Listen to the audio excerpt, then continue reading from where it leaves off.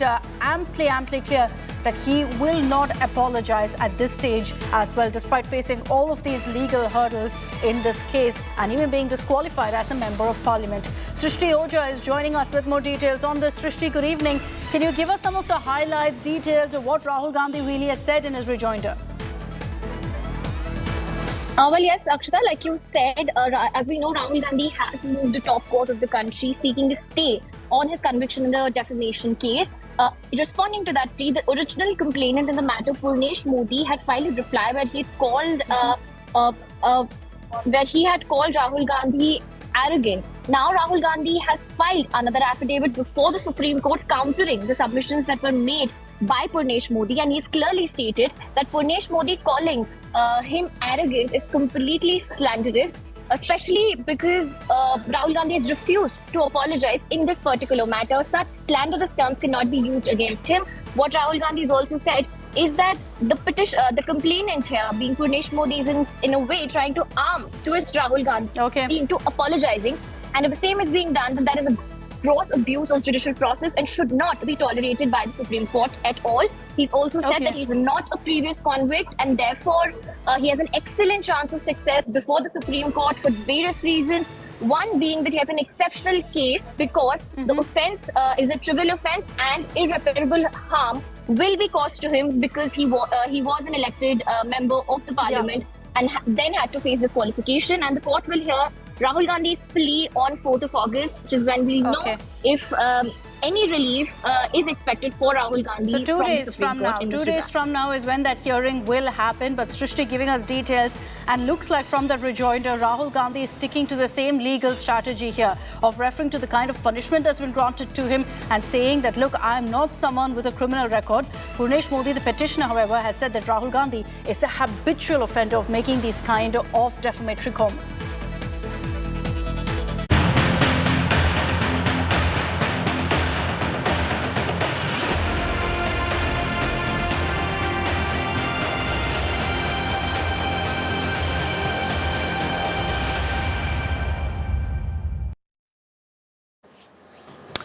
And here on India Today, as we get your details of the latest ground reports on the situation in parts adjoining the national capital, in parts of Gurugram, on violence, on the aftermath of the tension that we've witnessed, we're also putting the focus on the FIR, the investigation that's underway to identify exactly what started this violence. Let me round you up on all the updates that have come in so far.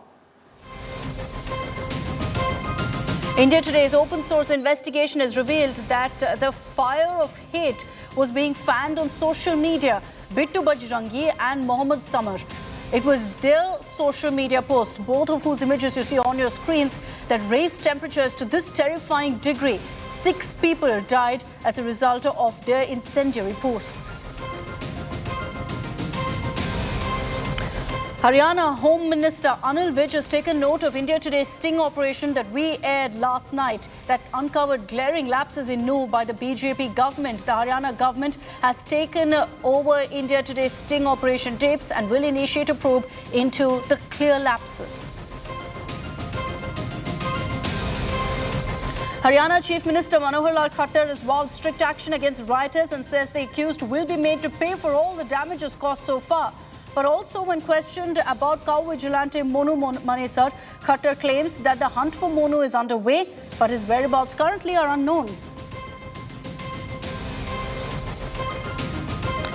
What is the situation in Haryana's NU, which was gripped by all of this violence? At this point, there's still an uneasy tension for the 3rd consecutive day. Curfew, therefore, has been extended. 41 FIRs have been registered so far. 116 people arrested, 190 detained in NU district alone. Cow vigilante Monu Manesar is at the epicenter of this violence in Haryana, as there have been allegations against him of instigating it. Remember that this is a man who's accused in a lynching case. He's spoken to India Today and refuted allegations that he was present at the yatra in Haryana's NU. Monu has instead pinned the blame on a Congress MLA, accusing him of instigating the violence. At this point, he remains absconding.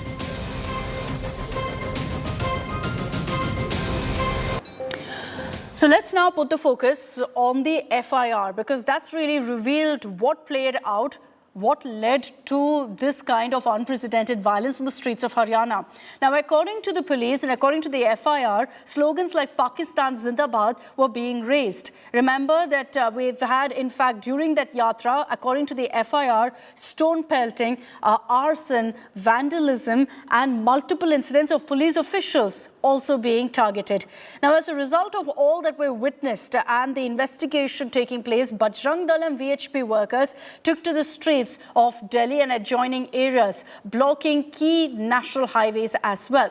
So even as these protests, the politics continues, we ask one question, and it's the only question that really matters. Who's responsible right now for this deadly mess? Who's responsible for the death of 6 people?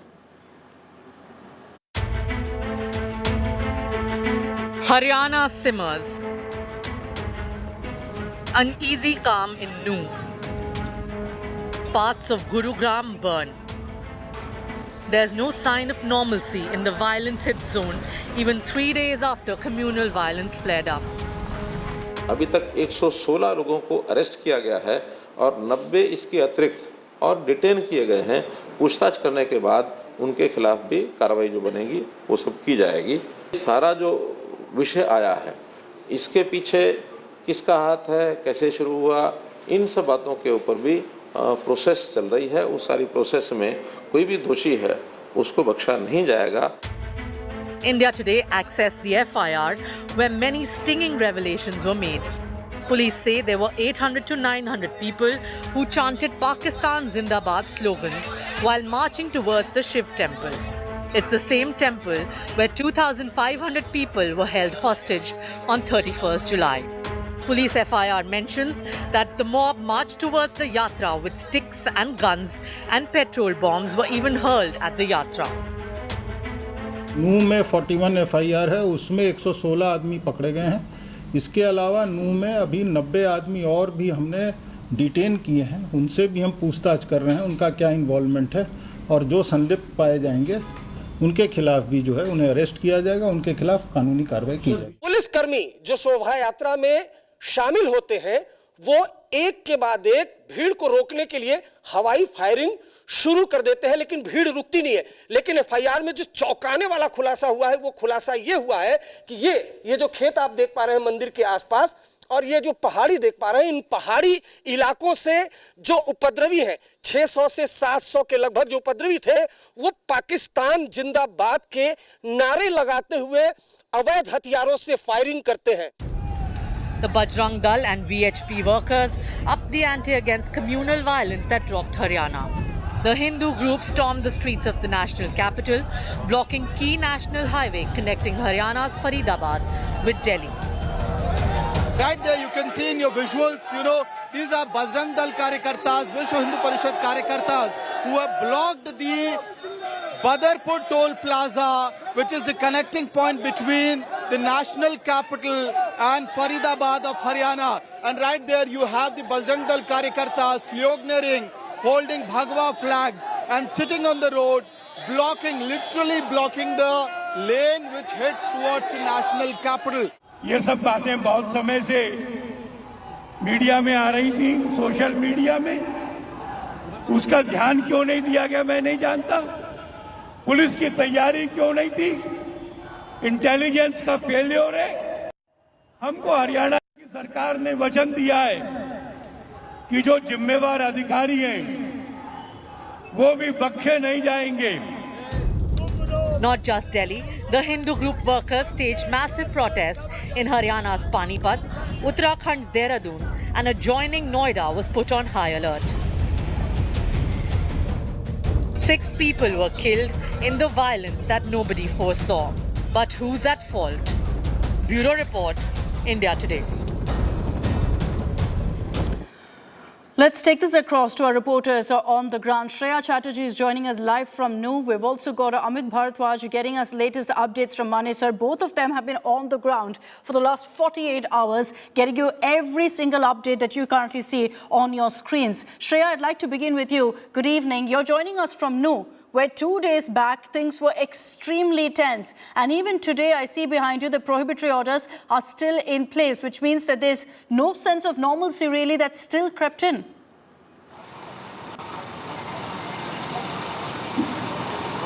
Yeah, absolutely so, Akshita. You know, there is no sense of normalcy at present in Nu, despite the district collector actually suggesting for a, ease-off period, which was given between the 3 and 5 p.m. People could have opened shops, but we were here at Nu. There was absolutely no sign of normalcy. People are not coming out from their residences. There is a sense of uneasiness that still prevails. We've seen RAF on the ground. There is riot control vehicles that are moving around. Area domination is still continuing. Remember, right now, the reason it is also a little uneasy is because the arrests have started happening. Till yesterday, the police was also trying to get off the visuals of the riots. They were taking away all the remnants of the cars that were set on blaze. But from yesterday late night, several arrests have taken place. Till last, we had an update of 116 arrests that have already taken place in Nu itself. So clearly, the sense of uneasiness is still very much present. The law and order right now, if we talk about, is alert, and we have RAF on duty. There is extra additional forces that have also been brought in to ensure that if at all something spirals out of hand, there is well preparedness. All right, Shreya, getting us that update from Nu. I also want to bring in Amit Bharadwaj on this broadcast, who's joining us from Manesar. Amit, you've been tracking how there have been protests that have broken out since the violence, particularly from right-wing groups who've all objected to the riots, accusing the other side of triggering the violence. The question right now, however, is about one person. Is about cow vigilante Monu Manesar, someone who's a habitual offender and at this point remains absconding. Is there a concern that he is, in a sense, being shielded by the Haryana government? Because there have been multiple comments by the Haryana government, giving him the clean chit. We're not accusing him, we're not saying he's guilty, but at least find him and question him. Absolutely right, Akshita. That is a big question that is hovering around that as to what was the role of Monu Manesar in this particular case. That needs to be investigated. And you have several comments coming from people who are in the power circle of Haryana, giving an indication, sort of a clean chit that he was not part of the procession which was taken out at Nu.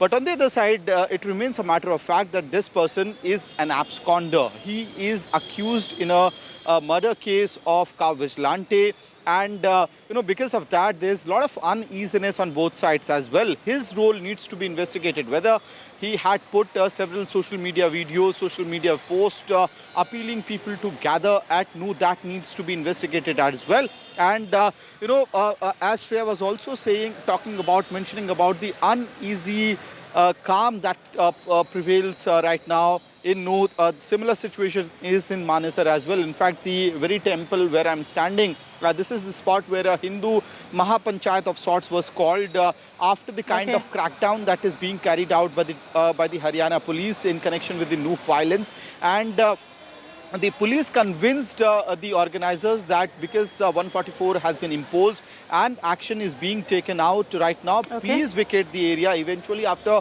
several hours of conversation, the temple was vacated, but the uneasy calm remains here. Back to you, Akshita. Very clearly. Amit and Shreya, thanks very much for joining us with those live updates from your respective locations on the situation currently. I want to run you through now what the FIR has said. We've read through the entire account that's been mentioned. There are two witness statements. The first one, and these are cops, by the way, the first statement comes in from a cop who was there on duty to provide security for the yatra. He says it started with Pakistan Zindabad slogans being raised outside the temple. We were passing by, the yatra was passing through the temple.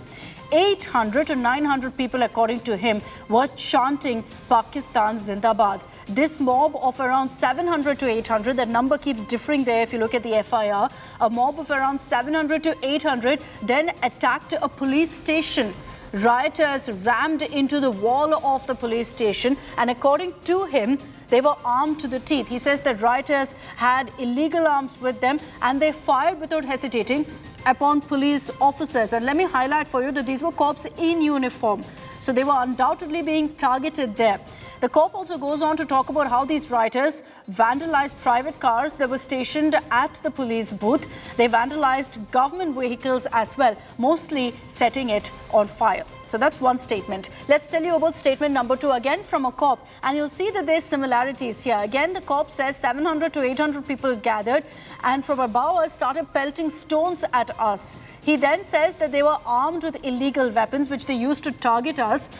He says that devotees of Lord Shiv who were part of this yatra, which he was out to protect, he was there to guard that yatra, they were fired at by this mob of 700 to 800 people. And according to him, these devotees were in the temple and the mob started firing at them, which is when we received reports of several of these devotees being stuck in the temple. They were rescued later on. Now, this mob, according to the scope, 400 to 500 people gathered there and garroted this particular temple, and 40 pilgrims as a result were held hostage inside the temple. So he's given us details of that particular incident because he was there in that temple when it happened. Soon after, you had officials going in there and rescuing these 40 pilgrims. So from this FIR, it's clear as to exactly what happened. This is a yatra where, according to the Haryana government, they provided adequate security, but that was clearly missing, especially with all the hints that we've shown you here on India Today of the possibilities of this completely flaring out of control.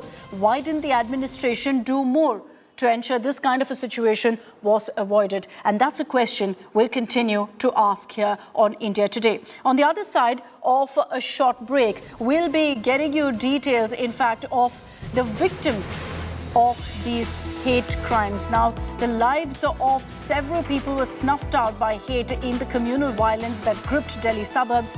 We'll get you more on that in just a bit.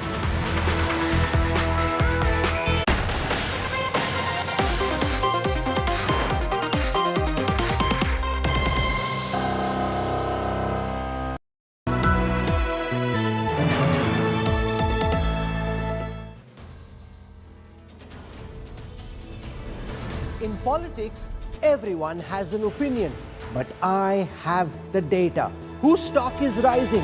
Whose graph is falling? Track India's political stock exchange. Unmatched, unmissable data analytics. The only show on News TV where numbers do the talking.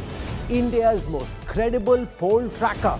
The political stock exchange. With Rahul Gandhi, only on India Today.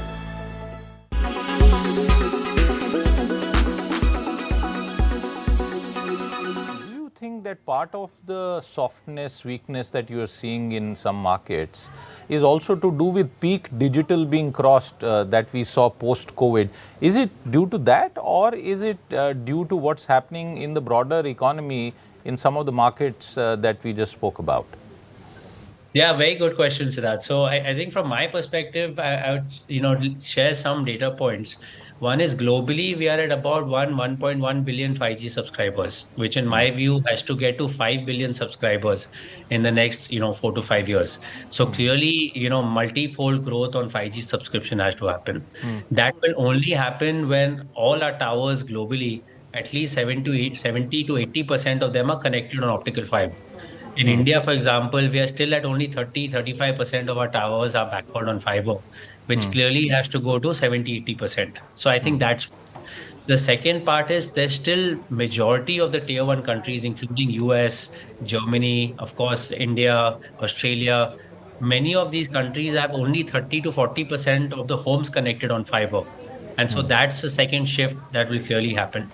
And third is clearly a massive explosion of data centers, not only in India, but globally, that we will continue to see, both in terms of large data centers as well as edge data centers. So we continue to be quite bullish in terms of next 5 to 7 years. And the last part is tier 1, governments putting in large investments to connect the unconnected, which has also got accelerated by COVID. So when we look at all of these, targets, we clearly are confident that next 5 to 7 years, there'll be strong demand for the optical fiber.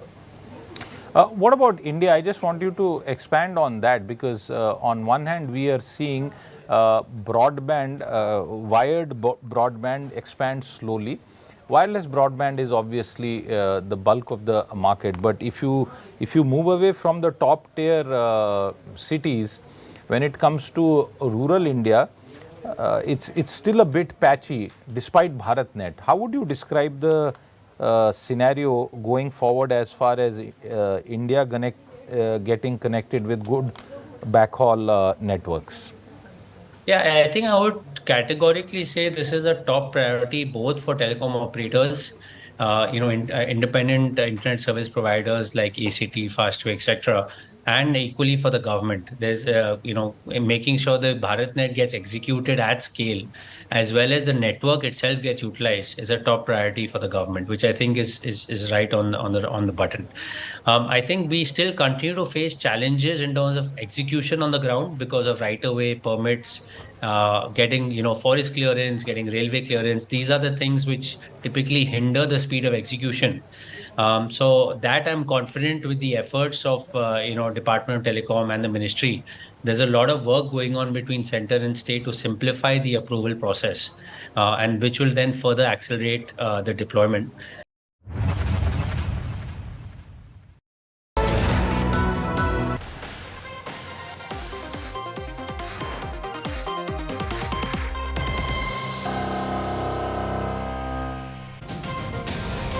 Welcome back. As we get you the latest updates and ask questions of who's responsible for the Haryana violence, remember that 6 lives have been lost as a result of the rioting.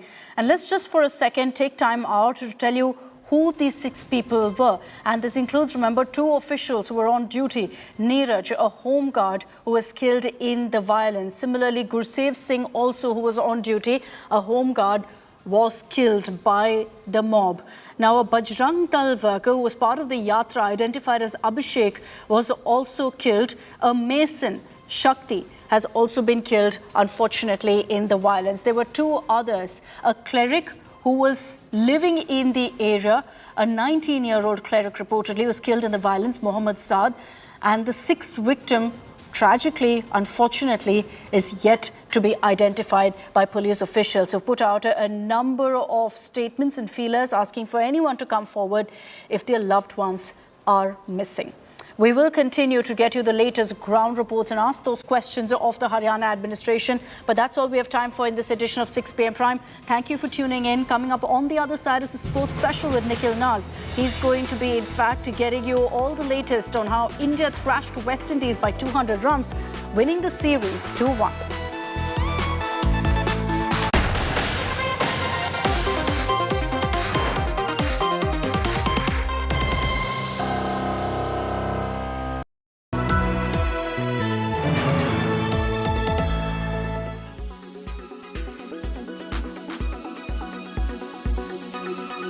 When Elon Musk openly came out to share his weight loss secret, the Pandora's box opened up on how a spate of celebrities are rapidly losing weight to keep themselves in that Instagrammable state always. Most of them, like the Kardashians for example, have flat out denied taking any skinny pens and are only reportedly taking it. Amy Schumer recently admitted to taking Ozempic. And Jimmy Kimmel joked about A-listers' secret weight loss treatment at Oscars 2023. Ozempic and Wegovy are the same drug and are not any different. They both contain semaglutide. Ozempic is the brand name for the semaglutide indicated for diabetes. Wegovy is the brand name for semaglutide indicated for obesity. That's the difference. Despite that, Ozempic has been used extensively off-label as a weight loss drug. Wegovy is available in higher doses compared to Ozempic. Wegovy is FDA cleared for weight loss. Wegovy comes in a single-dose pre-filled pen that delivers a dosage of 0.25, 0.5, 1, 1.7 and 2.4 milligrams. Ozempic comes in a pre-filled pen that delivers a dose of 0.25, 0.5, 1 and 2 milligrams.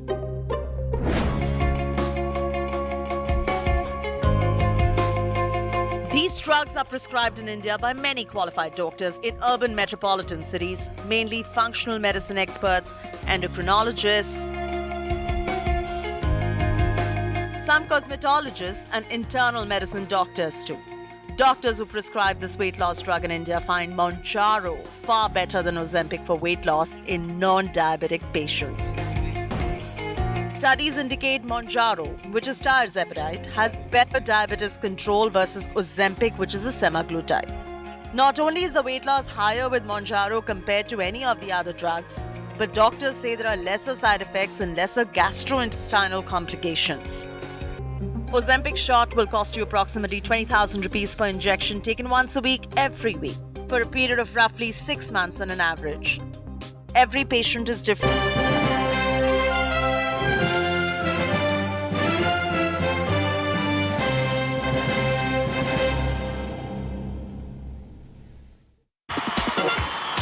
Hello and welcome to our special broadcast, Road to the World Cup, where we're building up to the biggest prize in cricket, that is the Cricket World Cup. Still a couple of months away, but the focus right now is India playing the ODI series versus West Indies. Now, after this series is over, which India have now won 2-1, India have another possibly 9 ODIs before they play that first game versus Australia in the World Cup. So what is it that India have gained in this series versus West Indies? The biggest catchword during this series was experiments. Were the experiments successful for the Indian team? That's what is going to be our focus in the next half an hour. You're watching, as I said, Road to the World Cup with me, Nikhil Naz. But first, let's take a look at the final ODI, which India won by a huge margin of 200 runs. The one thing that really stood out throughout this series were the two big guns of the Indian ODI team in Rohit Sharma, Virat Kohli, not playing the final 2 ODIs. Yet, they played a major role in India winning this series. How is that? Check out in our special report. Hardik Pandya had not hit a 50 in his last 5 ODI innings, leading to the series decider. Pandya fashion. Scored an unbeaten 70 and took India to a big score. Pandya approached the innings in a certain manner, took it deep for a reason, and attributed his success with the bat to none other than Virat Kohli. I had a very wonderful chat with Virat a couple of days back, and the kind of inputs which he gave me, he has seen me throughout the years. It's been almost 7-8 years of international cricket, and he has seen me from day one, and he had some pointers which really helped me. He just wanted me to spend some time on the crease and get used to the 50-over game as well, because we have played so many T20 the T20 format, and exactly what he said, and I'm really thankful to him as well to kind of share that experience with me. And at the same point of time, for me it was simple, that go out there, spend some time. Kohli's inclusion was limited in this series.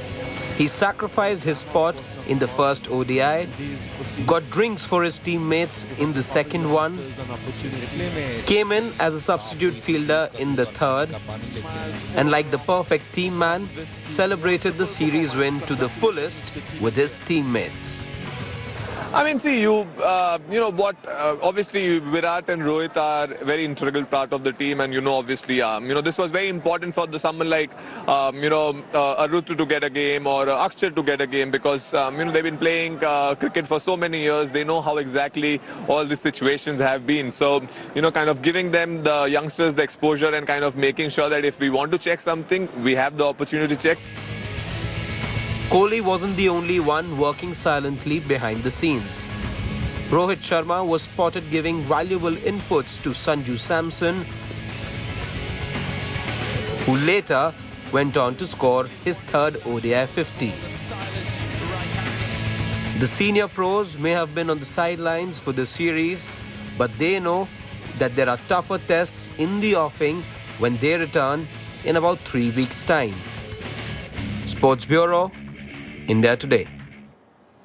Okay, let's take you live now to Trinidad, because that's where all the action is. That's where India won the ODI series, and that's exactly the venue where India will also be playing their first T20. Joining us live from Trinidad is freelance cricket journalist Vimal Kumar. Vimal, thanks so much for taking our time and speaking to India today. Interesting visuals, those that we just saw of Virat Kohli trying to contribute in every possible way for the Indian team's victory in the series. Now, we know that him being a senior pro, he was dropped. It's very easy for a senior pro to be upset after not being allowed to play a single game in this series, especially when you give something like experiments as the reason why they're not playing. Yet you could see Virat Kohli bouncing around, contributing in every possible way. Is this an indication of the environment that exists within the Indian team at the moment? Thank you so much, Nikhil Naz, for having me on India Today television once again, all the way from Port of Spain. And yes, you are right. The Virat Kohli question was doing rounds even before the third ODI. Everyone wanted Virat Kohli should play, and you know, the kind of reaction we were getting, that like there is a conspiracy theory, team management trying to deny Virat 100 easy, 100 opportunities, all that. But trust me, Virat had no issues with that, and I have seen that the way he has been interacting with, whether it's with Rohit Sharma or Rahul Dravid or chairman of selector. I think there has been a clear-cut communication what his role is, what team expects from him on this tour, what is the plan for the future, how they are trying to make best of the combination, just figuring out in that case emergency kind of situation what they will need. So they have been trying different players, and Virat has, you know, he is one of the key factors. He has obviously he's a team player. He knows that nothing can beat the winning a World Cup at home. He has tested it, and to repeat that, nothing can beat that. And so overall, and the kind of camaraderie bonding I have seen Virat Rohit, we talk from outside, a lot of people talk from outside, but to be very honest, I didn't have the opportunity to ask Virat about Rohit, but I had this opportunity of asking Rohit that you know, there are so much things going on with Virat, people talk about it, and he just asked, you see, I keep telling my youngster, everybody wants to become like Virat Kohli, but I tell them, do you want to work as hard as he does? This guy has got the most number of hundreds after Sachin Tendulkar, and he's still putting that much effort. So when Rohit spoke about these words, you could see the passion, the kind of respect, kind of awe Rohit still has, even though his friend, colleague shares the dressing room. So I think that is suffice, that I don't have to say that. Witnessing, and it was just off the record, and it was not like a formal conversation. So informally, captain saying this thing, I think that perhaps is suffice. Okay, those are very good, interesting insights, Vimal, as you tell us about the camaraderie that exists within the team at the moment and the kind of relationship that Virat Kohli and Rohit Sharma share at the moment. Both look like really happy, you know, reveling in the success of the Indian team that they got in the ODI series. But the stand-in captain in Hardik Pandya wasn't too pleased, not with the performance of the team. That he was very happy about. In fact, it was about the organization that happened on the sideline. He spoke at the post-match press conference where he mentioned about the organization from the West Indies Cricket Board, which left a lot to be desired. Let's listen in to Hardik. I mean, obviously, this is one of the nicest ground which we have played. A lot of things could be better when we come next time to West Indies, from traveling to managing a lot of things. I think so many times last year as well, some hiccups happened. I think it's time for even West Indies cricket to kind of, you know, keep the note of it and kind of make sure that when the team travels, you know, we don't ask for luxury, but basic necessities are very common. So otherwise that, obviously really enjoyed coming here and played, you know, some really good cricket.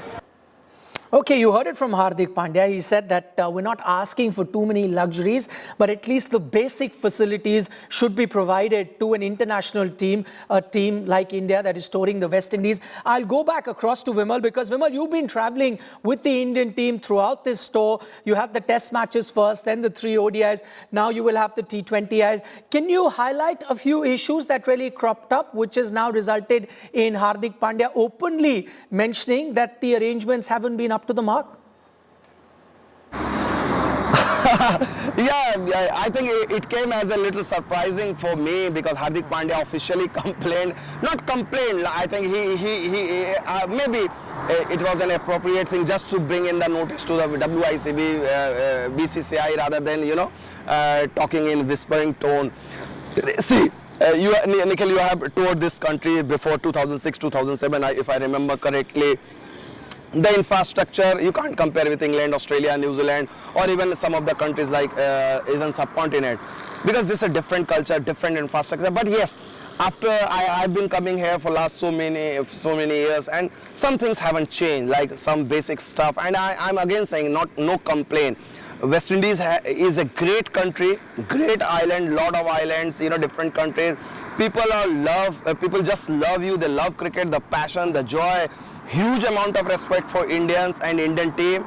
So no complaints on that front. But yes, there are little things like, you know, a proper bus. There is no proper bus. They have been traveling in minibuses in 3 batches, 4 batches, you know. So that is something WICB can look after it, which Hardik has raised. Like there were some issues of delay flights. They had to wake up all night just to get one flight. So these are the issues, basic issues. There were issues with the food in Dominica where they didn't get the Indian food. They had specifically put in a request. And I know that from personal point of view, I have not been struggling for Indian food or anything in other island, but Dominica, it was a challenge. I was lucky that I got food from some Indian families, which players of earlier generation used to get, but nowadays things have changed, anti-corruption and all these issues. Player can't be going to other places, Indian places, and have food. So these are the little things which Hardik has raised, and I don't think it's a complaint, and WICB will look into it.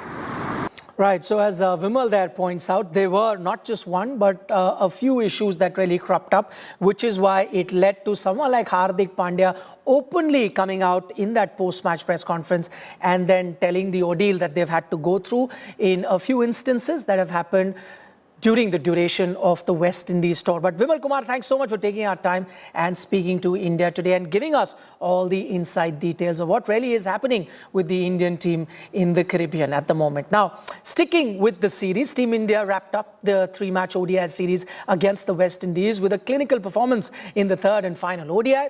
The men in blue registered a crushing 200-run win thanks to an all-round performance. Take a look at how the match played out.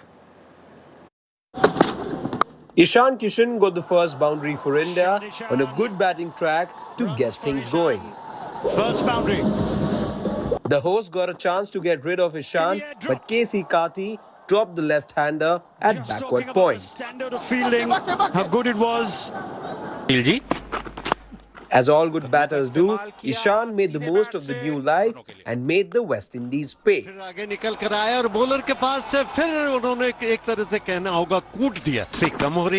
Shubman Gill too looked in good touch on the day and smoked a few boundaries as the Indian openers registered a 100-run opening stand.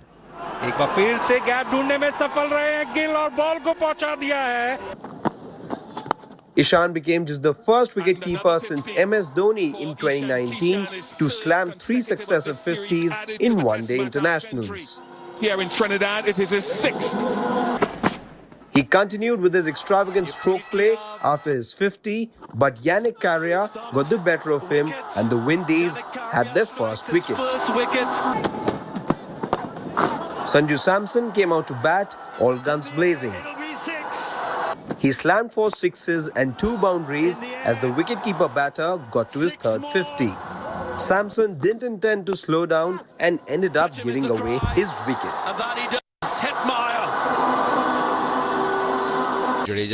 Shubman Gill was looking good for a big score but holed out to the man at mid-wicket, walking back for a well-made 85. Hardik Pandya and Suryakumar Yadav then combined towards the end to ensure India went past the 300-run mark. Surya could not provide India the finishing touch, but Hardik filled in for him. A couple of lusty blows from him in the final over got India to a colossal total of 351. The Windies' start was nothing short of a nightmare. The top order fell victim to Mukesh Kumar's opening spell and trouble loomed large for the hosts.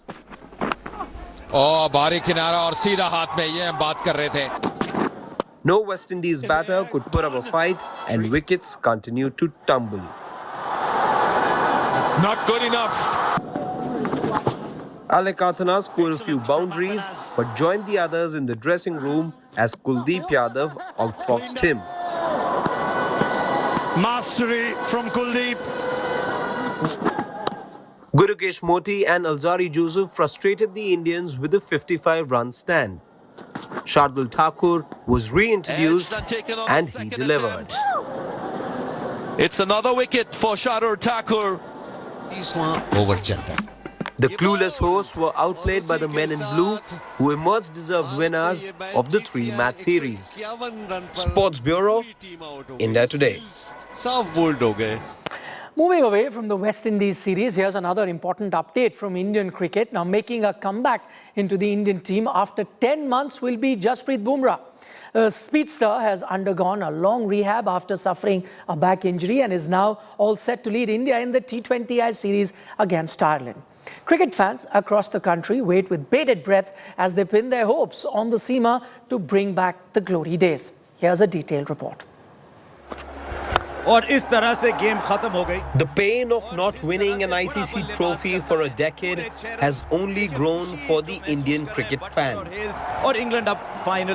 Two big opportunities in the last 10 months and both have gone begging. But on both the occasions, India didn't have the bowling spearhead. Jasprit Bumrah has been on the sidelines since September 2022 owing to a back injury. He underwent a surgery in New Zealand in March this year, completed his long rehab at the NCA and is now all set to don the Indian stripes. In fact, he'll be leading India in the upcoming T20I series against Ireland. He's been bowling at full tilt as he looks to fill the void that has troubled India a lot in recent times. Bumrah's return comes at a time when Team India is experimenting, but much like Rohit and Virat, a fully fit Bumrah is an automatic choice in the playing 11. With 51 wickets, Bumrah was India's leading wicket taker across formats in the year prior to his injury. The next best performing seamer for India was Bhuvneshwar Kumar with 35 wickets. For a team looking to end its title drought, Jasprit Bumrah could be the ultimate difference maker. His fitness, his rhythm, his performances, everything will be closely watched by the team and fans alike. Of utmost importance for Bumrah will be to remain fit as India prepare for the Asia Cup and the World Cup. Sports Bureau, India Today. And a double blow here for England. It's Bumrah. And finally, before we end the bulletin, the Brian Lara Cricket Academy in Tarouba hosted its first ever ODI on Tuesday. Now, after the match got over, it was none other than Brian Lara who chatted up with Shubman Gill and Ishan Kishan to know how they felt about the new facility in Trinidad. Listen in. I'm so happy to have these two young men, Ishan Kishan and Shubman Gill, at the stadium or the academy in my name. My first question is for you. Were you going for a double 100 today? Yeah, I had that in my mind, but I have to take care of that in the next games. What do you think about the facility? I think it's a great facility, fantastic ground. I played here actually in 2019 as well and scored a double 100 here, so this ground has always been good for me. Okay, that's good. But in terms of West Indies cricket, you guys might have grown up when the West Indies were playing decent cricket. Is this something that you see in the young players, something that maybe, I know you guys are young and also now making your way, but is there anything you want to give the young players, any advice? I think hunger is the most important thing when it comes to this game. You want to perform well for the team, for yourself, for your family, especially having so many great players here in West Indies. They can, always interact with them like you guys. They can come to you and talk about it at this beautiful academy, and they will get to learn a lot with your experience and everything. So these are little things that will help youngsters over here. All my memories of him is smashing the bowlers and taking on the bowlers whenever I used to see him, especially in red ball. He used to be one of those people, who used to go in and straight from ball one, he would take on the bowlers and would take on the challenge, and that really inspired me as a kid to be able to how to dominate the game in all formats. I think for me the most important thing, like the stories I've heard, that you always used to bat till lunch, and if you are there on the pitch, you go to practice and then again come to bat. So that is something to learn from you, and I was very excited to, once you texted me on Instagram and I was actually in shock, like how come you texted me? Such a legend of this game texted me, and I was very happy about it. So performing here, where your name is there on the board, so it was really special for me to perform here. And I love to watch highlights, and I've seen your innings, how you used to do that thing and then hit those shots. So I'm actually happy to perform here. Now you're in the southern part of the Caribbean, and this part of the Caribbean, Trinidad and Tobago, and you're going to Guyana after this. There's where the Indian population is the highest. What do you think about the food? The food here is actually quite good. We're very much enjoying the food here. But we are waiting to have dinner at your place, so we are more excited about that. Well, I look forward to having you guys. So thank you. Well, India is like a second home to me. So I'm looking at young, promising cricketers in India. Is something that I've grown up doing, and just to see the talent here with this Indian team and so many different teams that they have at the moment. They can pick a second 11, third 11, and just to see these guys on this international stage here at the Lara Academy, I feel very, very proud.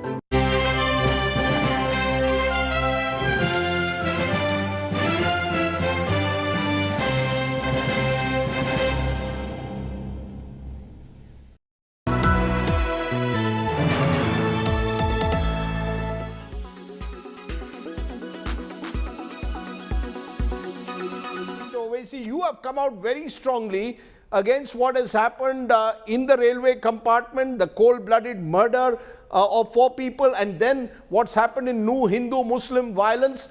Let's get it clear. You have called the railway compartment incident a terror attack.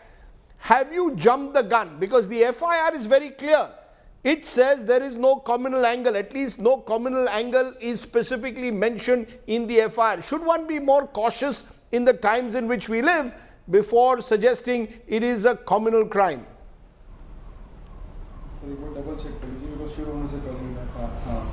The reason I have called it a terror attack is because this was a man who was in uniform, and he had first assassinated or murdered his superior AS officer who belonged to the tribal Meena community. Then he went into 3 different railway compartments and identified Muslims who were having beard or wearing a cap, and then shot them dead. In fact, there is a video still available wherein this man who he shot, who's cringing in pain, who's turning from right side to left side, subsequently he died. Unfortunately, he's from Hyderabad, a place called Bazar Ghat.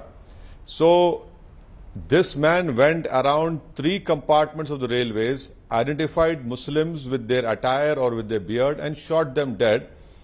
And in a video he says that is desh mein rehna hai to Yogi, Modi or Thackeray. Now unfortunately the government of India wanted the Twitter to remove my tweet, and unfortunately the Twitter had succumbed to the government pressure tactics, and that tweet of mine has been removed from, it cannot be seen in India. No, that is because again these are very sensitive. No, Mr. Owaisi, that's because these are very sensitive issues. You know, this is clearly a killing that needs investigation. No one doubts about it. It could well be a hate crime. You could be right that it could be a hate crime. The only point is, in the times in which we live, one has to be a little cautious. That's all I'm saying. Well, Rajdeep, whatever times we live in, we have to say the truth clearly and loudly without mincing words. I will reiterate again that it was a terror attack done by a person who was radicalized and who had become extremist because of the conducive atmosphere of radicalization and extremism that has been created by the ruling party in last 9 years. And that is why we see that this man has no fear. He's standing at a dead body with his licensed weapon.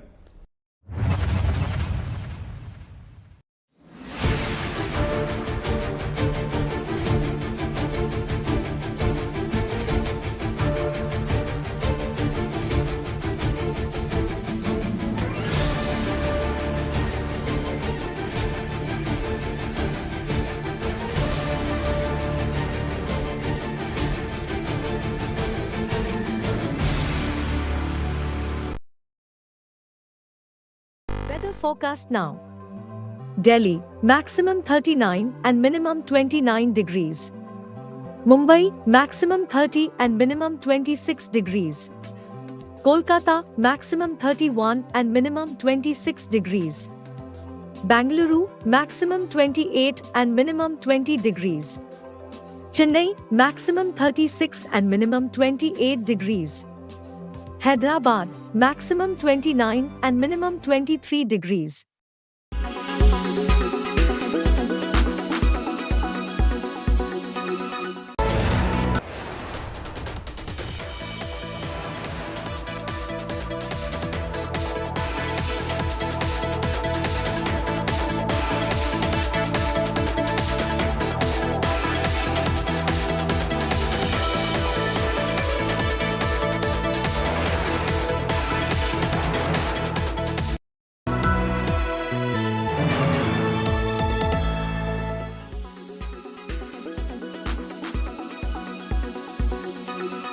What is your own reading of the market? The last 4 months have seen a sharp rally. Have valuations gone out of sync with fundamental realities, and where do you see the markets headed and the prices that we are seeing at the current levels? Yeah. Good afternoon. The issue is that the market levels will keep moving up and down depending on the earnings movement. So every 3 months we have upgraded in the earnings. So we start with the 810 rupees EPS for Nifty on 1st April, and now we'll end up at about say 150, 140 rupees per share. So like that, it will end up finally at 950, 960. So markets will also keep recognizing 5-6% in a quarter or maybe 10% in a quarter. Then it will correct by 2-3% in next quarter. Then again go up by. So that's a process market keeps doing. Move up to the new high, then correct for some time. They over move, like they will overextend itself on the upside.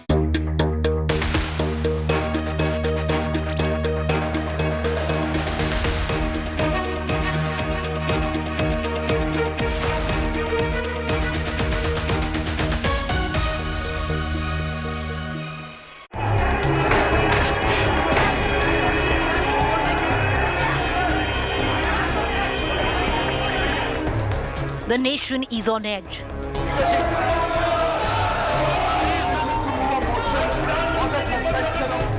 But the parliament is paralyzed. All stakeholders on one platform this evening. Who is stalling the parliament? Take your seat. He wants. From Manipur to Haryana to Delhi ordinance to the trust vote.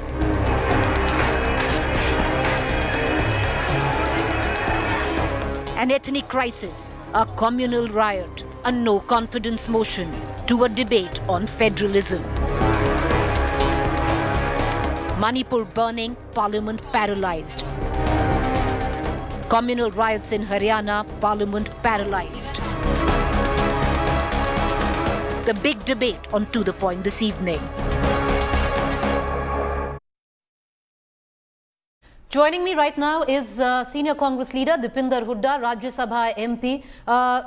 Dipinder Hooda ji, thank you for joining us. Appreciate the time that you've given us.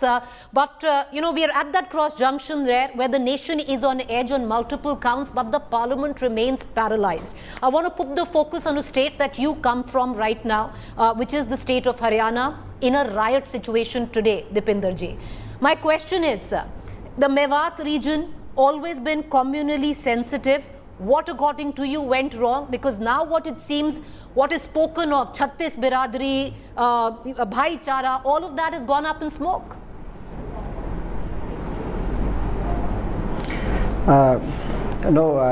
You're right about the situation in Haryana. It's very unfortunate and very painful to see, because Haryana has not had a history of communal flare-ups. In fact, the Mewat region itself, we have never seen communal clashes. Even in 1947, this area remained largely peaceful. So what has happened is truly shocking, painful and unfortunate.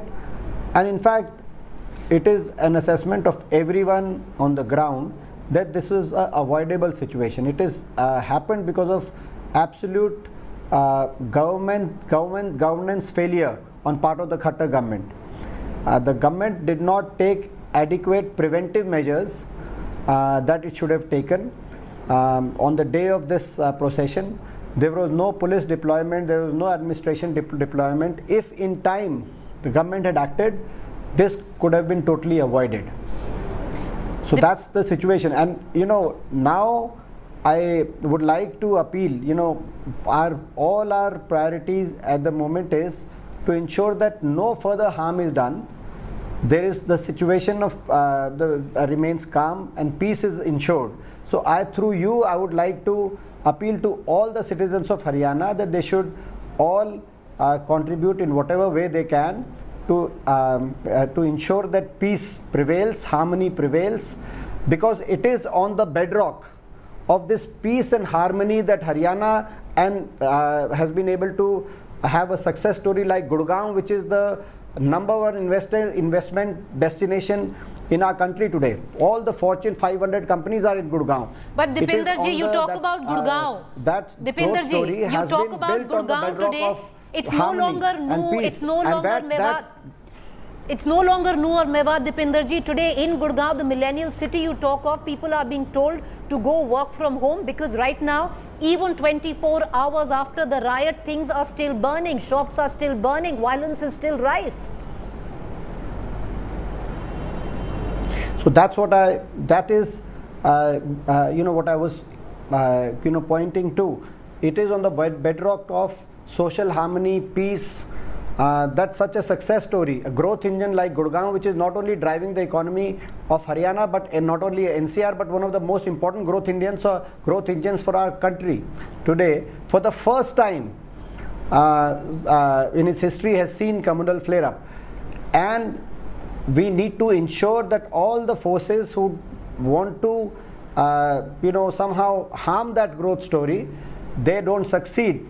And so that's our first, that should be our #1 priority. That's why I'm appealing to the people. I appeal to the government also. 100% this incident could have been avoided. It has happened because of government failure.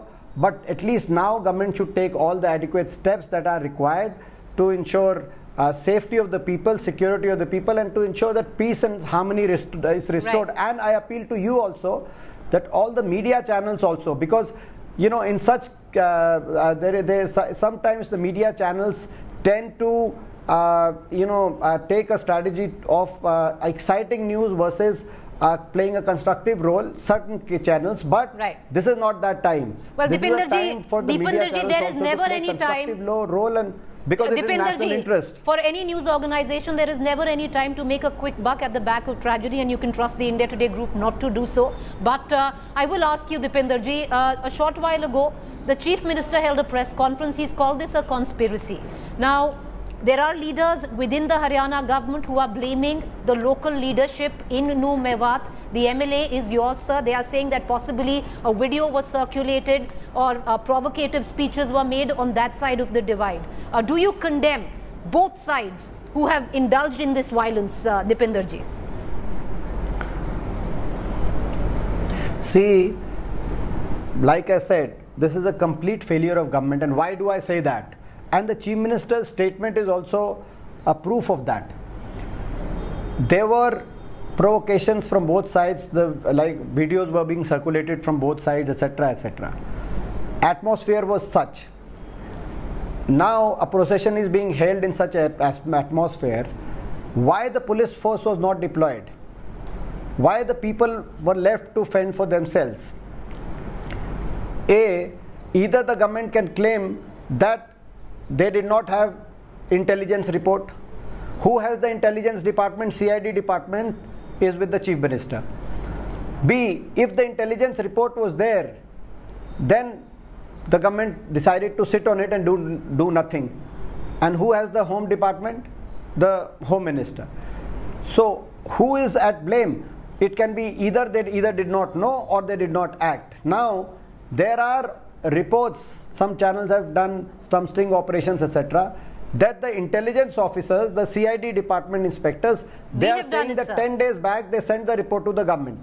But the police. So your channel has done that sting report where the intelligence officers are saying that about 10 days back they sent the report that this is the situation is inflammatory. But the police department at the same time, police officers are saying that they did not get any directions.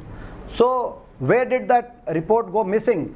Either the Home Minister's office or the Chief Minister's office. Okay. Both of them now, Mr. Vij and Mr. Khattar are saying that there was a conspiracy. If they knew of the conspiracy, why they did not act? That itself proves the point that it's a complete, governance failure on part of this government, and which our state is paying a heavy price today for this. Mr. Khattar has gone on to say in his press conference today. Go ahead, sir. He has gone on to say in his press conference today that every citizen, you cannot have police force to provide safety and security for every citizen. Now, what kind of statement is this? It is the responsibility of any state government to ensure that each and every citizen feels secure. That's the basic responsibility of any state. If they cannot do it, let them step aside. We will provide safety and security like we did 10 years of Congress rule in Haryana. Not one riot had taken place, not one skirmish, and not one agitation had taken place. Dipenderji, charges, like I said, are also being laid on your own MLAs. If Khattar, so the question arises, Dipenderji, do you condemn whoever is responsible, be it a Muslim, be it a Hindu, be it your own MLA? What? Yes, sir. It doesn't matter. Anybody who is any miscreant whatsoever, any miscreant who is responsible for creating any violence, they should be given exemplary punishment. But along with that, they should be also looked at where the government failed, and the government failure led to this. So both, no culprit should be spared. I demand from the government that they cannot spare anybody, but at the same time the government should introspect and they should take the moral responsibility of this failure, and that's at least that they should be answerable to the people. All right, Dipenderji, appreciate you joining us. Thank you there. Of course, it's an election in Haryana very soon next year. A lot of what goes on this time around will have a bearing on next year. We're going to keep a keen eye. Appreciate you joining us, sir. All right, like we pointed out, the nation is on edge on multiple counts where Manipur is concerned, where Haryana is concerned. There is a no-confidence motion against this government, but the parliament is paralyzed. What we have done, we've got on one platform the stakeholders, those who possibly should be speaking on parliament, hopefully getting a voice heard here. Connecting right now to Ms. Mahua Moitra from the TMC, Lok Sabha MP. She's joining us live right now. Ms. Moitra, I appreciate you taking the time out and joining us, ma'am. Like I said, there are multiple issues that need to be discussed on an urgent basis with what has gone down in Manipur, with what is going down in the state of Haryana. There is a no-confidence motion. There is a bill which the opposition says threatens the federal structure of states. But the fact is, what many would suggest, collectively, the government and the opposition are holding the parliament to ransom. Do you reckon you're failing the people of this country collectively, ma'am? Just before I start, Preeti, I was told this was a one-on-one. Ma'am, this is a one-on-one. This is a one-on-one. Okay, just getting it sure. I'm not sure I want to get into a slanging match with other people. Not at all. Perfect. Go ahead. Okay, perfect. When this charge is being leveled, I want to lay something straight on the table. The House belongs to the opposition, right? A constitutional democracy. Now, what's happened here? What is the issue? Today, especially, I was listening to Dipinder right before me, and we're talking about Haryana. Haryana's happened 2 days ago, and 5 people have died. There have been riots, and everyone's in a state of, obviously, the situation is on edge. Let us compare that to Manipur, where for the last 3 months, people have not been able to come out of their houses, have not been able to lead normal lives. 50,000 people have been displaced, 150 people have died, 100 people have been wounded. It's almost like we're living in 2 Indias. When something happens close to Delhi, when people in Gurgaon are being asked to stay at home and work from home, then there's a state of panic, because these are obviously, elite, well-to-do, upper-middle-class people. Whereas if you look at Manipur, it's almost like it's not a part of India. And the Manipuris, the Kukis and the Nagas and the Metis, can go fend for themselves. It's been 3 months, and until that video of these two women being paraded on the streets came out, actually there was no sense of outrage at all. So right up front, I'd like to say that the Manipur issue is what is very, very important. And the opposition, I wouldn't call it the opposition, I would say the India parties. India has come forward and said that we need to have a debate in the House in Manipur, and we need the Prime Minister to be present. Now, that is not an unreasonable ask. We are the largest democracy in the world. The Prime Minister has not come to the House for 1 day during this session. This is the most important burning issue. There is ethnic tension. It is ethnic, it's almost like a state of war within the boundaries of India. We want the Prime Minister to be in the House while the debate goes on. The government is absolutely refusing. They say we want no discussion, and the Prime Minister will not come.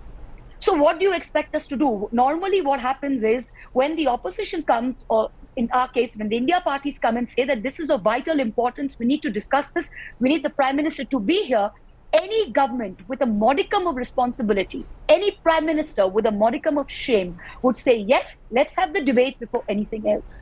What are we forced to do? We are forced to bring forward a no confidence motion. We know that the no confidence motion, we don't have the numbers to bring the government down, but that is the only way to have a discussion. Can you imagine what a state we have been reduced to, that we have to resort to a no confidence motion to have a discussion on Manipur? And the Prime Minister will have to reply on that? They're refusing any discussion. Why should we discuss with the Home Minister there? We want the Prime Minister there. Ms. Moitra, the fact is, what you say is not an unfair ask.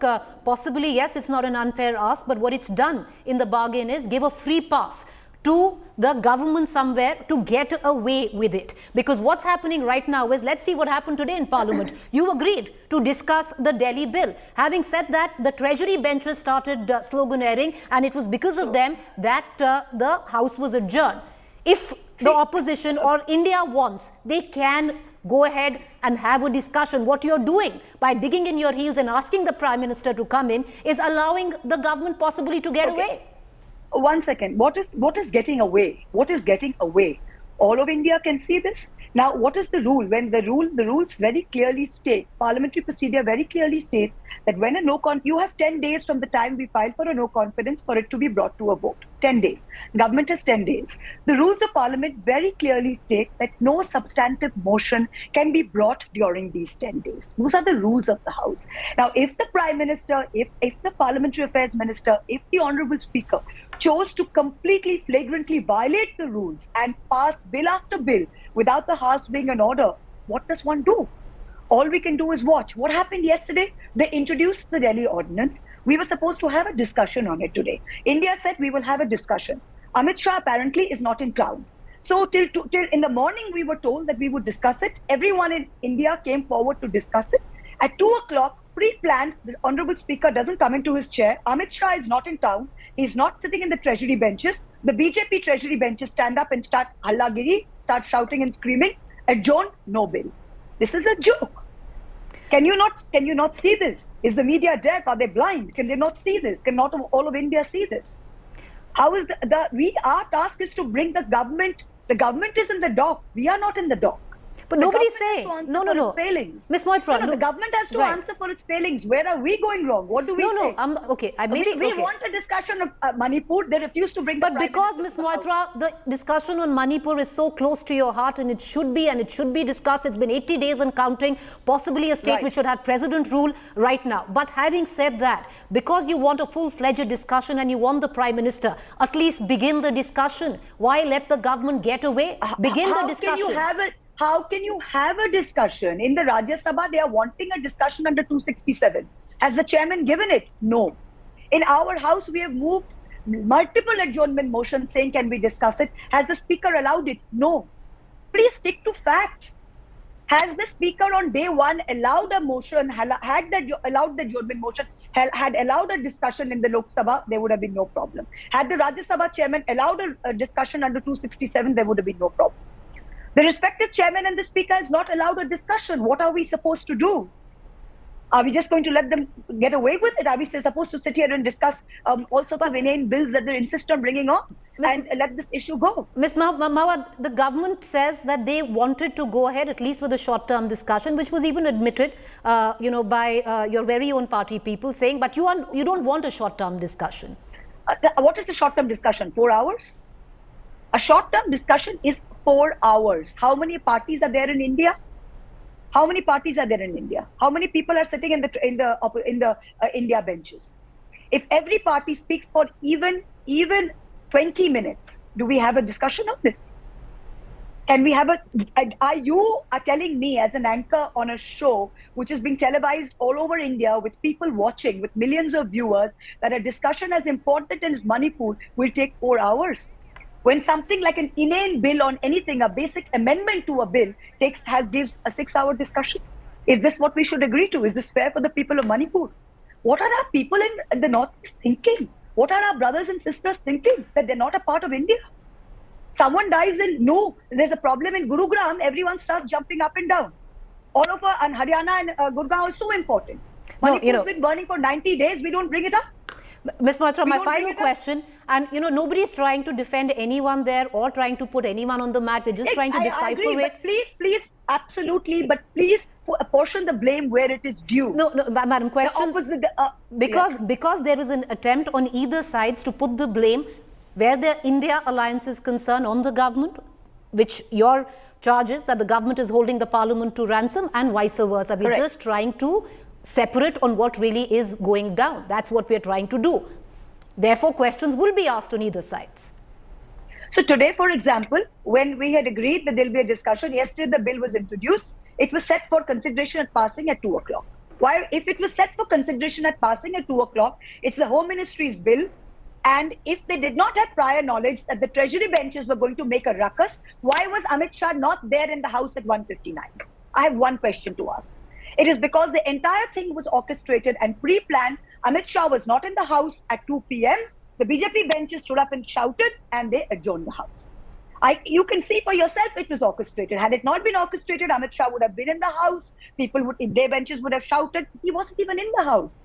They had no intention of any consideration and passing of the Delhi ordinance. Ma'am, that is exactly what I had quoted, because at this juncture, because you agreed to have... So that's exactly it. These are the Treasury benches. Why are the Treasury benches not wanting the House to function? All right, ma'am, because we're running short of time, and I appreciate you. Thank you for joining us. I want to quickly move on to Raghav Chadda and Pinaki Mishra, as well as Aparajita Sarangi, who are waiting for us. Thank you, Ms. Moitra, for joining us, taking out the time. I will cut across to Mr. Chadda and Mr. Mishra in just about a short while, but let's go and speak with Ms. Aparajita Sarangi. She represents the Bharatiya Janata Party and the government, and many questions that need to be asked there. Joining me right now is Lok Sabha MP from the Bharatiya Janata Party, Ms. Aparajita Sarangi. Appreciate you joining us, Ms. Sarangi. Thank you for taking out the time. Ma'am, multiple questions that come to light right now. The nation is practically on edge on multiple counts. We've seen ethnic violence in a state like Manipur. The state continues to burn. Haryana is in a riot situation 24 hours. We are still seeing scenes of violence where Haryana is concerned. You have a collective opposition which has admitted that they don't have confidence in you anymore. All of this is taking place while there's also a debate on the BJP or the government trying to compromise the federal structures of states, where Delhi's ordinance bill comes into question. All of this swirling, ma'am, and the question comes to light, Parliament remains in paralysis. I want to go one by one. Ms. Sarangi, number one, when it comes down to the violence we are seeing in Haryana right now, the state is in a riot mode. The question I ask you, for the government, if a riot takes place in Bengal, it's the fault of Mamata Banerjee, and it should be a complete failure of her leadership in state. If there are riots in Rajasthan, it's the failure of Ashok Gehlot government. How is it if there are riots in the state of Haryana, it becomes a conspiracy, it becomes something which is Hindu-Muslim and not the responsibility of your government? A very good evening.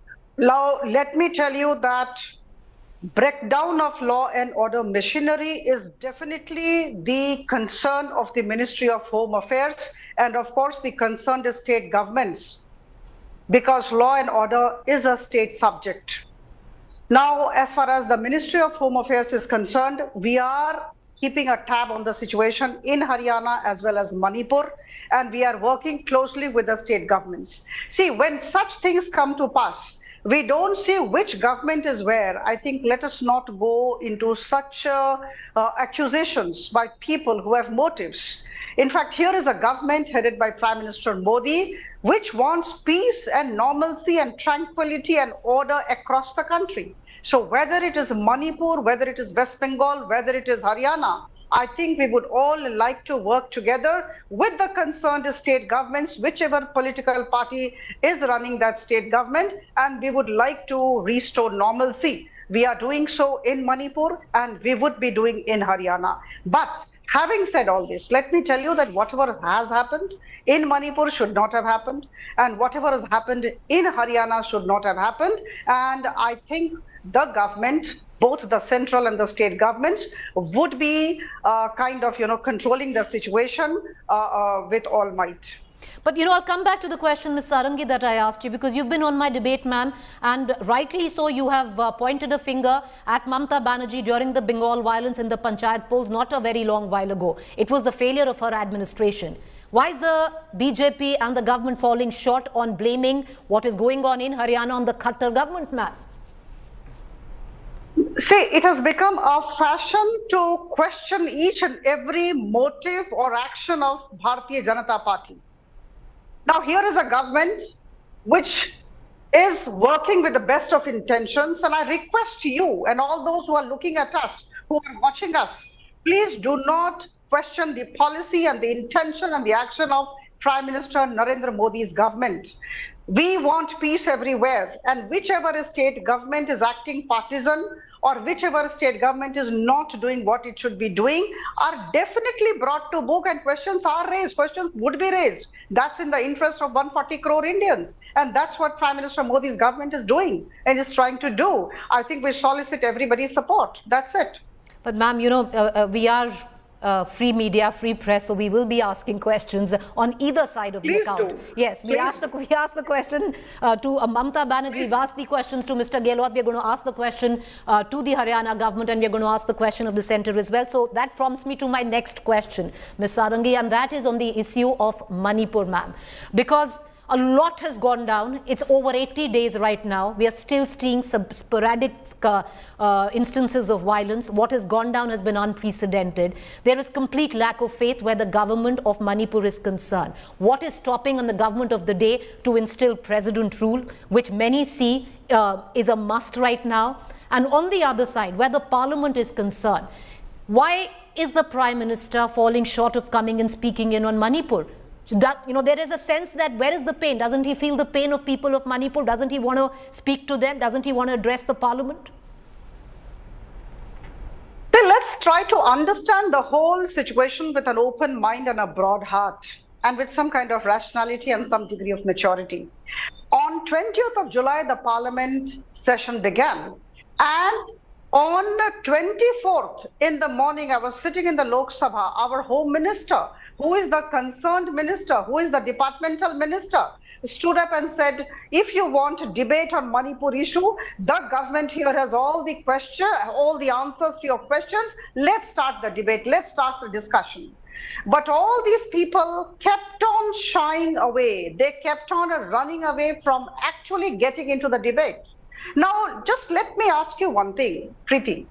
When there is a departmental minister who is in charge of the home affairs, I think it's his prerogative and it is his responsibility rather to actually take the questions and answer all those questions. And as far as Prime Minister is concerned, you cannot force Honorable Prime Minister to come to the Parliament and speak. Now, I take you back to the budget session. We were in the Lok Sabha, the budget was being discussed, and Prime Minister Modi wanted to talk on the achievements of the way we were handling our economy. And immediately, all these opposition parties, all these 26 glowworms who are trying to actually, trying to ensure that the sun doesn't rise, and I'm sure they will fail in this, stood up and said, why should not Madam Nirmala Sitharaman speak about finance and economy of the country, and why should Prime Minister speak? So you cannot have double standards. Now, when there is a departmental minister, let's be rational. He has to speak first. Prime Minister cannot come and initiate a discussion on Manipur. I mean, this is ridiculous. We have to understand. I think we are all educated people. So our Honorable Home Minister would have started the discussion and then we would have seen how it went. But it did not happen. I think these people created a ruckus. And then, bill after bill was introduced in the Lok Sabha and passed also in the Rajya Sabha. And then thereafter, there was so much of uproar. And we could pass some of the bills, but it is very unfortunate that we had to pass those bills in the interest of the nation, of the nation's welfare and the people. But we wanted discussion. It did not happen. Well, okay, the fact is maybe the Prime Minister is not, it's not that the Prime Minister is being forced to come and address the Parliament. Wouldn't the Prime Minister want to come and address the Parliament on Manipur? But that aside, ma'am, because I'm short of time, I'm going to cut across to the other question as well. You spoke about bills after bills were being passed. There is a no confidence motion, no trust motion vote that has been mooted and accepted by the Speaker. Having said that, you've been a member of Parliament, ma'am, and one would think that Parliament precedent would demand that no business be conducted in the House till the trust vote comes to a pass. Yet, we've conducted business which at least where precedent stands is very new. It's never really happened. Then let's go by the parliamentary procedures. Let's go by the rules and regulations. The government of the country, the parliament of the nation, these are not run through emotions. See, there are two rules we have to understand. Number one, there should be 50 members of parliament who should be asking for no confidence motion, and this matter has to be examined. Okay.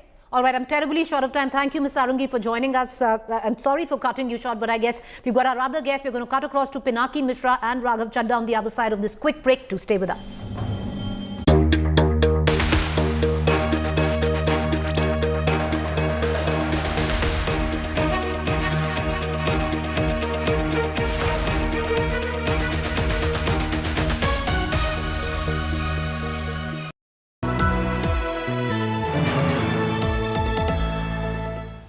India today is at ground zero in Torbang, and the situation is so vulnerable. Simultaneously, there is accusation of using sophisticated weapons, but these young boys risking their lives and using these single barrel gun and double barrel gun. We love our land and our village, that's why we sacrifice our life. No one could ever imagine that in a state, in the same country, in the same district, we will ever see such situation which has become a battlefield. And I could say this is a war zone in Manipur. Grounded in journalism, on the ground reporting, only on India Today TV.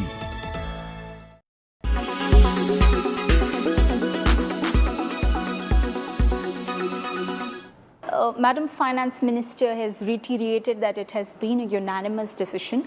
I'd like to understand from you, what has been the major motive behind this? Is it the social angle? Is it the revenue angle? Yeah, so first thing, see, it is only a reiteration, as you said, or a confirmation of the earlier stand of the department that online games, when played for stakes, as opposed to online games, not played for stakes, will be taxed at the rate of 28%. There was certainly a consideration, because when we are imposing any tax, considerations of equity and fair play and what other similar activities, how they are being taxed and at what rate is important. And so if you compare online games with entertainment, even if you compare it with entertainment, some of the entertainment activities like entry into sporting events, for example, IPL, or just the mere entry into a casino or into a horse racing club.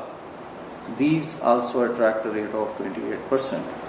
And in fact, some of the members even compared the tax rates being presently paid by the online gaming companies, which effectively worked out to only about 2 to 3%, with the tax rates on food, which even a common citizen consumes and pays taxes on them, where the tax rates are of the order of at least 5%. Right. If not, for some of them it goes up to even 18%, as you are aware. So in line with that, certainly yes, the social angle, the social dimension, the equity angle, all these things were considered, and you are aware that this has been a deliberation which has been going on for a very, very long time. So it was a well thought out decision. It was taken after due consultations with all the stakeholders, including, the casino industry, the online gaming industry, and keeping the overall public interest in mind. Great. You did mention about the casino industry, and I'd like to just get some information on this. Now, Goa and Sikkim, these two states, there were early reports that they were against the decision because, of course, casinos gets them maximum revenue from their tourism aspect. Was there some kind of discussion on if they would be helped in some other way, or were they okay going ahead with the 28% on whole? No, all discussions relating to all the three games, three activities, that is online gaming, horse racing and casinos, all these were considered.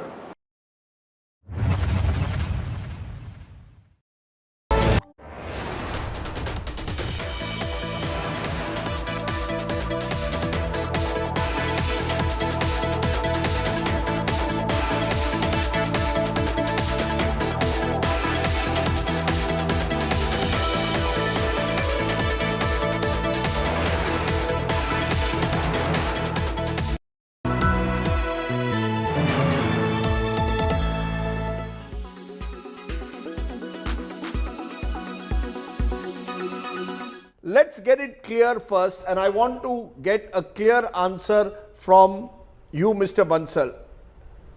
आग किसने शुरू की? ये जो सवाल उठ रहा है, आप लोग यात्रा उठाते हैं, उस यात्रा में मोनू मानेसर, जिसको अक्यूज्ड किया गया है एक क्राइम में in Bhiwani in Haryana, he is putting out videos कि I am going to join the rally, मैं उस रैली में पार्टिसिपेट होऊंगा, जो एक तरह से लोग कह रहे हैं भड़काओ, लोगों को भड़काने की ये साजिश थी, दूसरी तरफ से पत्थरबाजी हुई, and you have seen what has happened. किसको जिम्मेदार ठहराएंगे? Why did you have to have someone like a Monu Manesar who is an accused being part of your yatra? क्यों उसके वीडियोस चलते हैं इस तरह से? राजदीप, सबसे पहले तो मुझे बड़ा दुख हो रहा है कि आज इंडिया टुडे के स्टूडियो में बैठ करके जी मुझे आपकी बात को काटना पड़ रहा है जी कि आप जिस तरह से झूठ परोसना चाह रहे हैं मोनू मानेसर के वीडियो के नाम पर, दैट इज़ वेरी शेमफुल. मैं बताऊं आपको, ये जिस वीडियो को आपने अभी चैनल पर दिखाया वो इस यात्रा का है ही नहीं. ये पहले जो यात्रा निकली थी तब का था कि मैं आ रहा हूँ.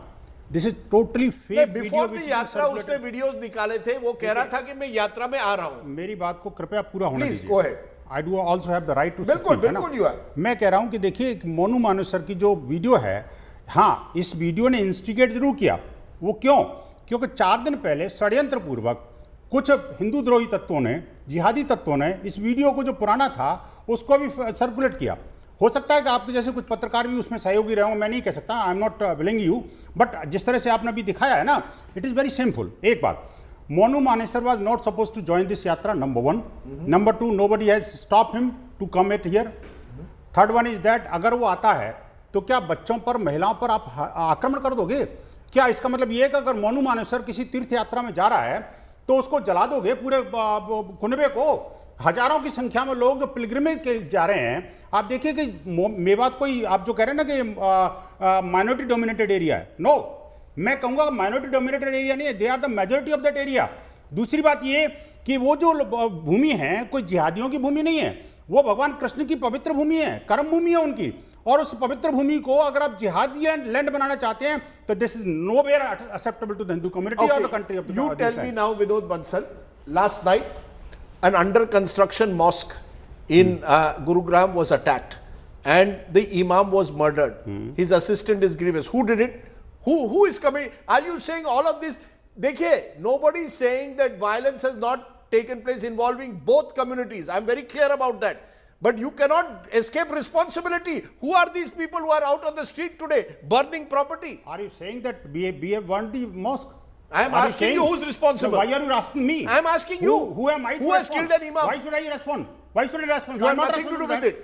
Late the investigation done, but why are you escaping that route के भी जो हिंदुओं पर हमले हुए उसको तो आप कह रहे हैं कि मोनू मानेसर जिम्मेदार है, और जो मस्जिद पे कुछ हुआ तो आप मुझे जिम्मेदार समझ रहे हैं। I am saying whoever is involved in hinsa has to be condemned, whether it is Hindu or Muslim. You accept that? अरे क्यों नहीं भाई, इसमें कहने वाली क्या बात है?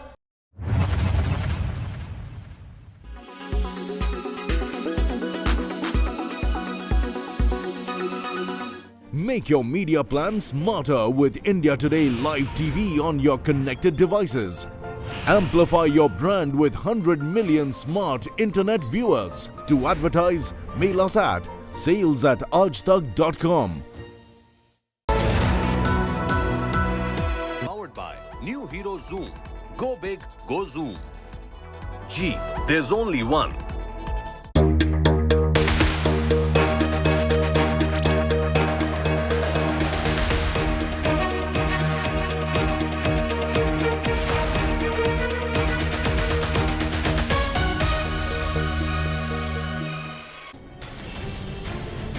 Welcome back. The nation is on edge and the parliament is in paralysis. The stakeholders that should be speaking in parliament, we've got them here on one platform. Joining me next, Raghav Chadha, Rajya Sabha MP, Aam Aadmi Party. Raghav Chadha, my first question to you, which I would ask and I have asked your other India Alliance members. The country is in crisis on multiple levels, multiple states. There's a no confidence motion against the government as well. Why shouldn't you and your alliance as well as the government be held accountable for holding the parliament to ransom and the citizens? They are owed a debate in business in parliament. Well, first of all, the opposition is not holding the parliament to ransom or the government to ransom. It is quite the other way around. The opposition is wanting a debate. Members from the India bloc are submitting notices for discussion on Manipur day after day. More than 25% of the total strength of Rajya Sabha have filed notices over the last 5 working days regularly to seek a discussion on the Manipur issue, a long duration discussion, not a short duration, insignificant kind of a discussion. And unfortunately, the government has not accepted even a single notice, or not willing to give its acceptance to even a single notice. This shows that the government is running away from the debate on Manipur. As far as the other issues are concerned, well, we all know that this government doesn't care about the constitution, doesn't give two hoots about India's democracy, and is hell-bent on destabilizing every non-BJP government in this country. And the Delhi bill, the Delhi Services Bill, is just another initiative, an experiment in the same direction. I can speak about the merits and demerits of the bill, but I will only be able to speak about if I am given an opportunity to participate in Parliament. It's most unfortunate that Parliament today is not functioning because the government doesn't want it to function. I remember, Mrs. Sushma Swaraj and Mr. Arun Jaitley, when they were leader of opposition respectively in Lok Sabha and Rajya Sabha, they used to say this, that it is the government's duty to run the Parliament. The government may have its way, but the opposition must have its say. The opposition must be permitted to speak. And today, mics are being switched off of members when they speak, including the leader of opposition. The government's political executive are not willing to accept a long duration discussion on the issue of Manipur. 9 to 10 precious days of monsoon session have been lost. The government could have accepted for a long duration discussion, and we could have had that discussion on the first day and be done with it. All 9 days, the proper legislative business could have been transacted. But it's the government that's been running away from a discussion. Mr. Chadha, on the issue of the Delhi Ordinance Bill, the Home Minister Amit Shah tabled the bill in Lok Sabha and very clearly also stating that possibly the opposition is quoting the Supreme Court wrong, because the Supreme Court also did somewhere down the line say that the government can intervene, and the government is intervening. So it's well within its rights to do so as per the government. This is perhaps the most incorrect reading of the Supreme Court's judgment. The Supreme Court, in its judgment, I think in para 95 of the 2023 Constitution Bench judgment, says that the Union has the power to make laws vis-a-vis Delhi on matters that are mentioned in the 7th schedule in one list or the other. But whatever laws that the centre can make have to be within the 4 corners of the Constitution. The centre cannot come out with an ordinance or bring about a bill and convert it into a legislation that is violative of the constitution. The constitution gives you a broad scheme of things. Laws are made in this country to either supplement what the articles of the constitution hold or give effect to the articles of the constitution. You cannot enact a law which is over and above what the constitution, which is our holy book in terms as far as our governance and democracy is concerned, exceeds. For example, this law is taking away a very critical subject of administration from the elected government of Delhi, that is the services. By virtue of this enactment, services will be snatched away from the elected government and given to the Lieutenant Governor of the central government. Because they say that the Supreme Court has enabled us to pass this law. The Supreme Court's constitution bench judgment can then also be tomorrow interpreted, and the government can give whatever powers they want to the Delhi government. And tomorrow the central government can come out with a law saying that from now on, it is the Delhi government that will dictate and decide on the foreign policy between India and the United States of America. Is this permissible? Can the Delhi government decide on the foreign policy and bilateral relations between India and US? They can't. The government of Delhi cannot have foreign policy or external affairs under its subjects of administration because it is violative of the four corners of the constitution. It far exceeds what the constitution has envisaged for the national capital territory of Delhi.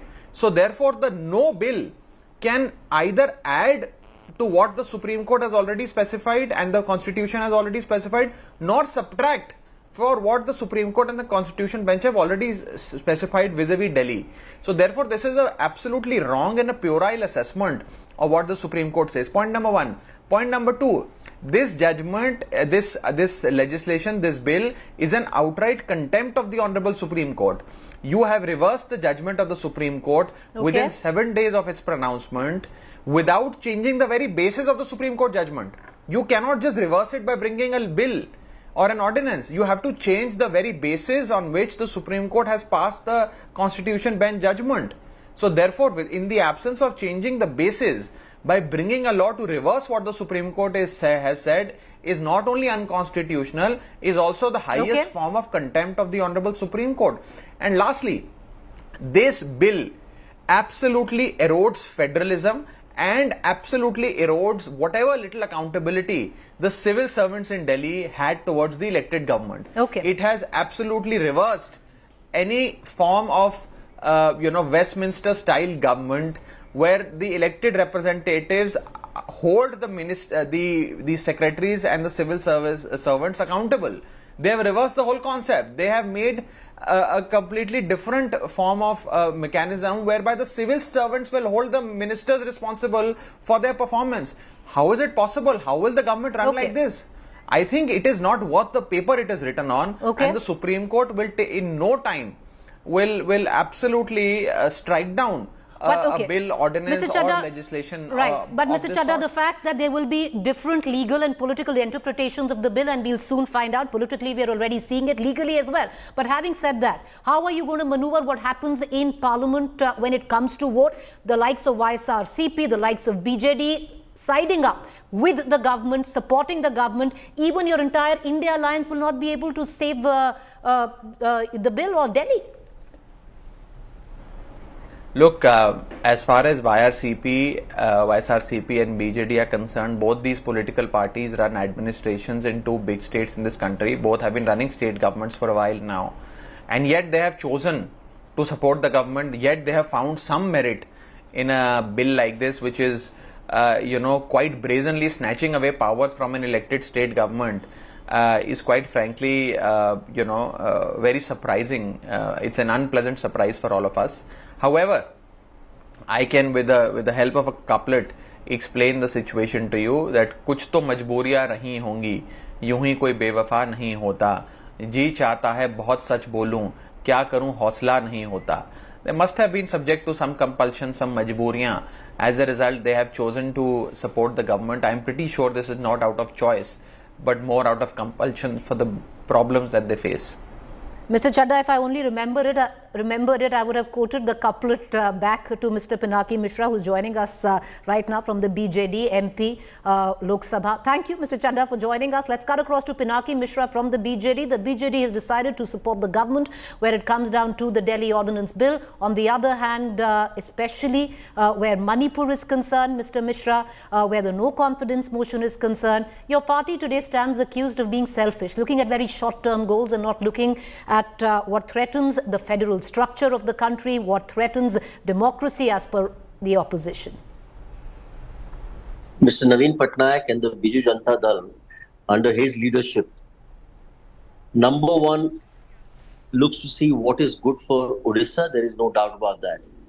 Because we are a regional party and we feel that the interests of our state are of paramount importance. And that is why the people of Odisha have given Mr. Patnaik 5 consecutive terms in office and are looking all set to give him a 6th term in 2024. Now, as far as the opposition's charge on the no confidence is concerned and Manipur is concerned, Mr. Patnaik from day one has said that Manipur has to be looked at from a national prism, an undivided prism.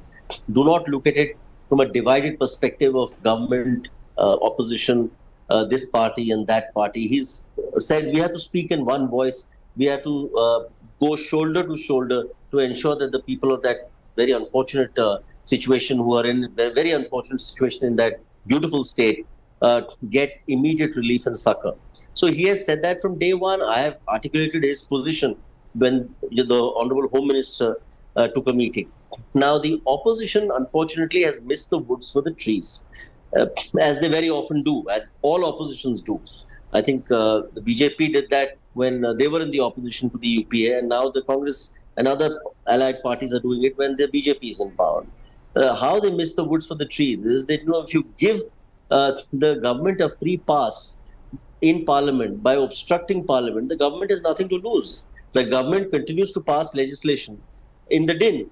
Okay. The better thing would have been for the entire House to function, for us to participate on every bill and bring in relevant issues, including Manipur, in those, we could weave it into the narrative. So this is a completely short-sighted on the part of the government, or on the part of the opposition. Mr. Mishra, you talk about legislations and bill. Let me bring up a very controversial legislation and a bill which you've sided with the government on. We had Raghav Chadda just 2 minutes ago. He said there must have been some compulsions that you feel that you've sided up with the government. But the larger question of it, you talk about viewing it from various prisons where the opposition is concerned, the current circumstances. But has your party viewed it from the federal democracy and the spirit of federalism prism? How does the BJD, sir, justify its support for a bill that technically encroaches upon the powers of an elected state government? Look, Preeti, I'm going to elaborate on this. I was going to do it today on the floor of the House in my speech. Unfortunately, Parliament didn't run. Hopefully, the bill will be debated tomorrow, and you will hear a very well-reasoned debate on why Mr. Patnaik and the Biju Janata Dal has chosen to side with the government on this. It's a purely legal argument. Look, we are next to none on the issue of federalism. But we believe in cooperative federalism. We believe in constructive cooperation. We believe that the state and the center must work in partnership. You cannot perpetually be at war with the center and survive. In the constitution that we have, with the fiscal structure that we have, with the present GST architecture that obtains in this country, it's impossible for a state to just be at constant war with the center needlessly be adversarial on every little issue, behave like school children, and nitpick on every issue with the central government, because you only get the hackles of the central government up, and the central government then digs in its heels, becomes hostile, and it doesn't serve the people of the state well at all. And that's the reason why Mr. Patnaik has been able to do so much for the people of Odisha, because we are the best run state in terms of fiscal management. We are the best run state in terms of administrative machinery, and that's because we don't constantly nitpick and fight with the center. Please understand. So while we will not compromise on issues of federalism, I will explain how the Biju Janata Dal has studied both the Constitution bench judgments of 2018, of May 2023, and very importantly, now the present writ petition challenge and the 7-page order that the Honorable Supreme Court has passed, referring this present writ petition and the present controversy about the ordinance to 5 judges, the Constitutional Bench. Once you hear my arguments, you will realize that there is a compelling reason why we have gone with the government on this and not with the opposition, because shortly put, let me tell you this, the state of Delhi, the government of Delhi made out a case for a stay in the Supreme Court, pleaded for it, and the Supreme Court has advisedly said that there is a case in favor of the ordinance and therefore no stay is granted. This plea for stay was rejected. Once that is so, and the ordinance therefore is now up for challenge, it will be decided eventually, but then the ordinance to become a bill is just a natural progression. So if the Supreme Court had stayed this, then it's a different issue. Okay. Then obviously the ordinance would lapse. But the Supreme Court not having stayed this is a pure legal position which people don't seem to be able to understand. Well, appreciate you joining us, Mr. Misra, and look forward to your arguments that you wish to make in Parliament if it comes to a discussion at all. But like you pointed out, you've decided to stay with the government. The opposition says by deciding to go with the government, you've let down what is a democratically elected government, which is in Delhi. But we leave it at that. We appreciate all our panelists and guests for joining us. Hopefully, a lot of that discussion should have been happening on the floor of the Parliament, but it is what it is. A quick break. Up next, Rahul Gandhi.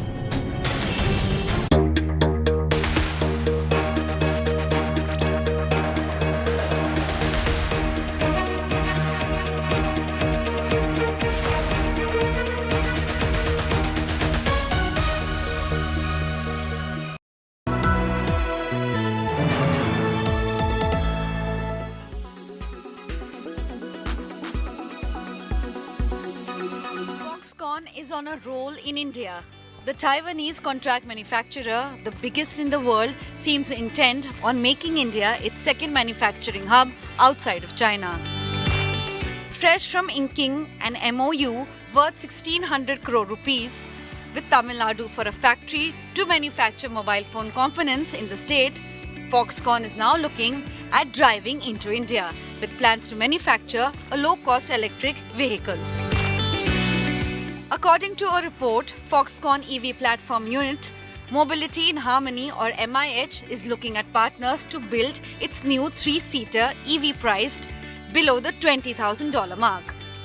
The vehicle will be tailor-made for a corporate delivery fleet. MIH has been in talks with convenience stores, car rental companies and courier companies ahead of unveiling its first prototype EV at Japan's largest auto trade show in October. Foxconn is reportedly considering India and Thailand for production sites. MIH plans to start production of the 3-seat EV about 18 to 24 months after the prototype is unveiled in October. A 6-seat EV is scheduled to follow in 2024 and 9-seat model in 2025. According to Jack Cheng, CEO of MIH, India will be crucial to the company's longer-term growth, calling India a potential emerging power of the next generation in the EV sector. A sentiment echoed last week by the CEO of the parent company at Semicon 2023. Building an ecosystem for chips in India is for the very brave. Every experience only positions companies stronger going forward. Where there is a will, there is a way. I can feel the determination of the Indian government. I'm very optimistic of where it will be headed. Prime Minister Modi once mentioned to me that IT stands for India and Taiwan.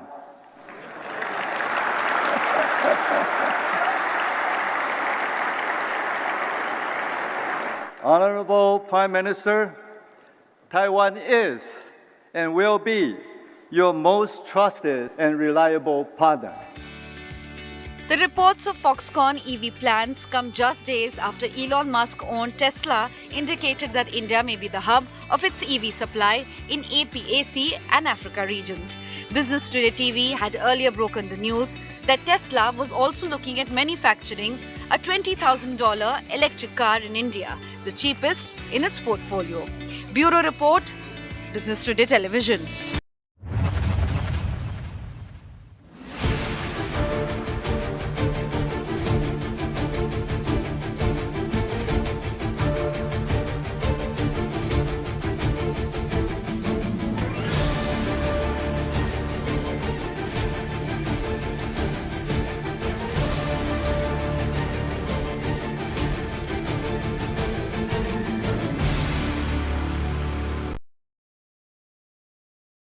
forecast now. Delhi, maximum 39 and minimum 29 degrees. Mumbai, maximum 30 and minimum 26 degrees. Kolkata, maximum 31 and minimum 26 degrees. Bangalore, maximum 28 and minimum 20 degrees. Chennai, maximum 36 and minimum 28 degrees. Hyderabad, maximum 29 and minimum 23 degrees.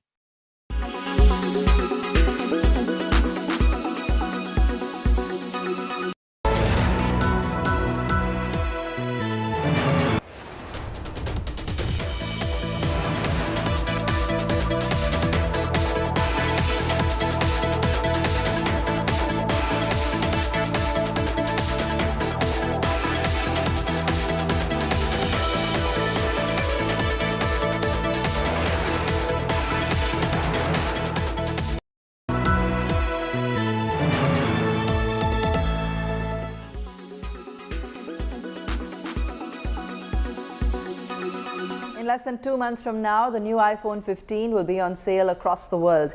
While Business Today TV had reported on Friday about the price of its high-end models crossing the 2 lakh rupee mark for the first time, BTTV has got hold of more details about the much-anticipated Apple handset. It's likely to have the smallest bezel yet and could be rid of the infamous notch. Apart from the all-screen upgrade, the iPhone 15 and 15 Plus will also come packed with major camera improvements, and the traditional lightning connector will give way to the faster USB-C. Tech Today's Danny De Cruz has more on all the new features expected. Danny, take it away. The new Apple iPhones are coming soon. Most likely, they will be here by September. So a new report has leaked a lot of information about the iPhone 15 series. So let's start with the more affordable iPhone 15 and iPhone 15 Plus models. The biggest change coming to these models is that Apple will finally do away with the notch.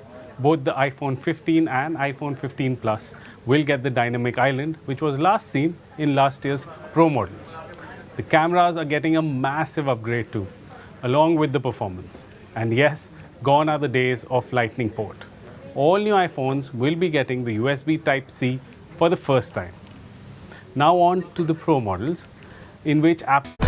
Presented by RP Sanjeev Goenka Group, Growing Legacies. Co-presented by Century Laminates by Manish Malhotra, Fashion for your furniture. Co-presented by Macho Hind, Bade Aaram Se. Co-powered by the new Kia Seltos, the badass reborn. Co-powered by Sera, this is your space, play it your way. Co-powered by Nippon India Mutual Fund, wealth sets you free.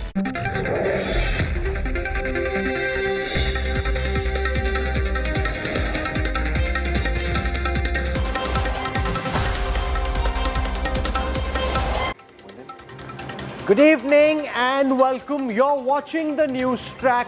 I'm Rahul Gandhi. He's the most wanted villain the entire Haryana police and administration is looking for. He's the man who inflamed Mewat and created the mayhem. So far, the police hasn't been able to find him, but India Today has. Bittu Bajrangi, the man who literally, through his incendiary posts and presence on the ground, inflamed the mayhem in Mewat, has been found. We will get you Bittu Bajrangi on the news track. An in-depth look into the investigation and where we've reached so far. We will be unmasking the villains of Mewat on the news track this evening.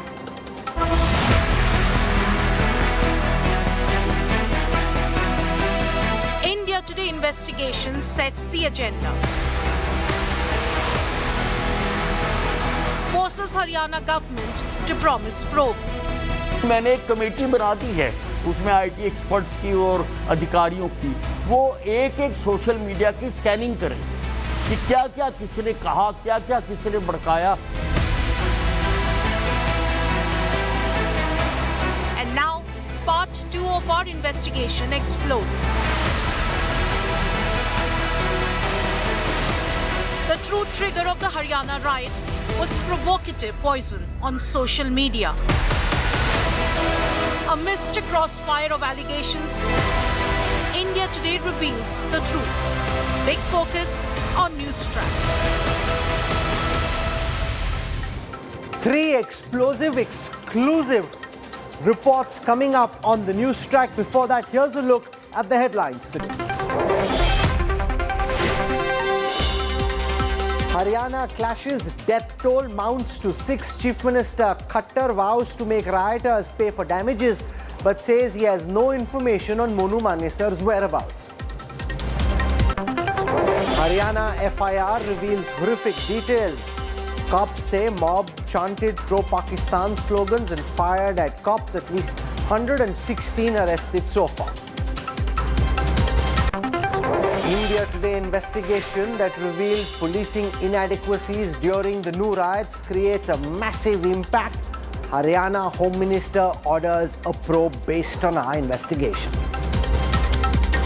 Another shot in the arm for the centre in Parliament after the BJD and the YSRCP. Now the TDP likely to back the Modi government on the Delhi Services Bill and the No Trust Wall.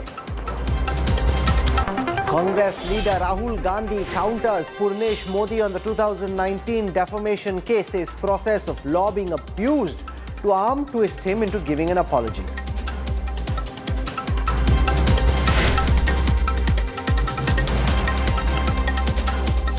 Three days after Haryana burn, the hunt is on for the villains of Mewat. Over 100 people have been arrested for the new clashes. The FIR reveals that pro-Pakistan slogans were apparently raised and stones pelted on the yatra. The Haryana Chief Minister has declared that he will ensure that the rioters pay for damages. But tension and unrest continues to spill over. Today, the Bajrangi Dal and the Vishwa Hindu Parishad took to the streets in protest. India Today has by far the biggest team of reporters covering this explosive story. Here's our ground report. Haryana simmers. Uneasy calm in noon. Parts of Gurugram burn. There's no sign of normalcy in the violence-hit zone even 3 days after communal violence flared up. अभी तक 116 लोगों को arrest किया गया है और 90 इसके अतिरिक्त और डिटेन किए गए हैं। पूछताछ करने के बाद उनके खिलाफ भी कार्रवाई जो बनेगी वो सब की जाएगी। सारा जो विषय आया है इसके पीछे किसका हाथ है, कैसे शुरू हुआ, इन सब बातों के ऊपर भी प्रोसेस चल रही है। उस सारी प्रोसेस में कोई भी दोषी है उसको बख्शा नहीं जाएगा। India Today accessed the FIR where many stinging revelations were made. Police say there were 800 to 900 people who chanted Pakistan Zindabad slogans while marching towards the Shiv temple. It's the same temple where 2,500 people were held hostage on 31st July. Police FIR mentions that the mob marched towards the yatra with sticks and guns, and petrol bombs were even hurled at the yatra. नूह में 41 FIR है, उसमें 116 आदमी पकड़े गए हैं। इसके अलावा नूह में अभी 90 आदमी और भी हमने डिटेन किए हैं, उनसे भी हम पूछताछ कर रहे हैं उनका क्या इन्वॉल्वमेंट है, और जो संदिग्ध पाए जाएंगे उनके खिलाफ भी जो है उन्हें अरेस्ट किया जाएगा, उनके खिलाफ कानूनी कार्रवाई की जाएगी। पुलिसकर्मी जो शोभा यात्रा में शामिल होते हैं वो एक के बाद एक भीड़ को रोकने के लिए हवाई फायरिंग शुरू कर देते हैं, लेकिन भीड़ रुकती नहीं है। लेकिन एफआईआर में जो चौंकाने वाला खुलासा हुआ है वो खुलासा ये हुआ है कि ये जो खेत आप देख पा रहे हैं मंदिर के आसपास और ये जो पहाड़ी देख पा रहे हैं, इन पहाड़ी इलाकों से जो उपद्रवी हैं 600 से 700 के लगभग जो उपद्रवी थे वो पाकिस्तान जिंदाबाद के नारे लगाते हुए अवैध हथियारों से फायरिंग करते हैं। The Bajrangi Dal and VHP workers upped the ante against communal violence that rocked Haryana. The Hindu group stormed the streets of the national capital, blocking key national highway connecting Haryana's Faridabad with Delhi. Right there you can see in your visuals, these are Bajrangi Dal Karyakartas, Vishwa Hindu Parishad Karyakartas who have blocked the Badarpur Toll Plaza, which is the connecting point between the national capital and Faridabad of Haryana. And right there you have the Bajrangi Dal Karyakartas sloganeering, holding Bhagwa flags and sitting on the road, literally blocking the lane which heads towards the national capital. ये सब बातें बहुत समय से media में आ रही थी, social media में, उसका ध्यान क्यों नहीं दिया गया मैं नहीं जानता। पुलिस की तैयारी क्यों नहीं थी? इंटेलिजेंस का फेल्योर है। हमको हरियाणा की सरकार ने वचन दिया है कि जो जिम्मेवार अधिकारी हैं वो भी बख्शे नहीं जाएंगे। Not just Delhi, the Hindu group workers staged massive protests in Haryana's Panipat, Uttarakhand's Dehradun, and adjoining Noida was put on high alert. 6 people were killed in the violence that nobody foresaw. But who's at fault? Bureau Report, India Today. It's time now for an India Today exclusive. 6 people have been killed in the Haryana communal clashes that started in Nuh on the 31st of July. But the seeds of unrest were sowed several days before. An India Today open source investigation has revealed that the fires of hatred were fanned on social media. Calls given from both sides, not just to mobilize, but also for violence. Remember, last evening on the news track, we revealed how intel inputs were ignored and policing was grossly inadequate.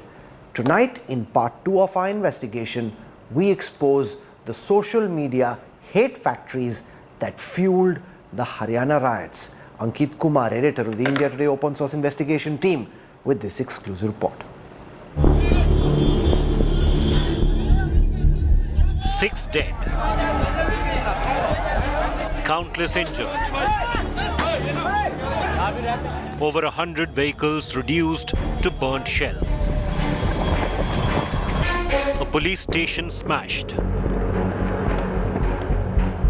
shops looted, and a national capital territory on edge. It's day 4 since the communal eruption at Delhi's doorstep in Haryana's Mewat region. And until now, the true trigger has been a matter of speculation. Not anymore.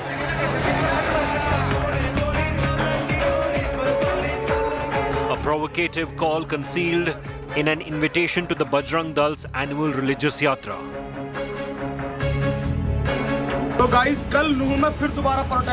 The provocation instantly triggering a response from the Muslim local in Nuh named Muhammad Samar. If there can be two faces to what triggered the horrors in Mewat, take a close look at these two men. It was their social media posts that raised temperatures to a terrifying degree, resulting in the eruption. But on India Today, we want to peel away the layers to tell you how things really started. The first seeds were planted in a cyber fraud case in Faridabad a few days ago. Tension escalated when a Muslim man from Nuh, a minority-dominated part of Haryana, who had been arrested in a cyber fraud case, passed away while in police custody at a hospital in Faridabad. Police claimed the suspect was ill at the time of arrest. In came Bittu Bajrangi and his supporters, who claimed local Muslim leaders in Nuh were provoking crowds to attack the police in the aftermath of the alleged custodial death. Local anger against the cyber crackdown had been building, with Nuh emerging as a new epicenter of online scams and cyber crimes. The situation was ripe for trouble. हम DC के माध्यम से सरकार से ये मांग करते हैं आफ्ताब और जाबिर जाटमी का उनके खिलाफ राजद्रोह का मुकदमा और जो दंगा भड़काने की जो उन्होंने बात की कोशिश करी, ये सभी को लेकर हम फरीदाबाद पुलिस और राज्य पुलिस के साथ हम इनके साथ खड़े हैं. Bajrangi even circulated this viral video where a man can be seen calling locals to assault the police. Right after this, open calls were made on social media by Monu Manesar, an accused in the murder of 2 alleged cow smugglers from the locality.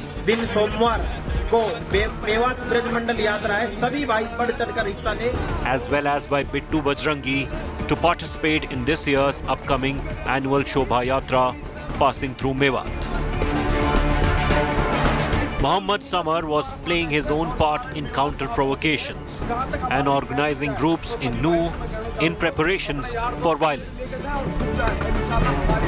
Samar has deactivated his social media since the crackdown on the villains this week. और ये बोलेंगे कि बताया नहीं कि हम मुलाकात नहीं हुई, तो इसलिए हम पूरी लोकेशन देंगे। अभी हम पाली हैं और निकलेंगे धौस से ही। फूल माला तैयार रखना, कोई दिक्कत नहीं है। बिल्कुल, क्योंकि ये बोलते हैं ना कि बताना नहीं, निकल गए जी, बताया नहीं, पूछा। 150 गाड़ियां full system.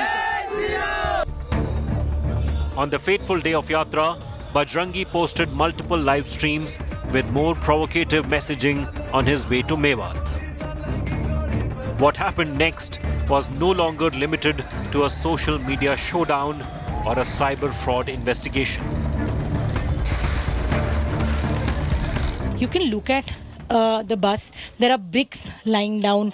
People have somewhere down the line fled while this bus was looted, and subsequently then this bus was used by the miscreants to break the wall of the cyber police station. The manner in which the cyber police station has been destroyed, it stands testimony that this was nothing less than a revenge. This social media build-up was not happening covertly. It was in full public view and would have raised an alarm on police systems. So how did this very public and communally charged build-up evade the attention of law enforcement? And could timely intervention against those challenging the authority of law have potentially saved lives? With Arvind Ocha and Shreya Chatterjee, Bureau Report, India Today. So there are two characters who are massively consequential in this entire mayhem. One of them is Bittu Bajrangi. You just saw him on the screen. He's the one who's saying, "Bata ke aa rahe hain, we are coming here, 150 vehicles are coming." He's literally threatening and inciting people. Goli pe goli chalegi. There he is. You know, we've tracked him down, Bittu Bajrangi. The India Today crime investigations team has hunted him down. He's on the radar of the Haryana police. They're looking for him. They haven't been able to find him. We have.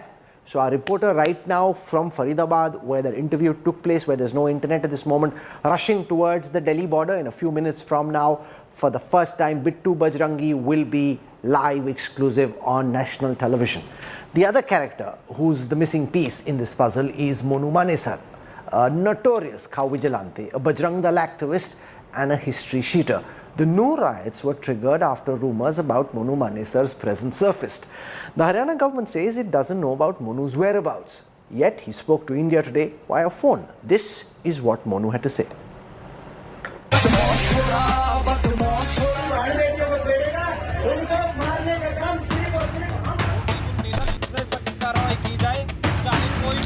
A notorious cow vigilante. Mewat किसी की पनौती नहीं है या किसी की जागीर नहीं है, वो हमारे कृष्ण भगवान की धरती है। जोरों शोरों से गौ माता की सेवा करते थे, हैं और रहेंगे। A Bajrang Dal activist. A history sheeter under investigation in connection with the killing of two Muslim men in Haryana's Bhiwani in Feb this year. मैं आपका भाई मोनू मानेसर बजरंग दल प्रांत गोरक्षा प्रमुख बजरंग दल हरियाणा से। This is Mohit Yadav, popularly called Monu Manesar, a 30-year-old polytechnic diploma holder who joined the Bajrang Dal while in college. 31/7/2023 दिन सोमवार को मेवात ब्रज मंडल यात्रा है। सभी भाई बढ़ चढ़कर हिस्सा ले। हम खुद यात्रा में शामिल रहेंगे और हमारी पूरी टीम वो यात्रा में शामिल रहेगी। Monu Manesar shot to limelight for his announcement that he would attend the VHP's Braj Mandal procession on Monday. The annual 130-kilometer march planned through Nuh, a sensitive Muslim-dominated district in Haryana. Police stopped him from attending the yatra. But an India Today investigation has found rumors about his alleged presence stirred the passions among locals already pent up by the Feb killings and the Gau Rakshak squads. तो वहाँ breathe करने में, उनको handle करने में जो शुरुआती दौर में 60-70 जो भी हुए, वो कहीं कहीं अधिकारियों ने सोचा भाई चलो ये मान जाएंगे, खदेड़ देंगे, उसमें ये नॉर्मल ये ले लिया उनको। हाँ, एक मोनू मानेसर नहीं आया, समझा देंगे यार, वो आ भी नहीं रहा था, लेकिन वो मानने वाले कहाँ थे? वो मोटरसाइकिल रोड फोन कर दिए, वो कर दिए भाई, इसलिए अफवाह फैला दी, वो आ लिया मंदिर पर और यात्रा चलने वाली है। अच्छा। तो हम यात्रा रोकी, उनका मकसद उस रास्ते को रोक करना था। अच्छा।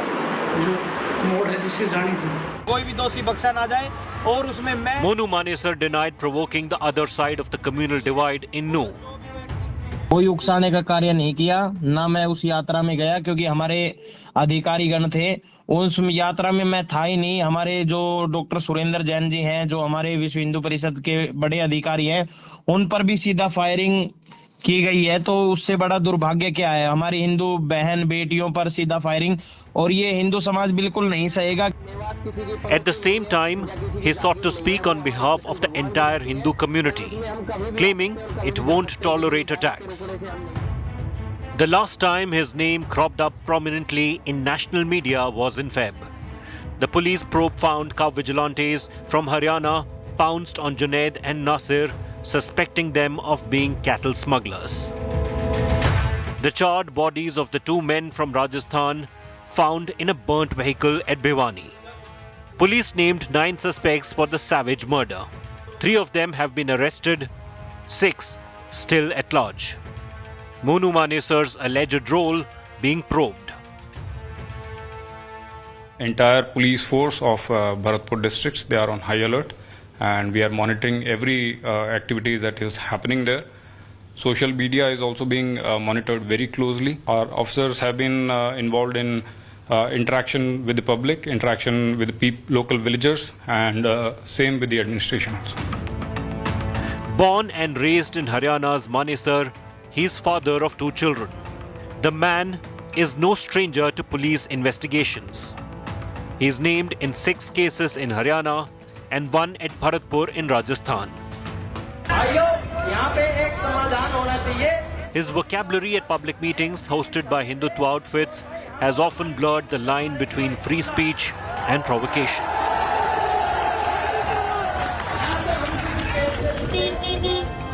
Monu Manesar appears to have got the back of some powerful people over what all unfolded at Nu on Monday.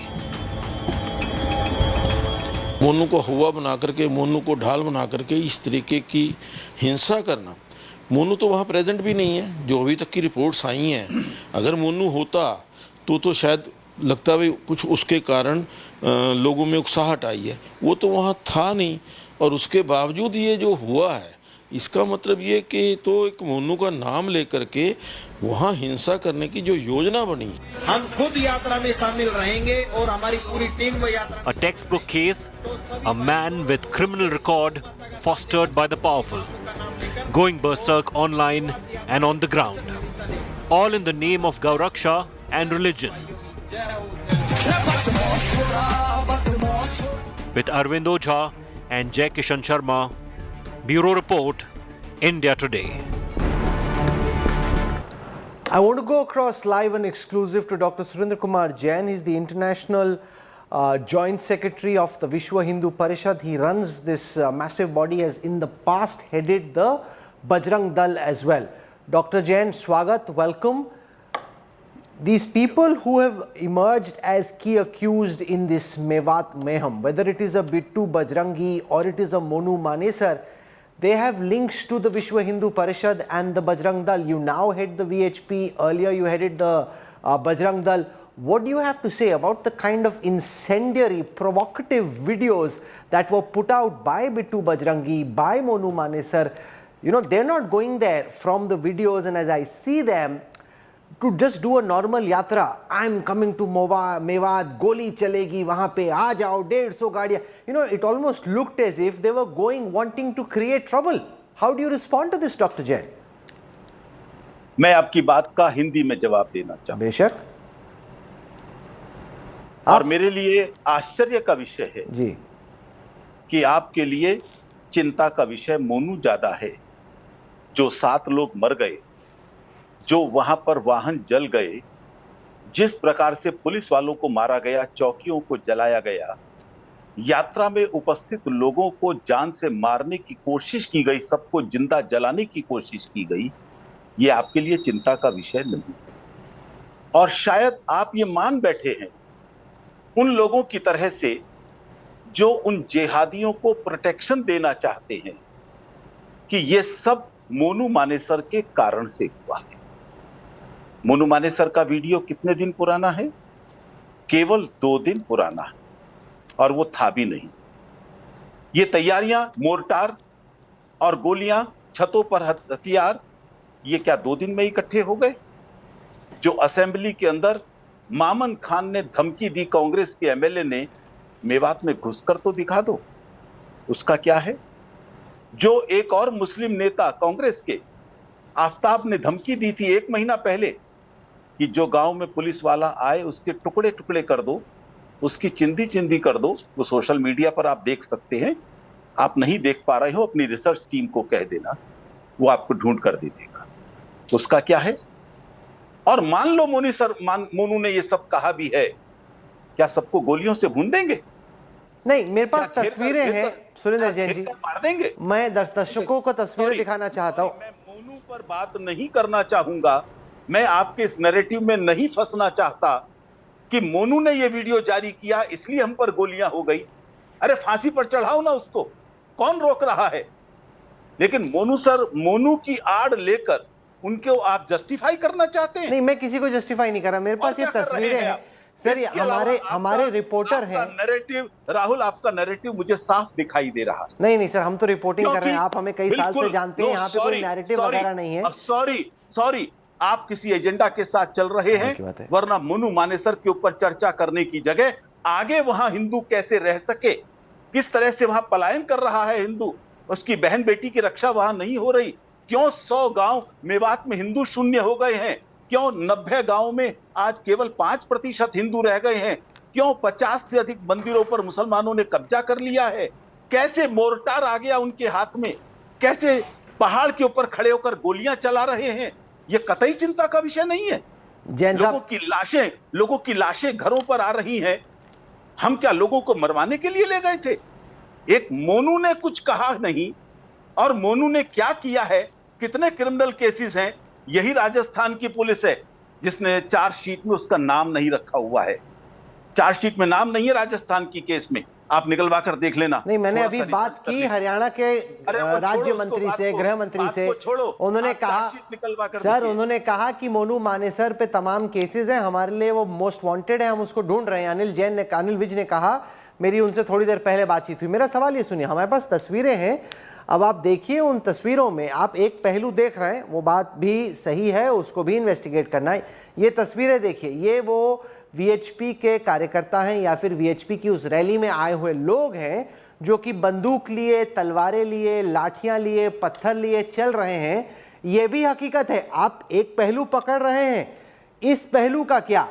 तलवारें, हथियार, गोलियां चल रही हैं, ये सारी की सारी इंडिया टुडे और आज तक के कैमरे पे कैद है। ये कोई कही सुनी बात मैं नहीं दिखा रहा, हमारे दर्शक इस वक्त अपनी स्क्रीन पे देख रहे हैं। डॉक्टर जय, बहुत अच्छा कर रहे, आपका बहुत बहुत धन्यवाद। क्योंकि जिस समय गोलियां शुरू हुई, जिस समय वहां पर लोगों को पकड़कर जिंदा जलाया जा रहा था, आप उस समय का फोटो नहीं दिखा रहे, कई और चैनल्स ने दिखाया है, आप नहीं दिखा पा रहे, पता नहीं आपका पत्रकार वहां क्यों नहीं था, औरों के थे। और उसके बाद रिएक्शन में लोगों ने अपनी गाड़ियों से कुछ हथियार निकाले होंगे, मैं इंकार नहीं कर रहा हूं, मैं ये नहीं कह रहा आपकी फोटो झूठी है, लेकिन जिस समय वहां पर लोगों को, मैं खुद आगरे वाली लाइन में खड़ा था, गोलियां मुझे मारने की कोशिश की जा रही थी, मेरी गाड़ी को जलाया गया था, मेरी गाड़ी को पत्थरबाजी की गई थी, किसी तरह से न जा सके, ये सब चीजें बाकी चैनल्स ने दिखाई हैं। मैं आपके एथिक्स को नहीं तोड़ना चाहता, एक चैनल पर बाकी चैनलों का नाम लूं, लेकिन यह निश्चित मानकर चल रहा हूं मैं, एक पक्षीय चीज आप दिखा रहे हैं। मोनू से चर्चा शुरू की और कुछ कार्यकर्ताओं ने, मैं दावे के साथ कहता हूं, जिसने भी यात्रा में भाग लिया वो मेरे अपने, उनको जो सजा मिलती है उनको भी मिले, मुझे भी मिले, मैं भी तैयार हूं फांसी पर चढ़ने के लिए, लेकिन जो नैरेटिव आप सेट कर रहे हैं वो एजेंडा आपका मुझे साफ दिखाई दे रहा है। हम तो रिपोर्टिंग कर रहे हैं सर, आप इसको एजेंडा कह लीजिए, जो मर्जी कह लीजिए, हम दोनों पहलुओं को दिखाते हैं। हमने जो अभी इन्वेस्टिगेशन दिखाई उसमें भी मैं नहीं कह रहा हूं, जी जी, ये दुनिया कह रहेगी और दुनिया देख रही है कि आप किस प्रकार की रिपोर्टिंग कर रहे हैं। सर हमने जो इन्वेस्टिगेशन चलाई अभी उसमें दिखाया किस तरीके से दोनों साइड से बयान आए, दोनों तरफ से भड़काऊ बयान आए, ये फैक्ट है। आप चाहें कि मैं एक साइड छोड़ दूं दूसरी साइड लूं, हम कोई साइड नहीं लेते हैं। नहीं, ना, आप उन्हीं की दिखाइए। मैं सहमत हूं आपकी बात से, क्योंकि मेरा भाषण 1 घंटे का जो उसमें सभा में दिया गया, एक वाक्य बता सकते हो कौन सा वाक्य मैंने उकसाऊ कहा है, मुसलमानों के विरोध में कहा है, उनको गालियां दी है? मेरे अलावा किसी और का भाषण नहीं था। एक वाक्य बता दीजिए, बताइए, मैं बैठा हूं यहां सामने। देखिए, आप काफी सुलझे हुए शख्स हैं, मैं आपको कई साल से जानता हूं। आप दे ना दे, लेकिन आपके साथ में जो लोग थे मैं उन पे सवाल खड़ा कर रहा हूं सर। अरे रुको राहुल, 1 मिनट रुको जरा। आप हेट स्पीच की बात कर रहे हैं, मेरा एक वाक्य नहीं, मैंने 3 बार नारे लगाने के लिए कहे थे, भारत माता की जय, वंदे मातरम, बम बम भोले, क्योंकि जलाभिषेक के लिए जा रहे। क्या तीसरे के अलावा चौथा नारा उस समय तक लगाया गया जब हमला किया गया था, जब गोलियां चली थी, मोर्टार चला था? वो दिखा सकते हो क्या? चलिए आप बताइए आपके हिसाब से क्या रहा, क्यों हुआ, कौन जिम्मेदार है? श्रीमान जी, मैं वही था, एक भी नहीं है। आप किसी के भाई को गोली मार दोगे, गोली मारकर कार में जिंदा जला दोगे, छतों से मोर्टार से फेंके जाएंगे, मेरे को निशाना बनाकर गोलियां चलाई जाएंगी, कुछ नहीं करेंगे क्या? चुपचाप मार खा के मरते जाएंगे? हो सकता है कुछ लोगों ने जवाब में पत्थर चलाए होंगे, हो सकता है अपने वाहनों में, क्योंकि वहां के इतिहास से जो लोग परिचित हैं वो जानते हैं, वाहनों में हथियार रखे होंगे, हो सकता है वो लोग निकाल कर लाए होंगे, मैं इससे मना नहीं कर रहा हूं। लेकिन उन सब का क्या जिन्होंने उकसाऊ भाषण दिए थे? अरे वीडियो उसी दिन का, वो भी जरा दिखाओ राहुल, जब एक कांग्रेसी नेता ये कह रहा है, ध्यान रखना सोशल मीडिया पर है, एक भी हिंदू जिंदा बचकर नहीं जाए, सबको काट काट कर कच्चा खा जाना। क्या होगा उस वीडियो का? ये मेंटेलिटी थी वहां पर। मैं क्या करूंगा वहां पर? मरने दूंगा सबको? जो 3000 लोग घिरे हुए हैं वहां पर मंदिर के अंदर, उन पर गोलियां चलाई जा रही हैं, मरने दूंगा उन सबको मैं? और आपका ये मानना है हमारे लोगों के उकसाने के कारण से हुआ है ये सब? आप मान सकते हैं, मानने का पूरा अधिकार है, आपको पास चैनल है बोलने के लिए, अपनी राय को व्यक्त करने के लिए, नैरेटिव बनाने के लिए। आपके पास भारत में इस तरह के लोग हैं। अगर आपकी बात नहीं सुननी होती, हमने आपको आमंत्रित ही नहीं किया होता, आप लाजमी तौर पे वहां पे थे, तो आप गुस्सा भी हैं, वो भी मैं देख रहा हूं, लेकिन आपकी बात सुननी है, इस वजह से हमने आपको न्योता दिया, आपको यहाँ पे मंच दिया, आपको मौका दिया बोलने का, ताकि दर्शक आपकी बात भी सुने। अब इसके आगे मेवात नूह में क्या होगा, क्योंकि अब दोनों कम्युनिटीज के बीच में तनाव है, डिस्टर्ब्ड है पूरा एरिया, अब इसके आगे क्या होगा वहां पे? जैन साहब, जो आप लोग तय करेंगे, नैरेटिव आप सेट कर रहे हैं, जिम्मेदार हिंदू को बनाया जा रहा है। सर ये बार बार आप बोल रहे हैं, सही नहीं है जैन साहब, मैं सुन रहा हूं काफी देर से, बिल्कुल ठीक नहीं है। हम बोल रहे हैं कि यहाँ से भी भड़काऊ बयान आए, वहां पे भी भड़काऊ बयान आए, ये फैक्ट है, आप एक चीज को इग्नोर नहीं कर सकते। अरे आप एक चीज को ले रहे हैं, दूसरे को इग्नोर कर रहे हैं।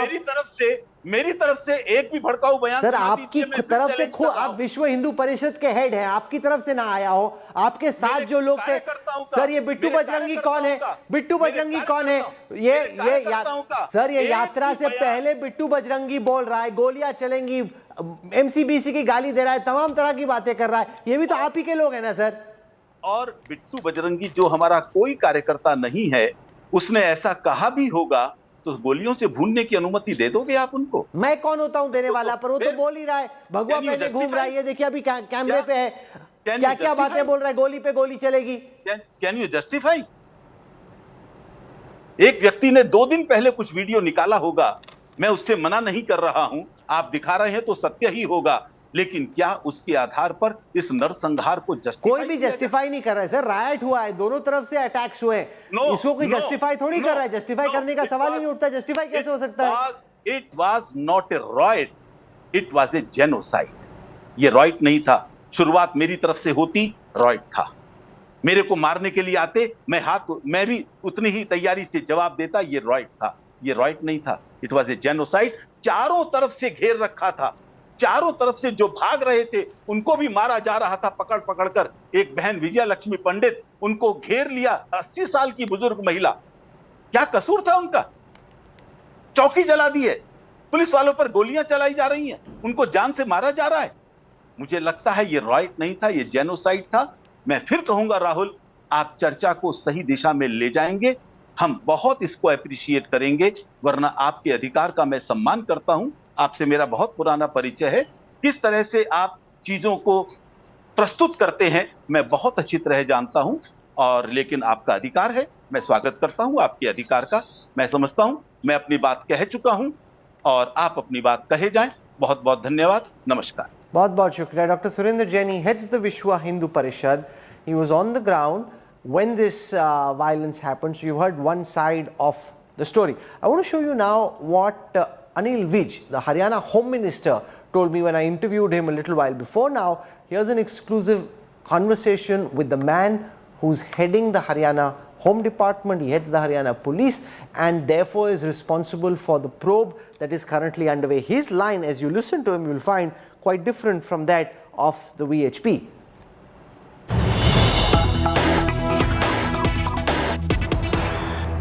Big India Today investigation on the mayhem in Mewat. I want to go across live and exclusive to the Home Minister of Haryana, senior Bharatiya Janata Party leader Anil Vij, now joining us on this broadcast. With साहब, स्वागत है आपका India today पे। पूरा देश देख रहा है कि इस वक्त हरियाणा पे क्या चल रहा है। आप राज्य के गृह मंत्री हैं। सबसे पहले हमारे दर्शकों को बताएं कि अब तक की आपकी सरकार की, आपकी पुलिस की तहकीकात कहां पे पहुंची है। आपके हिसाब से नू मेवात के इलाके में क्या हुआ, कौन जिम्मेदार है, वहीं से शुरू करते हैं। विज साहब,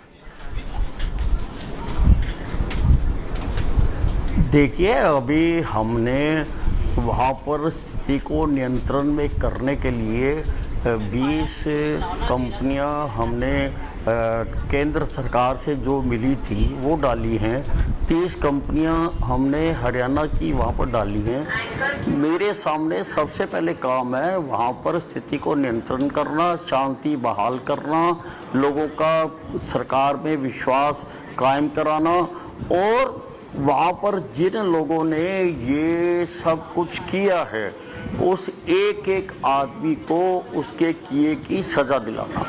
उसके लिए पुलिस वहाँ पर लगातार काम कर रही है। लगभग 41 FIR वहाँ पर दर्ज की गई हैं। 116 आदमी को गिरफ्तार किया गया है। 90 आदमी अंडर डिटेंशन हैं। उनमें से भी हम एक एक आदमी की जांच कर रहे हैं। हमने नू को 8 भागों में बांटा है। 8 हमारे थाने हैं। हर थाने पर हमने एक IPS लगाया है जो अपने अपने क्षेत्र में जो जो साक्ष्य वहाँ पर मिल रहे हैं उनके आधार पर वहाँ पर वो कार्रवाई कर रहे हैं। मैंने अभी आदेश दिया है क्योंकि सोशल मीडिया की बहुत बड़ी इस घटना में भूमिका है, इसलिए किसी सीनियर IPS की अध्यक्षता में एक कमेटी बनाने के लिए मैंने लिखा है जो 21 जुलाई से लेके 31 जुलाई और उसके बाद तक सोशल मीडिया की स्कैनिंग करे, फेसबुक की स्कैनिंग करे, ट्विटर की स्कैनिंग करे, व्हाट्सएप की स्कैनिंग करे, और जहाँ कहीं पर भी कोई उत्तेजक बात किसी के द्वारा भी की गई है उसको जो भी कानून है उसके नियमों के तहत उसको सजा दिलाई जाए। विज साहब, आपने देखा होगा हमने इंडिया टुडे पे आज तक पे एक तहकीकात दिखाई जिसमें जो स्थानीय CID है वो कह रही है कि उन्होंने प्रशासन को, पुलिस के तंत्र को 8-10 दिन पहले बताया था कि इस तरह गौरक्षक जो हैं, जो काऊ विजिलेंटेज हैं, उनकी एक ये यात्रा निकलने वाली है और उसके बारे में सावधान रहने की ज़रूरत है। सवाल आपसे जो देश पूछना चाहता है वो ये कि वहाँ पे होमगार्ड की तैनाती थी, हरियाणा होमगार्ड की तैनाती थी, लेकिन आपकी रैपिड एक्शन पुलिस फोर्स जो आपकी सेंट्रल आर्म्ड पुलिस फोर्स है उनकी आपने तैनाती क्यों नहीं की? इतने कम पुलिस वाले क्यों थे जब ये यात्रा वहाँ से निकल रही थी और ये वायलेंस हो रहा था?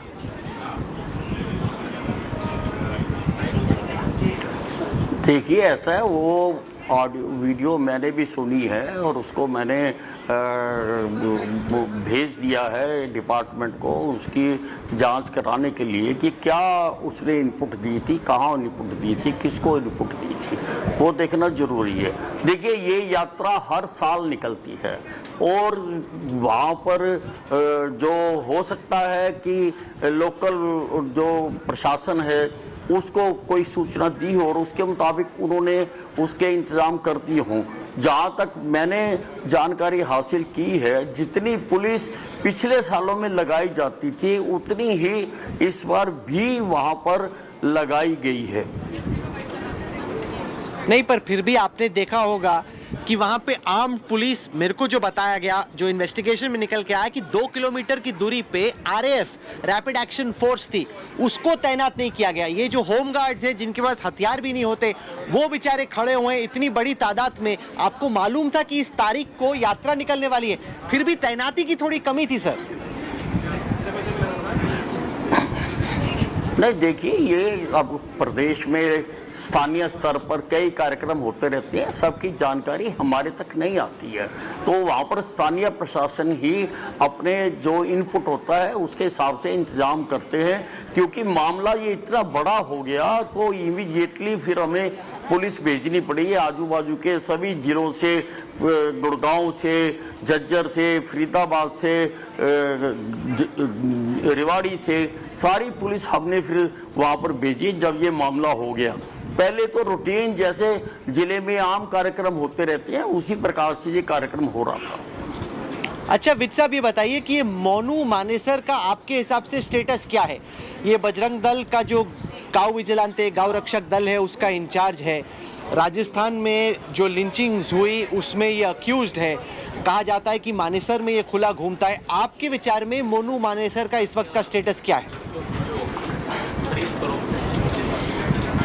नहीं, हमारे विचार में वो एक वांटेड क्रिमिनल है। उसके खिलाफ हरियाणा में भी और राजस्थान में भी केस दर्ज है और उसको दोनों प्रदेशों की पुलिस पकड़ने की कोशिश कर रही है। तो आप कमिटेड है, मतलब ऐसा तो नहीं कि चूंकि ये वीएचपी और बजरंग दल का है, वो ओवरऑल आरएसएस के ही एक हिस्सा है, तो आपकी सरकार, आपने कहा वांटेड क्रिमिनल है। देखिए हाँ जी, उसके खिलाफ केस दर्ज है, हमारे प्रदेश में भी दर्ज है, राजस्थान में भी दर्ज है, दोनों प्रदेशों में केस दर्ज है उसके खिलाफ। एक चीज और बताइए, ये साइबर पुलिस थाना जो है इसको टॉर्च किया गया, इस पे आगजनी हुई, तो इसकी क्या वजह है? कुछ लोग मुझे बता रहे हैं कि चूंकि आपकी सरकार ने वहां पे साइबर क्रिमिनल्स के खिलाफ, क्योंकि नू मेवात एक तरीके से जामतारा 2.0 के तौर पे उभर रहा है, वहां पे साइबर क्राइम काफी चल रहा है, इस वजह से साइबर पुलिस थाने को टारगेट किया गया। आपकी फिलहाल ये साइबर पुलिस स्टेशन की टारगेटिंग को लेकर क्या खबर है? नहीं, इसी एंगल से हम भी जांच कर रहे हैं, लेकिन जब तक सारे तथ्य सामने ना आ जाएं तब तक कुछ कहना बेहतर नहीं है। ये एंगल हमने भी देखा है कि साइबर थाने को ही क्यों टारगेट किया गया, उसको ही क्यों दीवार तोड़ी गई, उसकी गाड़ियों को क्यों आग लगाई गई, ये हमने भी देखा है। और हम इस एंगल से भी, क्योंकि कुछ समय पहले हमने वहाँ पर बहुत बड़ी संख्या में साइबर का जो क्राइम करने वाले लोग हैं उनको पकड़ा था और उस एंगल पे हम भी कार्रवाई कर रहे हैं। नहीं, पर आपने बनने भी तो दिया। ये जो पूरा नू मेवात का बेल्ट जामतारा 2.0 बना है, वो भी तो सर आप ही के राज में बना है। आपको इसको रोकना चाहिए था। आपने इस तरीके से इतना साइबर क्राइम वहां पे होने क्यों दिया? अब आप एक्शन ले रहे हैं, बात सही है, लेकिन शुरू में तो ये अड्डा तो बन ही गया साइबर क्राइम का। हमें जैसे ही हमारे संज्ञान में आया, हमने लगभग 5000 पुलिस कर्मचारी वहाँ पर लगाए और हमने जो उसमें शामिल थे उनको पकड़ा, उनके खिलाफ कार्रवाई भी की है, उनको जेल में भी डाला है। अच्छा ये बताएं, ये जो आगजनी हुई नूह में, मेवात में, सोना रोड पे, गुड़गांव में, उसको पूरा देश देख रहा है। खासतौर से आप गुड़गांव को एक मिलेनियम सिटी के तौर पे पेश करने की कोशिश कर रहे हैं। दुनिया भर से आप निवेश लाने की कोशिश कर रहे हैं। कई बड़ी अंतर्राष्ट्रीय, राष्ट्रीय कंपनियों के वहाँ पे कारखाने हैं, वहाँ पे उनके दफ्तर हैं। इस तरह से जो आगजनी हुई, दफ्तर बंद करने पड़े, उससे तो काफ़ी एक नेगेटिव मैसेज गया। तो जो लोग इस वक्त देख रहे हैं, जो गुड़गांव से जुड़े हुए हैं, जो गुड़गांव को लेकर चिंतित हैं, उनको गृह मंत्री के तौर पे आपका क्या मैसेज है सर? नहीं, किसी को किसी प्रकार की चिंता करने की आवश्यकता नहीं है। सभी स्थानों पर जो सेंसिटिव स्थान है, हमने सफिशिएंट संख्या में फोर्सेस लगाई हैं। हमें 4 कंपनियां केंद्र से और मिल गई हैं, उनको भी हम वहां लगाने जा रहे हैं। मैं सारे प्रदेश की जनता को ये आश्वासन देना चाहता हूं कि पूरी तरह से वो सिक्योर हैं, पूरी तरह से स्थिति नियंत्रण में है, सारे प्रदेश में शांति है और हर जगह पर हमने पुलिस को हाई अलर्ट पर रखा हुआ है। ये बताइए, बार बार आपकी सरकार की तरफ से कहा जा रहा है कि इसमें कोई कंस्पिरेसी है, कोई षड्यंत्र की बू आ रही है। आखिर क्या है वो कंस्पिरेसी जो आपको नजर आ रही है? आपके हिसाब से अगर कोई षड्यंत्रकारी है तो वो कौन है षड्यंत्रकारी? नहीं, देखिए ऐसा है, ये कोई इंस्टेंट घटी हुई घटना नहीं है, क्योंकि कई जगह पर समानांतर आगजनी हुई है। कई जगह पर पत्थर इकट्ठे किए गए हैं, हथियार इकट्ठे किए गए हैं। हमने जब गुड़गांव से पुलिस भेजी वहाँ पर, तो एंट्री पॉइंट पर ही उनके ऊपर पत्थर चलाए गए, गोलियां चलाई गई। हमारे 2 होमगार्ड के जवान शहीद हो गए और बहुत सारे पुलिस कर्मी को भी चोटें आई हैं। तो किसी ना किसी ने तो स्ट्रेटेजिक पॉइंट के ऊपर इस प्रकार की प्लानिंग की है। किसी ना किसी ने तो हथियार इकट्ठे किए हैं, किसी ना किसी ने तो पत्थर इकट्ठे किए हैं छतों के ऊपर। कोई ना कोई, किसी ना किसी ने तो मास्टरमाइंड किया है, किसी ना किसी ने तो इंजीनियरिंग की है। ये कोई इंस्टेंट होने वाली घटना नहीं है। लेकिन I don't want to rush to any early conclusion, क्योंकि अभी जांच चल रही है। हम जांच कराएंगे और प्रदेश के और देश के सामने हम उन तत्वों को बेनकाब करेंगे, तथ्यों के सहित, जिन्होंने ये सारा काम किया है, जिन्होंने प्रदेश की और देश की शांति को भंग करने का काम किया है। What we have on our hands is a very deadly explosive situation. You just heard the Vishwa Hindu Parishad chief level charges against those from the minority community who were standing on top of the rooftop. You're seeing them there throwing stones. We also have images of members of this VHP Yatra carrying guns, swords, sticks, firing in the air, flinging these stones. So how should the police really be dealing with this situation? What hasn't happened? Yashovardhan Azad now joins me on the show. Former Intelligence Bureau official, senior police officer, respected for his acumen on policing and law and order. Mr. Azad, welcome. You know, you just heard the VHP say that, hum pe attack hua, fir humne attack kiya. Now, in a situation like this, we have images of VHP people with swords, guns, stones, sticks, using them as well. Where do you think the police went wrong? Why do we have this situation on our hands in the first place, Mr. Azad? Well, Rahul, I think there are glaring gaps in district administration moves on this point. You see, the moment, in fact, this situation was building up for the last few months. There were incendiary messages which are coming out of the social media from both sides. And as you have asked all the right questions and virtually covered the entire gamut of issues which are happening to the build-up, it was incumbent upon the district administration to take very, very tough action. Number one, when Monu Manesar and his friend Bittu, when he was sending messages on the social media that he's going to participate, this was a kind of an incendiary message because, mind you, he's wanted in a double murder in Rajasthan. So the first action which should have been done by the district administration is to make a wide search and get him hauled up and hand him over to the Rajasthan police. Number two, the VHP should have been responsible enough to say that this yatra, which is a religious yatra, cannot have criminals who are already against whom Rajasthan police is always on the lookout. And number three, if the BHP did not make an announcement like that, then the district administration should have told the Yatra organizers that you cannot have criminals in a Yatra like this, and then assured the people of Nu that we are making all the efforts to arrest this guy, so you will not precipitate any action. Mind you, Rahul, before any Yatra which takes place, we have a meeting. You have a meeting with the Yatra organizers and tell them that this is the route, number one. We finalize the route. Number two, we tell them no arms will be carried. Number three, there will be no threatening postures.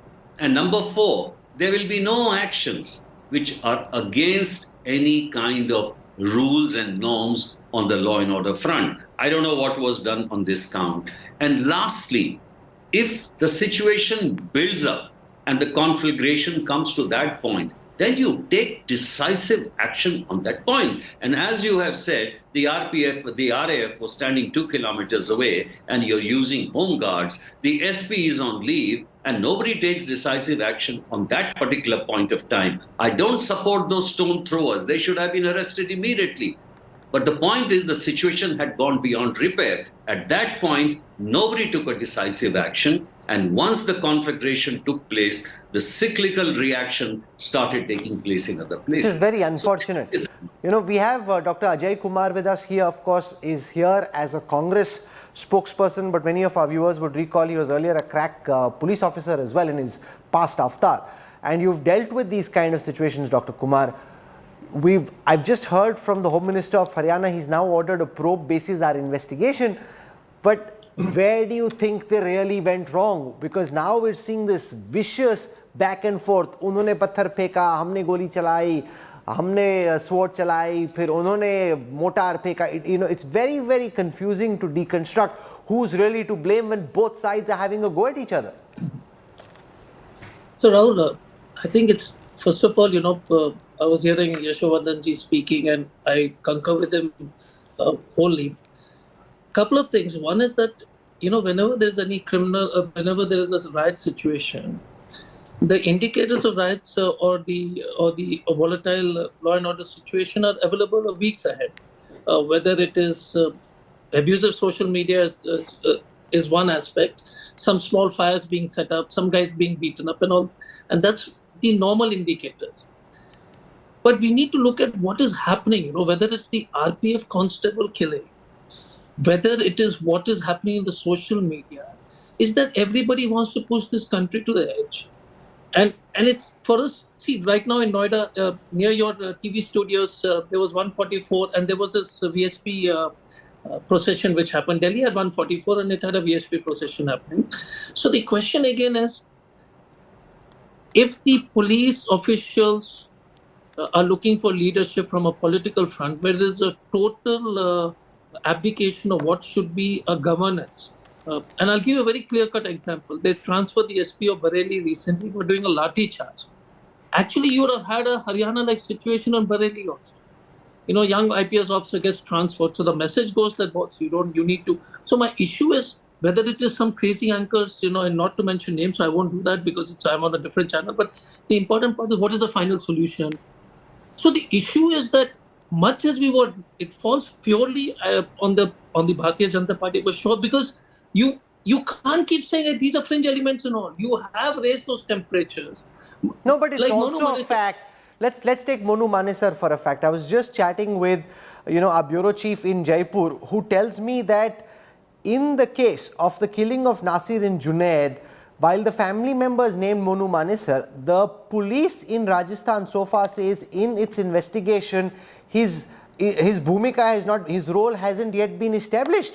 Now, this is from the Rajasthan police, which reports to a Congress government. If this guy was indeed to blame in the manner in which is being suggested, by now your police should have picked him up. He's not officially named in the charge sheet in this case. So my question again. So, if the state of Haryana wants to protect him or not protect him, I'm not going to make such a serious allegation. They keep saying it.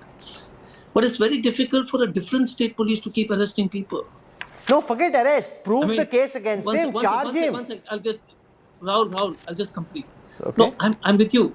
Look, whether it's not tutu ma'am, but the fact is, this Bittu Bajrangi and this Monu Manesar were part of their Kaurakshak group and all. I don't know if Mr. Vij is saying that he's a Home Minister, saying that if Monu Manesar is an accused in one of their cases, is his property been attached or not? If the Congress government in Rajasthan has not followed up with the attachment of property, I mean, it is something it's not only wrong, it is unfortunate, and we need to get to the bottom of it. That why did that happen? And I promise you that I would like to find out by tomorrow and find out and get back to you. But the issue is very clear, Rahul. The RPF constable take that as how do you give a permission to a procession which goes through, and it is volatile, through a minority-dominated area? One, okay, you gave a permission. Second, you don't put adequate force along the route. Two. Third, you don't check the procession for swords and arms and sticks before it starts. And I'm not able to figure this out, because for me it's just beyond comprehension as and as our investigation, Mewat Meham showed, they knew much in advance. But Yashovardhan Azad, for those who are watching, they'll say, forget what the Haryana police is saying. Look at what the Rajasthan police has done. So far, neither has he been announced a Bhagoda, which is somebody who's an absconder, nor is his name in the charges that have been leveled. The family named Monu Manesar. The investigation so far hasn't found any official role, and this is in Rajasthan. So the VH Surinder Jain can turn around and say, while he says inglorious things and doesn't look sophisticated and he's incendiary, but he isn't involved in crime. Your police couldn't prove it. The Rajasthan police hasn't found any evidence against him from their case so far. Well, it's really unfortunate. I mean, I was not aware, and I was under the impression that he has been named in the charge, named in the FIR. But now that he has not been named in the FIR and he has been named by the family, I'm sure the Rajasthan police by now should have come up with its findings. Really unfortunate. But I'll tell you one thing. Today, the entire investigation also in the states is influenced by too many things. It's being influenced by local considerations. It's being influenced by vote politics, and that's extremely unfortunate. Special crimes like this, in these decisions, as Ajay Kumar would agree with me, is taken by the SP. And the SP and the collectors are supposed to be above and only accountable to the law. Obviously, in this case, whether you're talking about No or the case, whether it was registered in Rajasthan, they are not doing their job. In No, for example, it was incumbent upon the collector and SP to take all these things into account before allowing a procession. Even if you allow a procession, it's fine. It should go through all the minority areas, but it should go with certain conditions. That is exactly which was not done, and that is why it has happened. What I'm trying to say, finally, Rahul, is that the district officials are not taking a stand. And one thing very important case of Haryana is that there is a politically divergent stand, because you saw what the Deputy Chief Minister said about the VHP and what the Chief Minister talked about the conspiracy. So there is a divergent opinion there itself for you, which keeps all the district administrations confused. This is what happens when you look at things from a Hindu-Muslim, us versus them prison, rather than looking at it purely from a law and order policing perspective. Whoever has a stone, a gun, a sword, a stick in his hand and is brandishing it or firing a weapon, action should be taken against him. The full might of the law should come down on him, regardless of the religion that he belongs to. You can't get into, he threw the first stone, he threw the second stone. You need to ensure that A, you don't allow people with weapons to mobilize, that you have enough deployment of police personnel on the ground, armed police personnel who are then authorized to open fire if they see the situation around them getting out of control. You can't just stand by and let mayhem prevail. We're going to slip into a break. We'll have more for you when we come back on the other side. Stay with us, back in a moment.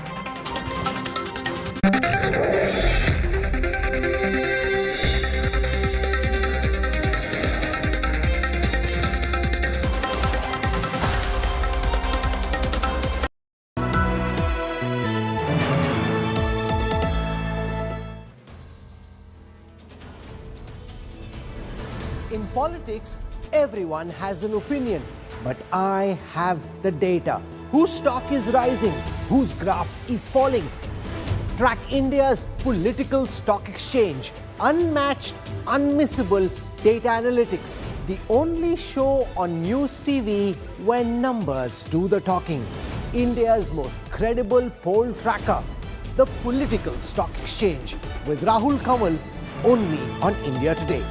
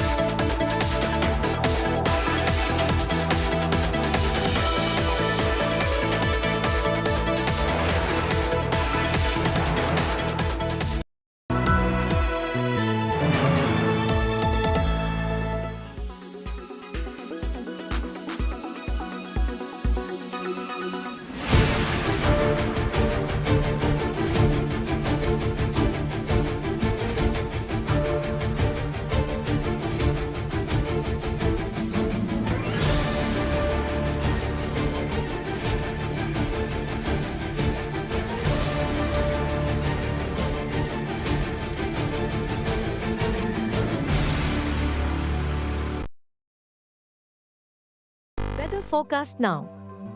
Delhi, maximum 39 and minimum 29 degrees. Mumbai, maximum 30 and minimum 26 degrees. Kolkata, maximum 31 and minimum 26 degrees. Bangalore, maximum 28 and minimum 20 degrees. Chennai, maximum 36 and minimum 28 degrees. Hyderabad, maximum 29 and minimum 23 degrees.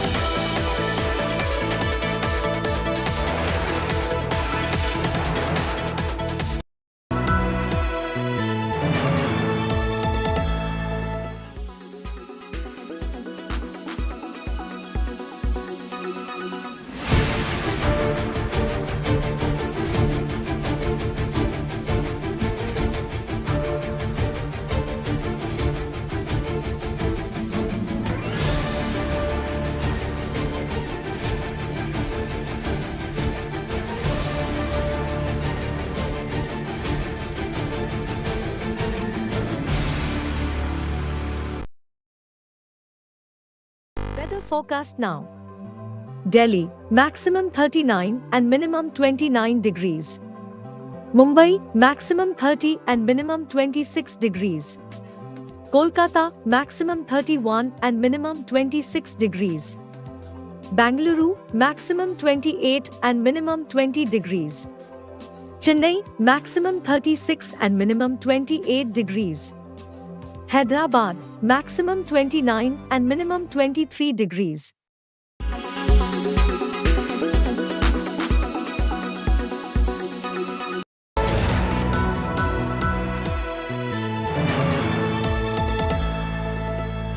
Co-presented by Star Health Insurance, the health insurance specialist. Co-presented by JK Tyre Ranger Series, stay wild at heart. Co-powered by the new Kia Seltos, the badass reborn. Co-powered by Sera, this is your space. Play it your way.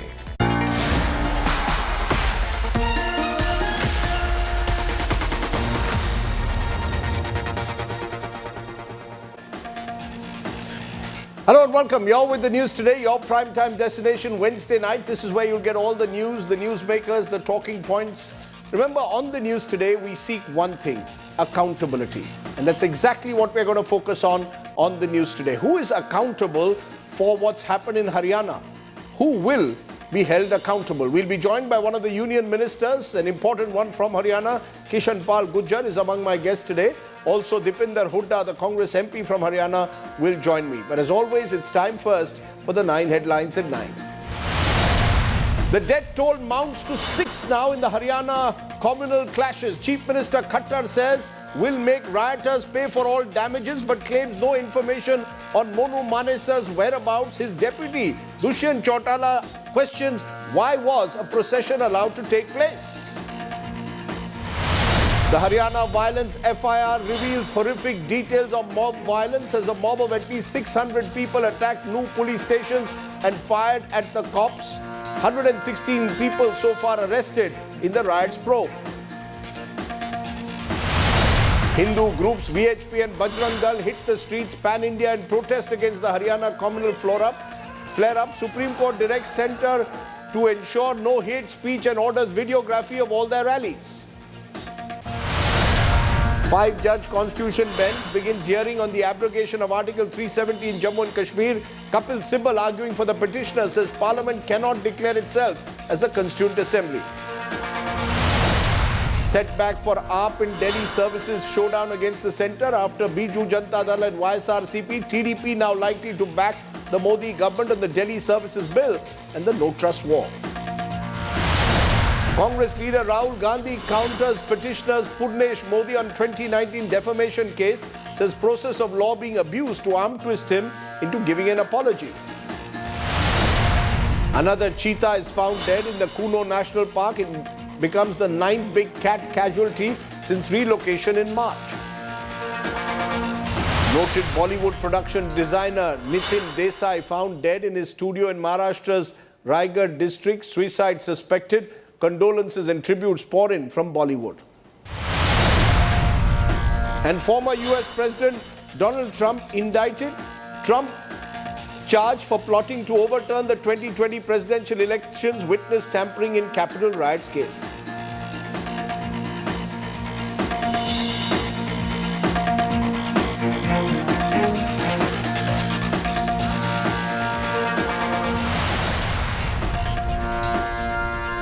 But tonight's top story. The Haryana government has begun a crackdown on the rioters who ran amok in Nuh and Gurugram in the last 48 hours. 116 people have now been arrested, nearly 200 detained for questioning in the violence that has left 6 people dead, several injured. Chief Minister Manohar Lal Khattar, under fire, has declared the rioters will be made to pay compensation for the loss of private property. 6 people, remember, have lost their lives. Several others have been injured in the communal clashes in Haryana. I want to start tonight's story by looking at the story of the victims of the riots. Faceless Indians, many of whom completely innocent, had nothing to do with the violence. Others who found themselves on the street at the wrong time, in the wrong place. Tonight's top story is about more victims of communal violence in this country, this time in Haryana. Take a look.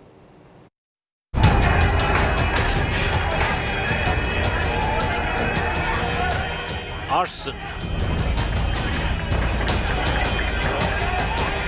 gunfire, stone pelting, 2 days of total madness fueled by religious divide, and 6 lives sacrificed at the altar of hate. All victims of the mindless violence that gripped Nuh and Gurugram in Haryana.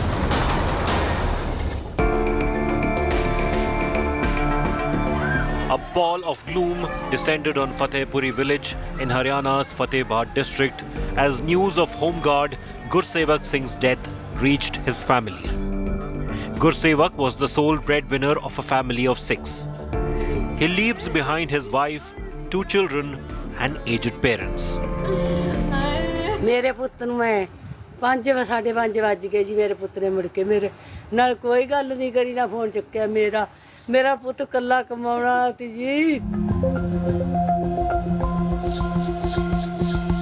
Neeraj Kumar, a home guard, lost his life in the violence in Nuh. Village Gadhi Bazitpur on the outskirts of Gurugram, where he lives, has been home to Muslims and Hindus for years without any trouble. Neeraj's father served in the army and fought the Kargil war. Even in grief, Neeraj's father spoke the way only a soldier can. गर्व तो पूरा जब प्रशासन आ रहा है और मेरे बेटे पर सलामी लगी है तो मेरे बेटे को समझ लो उसने अपने देश के लिए जान गंवाई उसने अपने देश के लिए जान दी है बहुत ही अच्छा किया कोई बात नहीं जख्म तो भरेगा कुछ देर के बाद भरेगा मैं तो ये चाहता हूँ इनके बच्चे ये मेरे भी हो तो मैं ऐसी जगह भेजूं जो देश के लिए अपना कुर्बान कर दे। Neeraj's wife appealed to the government to put a stop to the communal violence at the earliest. बहन ना हो जाए ऐसी भी दुआ जैसी मेरे साथ हुई है शहीद ना हो जाए जैसे मेरा आदमी होया है बस सरकार से यही कहूँगी इस लड़ाई को यहीं रोको। 24-year-old Abhishek Rajput from Panipat was one of the 2 Bajrang Dal workers who lost their lives on Monday. His family refused to accept his body and staged a protest demanding the government fulfill their demands. Mourning with Abhishek's family was his best friend and business partner Mohsin Ali, a Muslim. बहुत अच्छा था जी format आप लोग ने समझा था मेरे में अपने में जी वो आगे मुस्लिम है मैं हिंदू हूँ।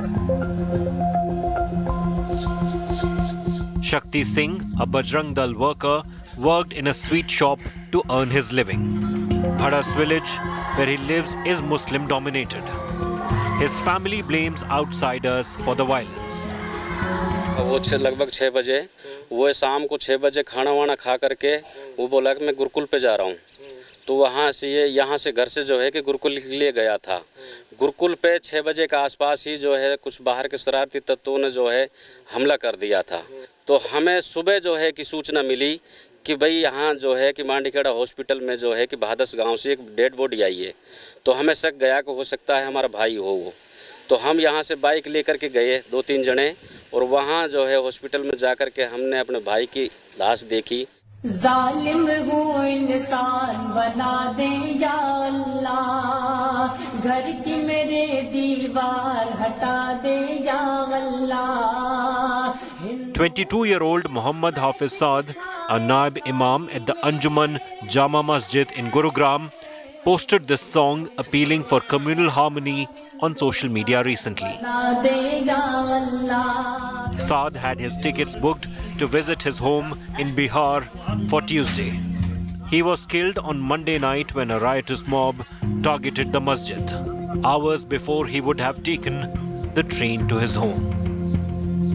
फजर की नमाज पढ़ा करके हम आवेंगे सुबह वहाँ और इस 11, 12 और 1 के बीच में जो है इस तरीके का हादसा हुआ और हमारे बच्चे को जो है वहाँ चाकू और गोलियों से जो है भून दिया। Neeraj, Gursevak, Abhishek, Shakti, Muhammad Saad, all victims of mindless hate.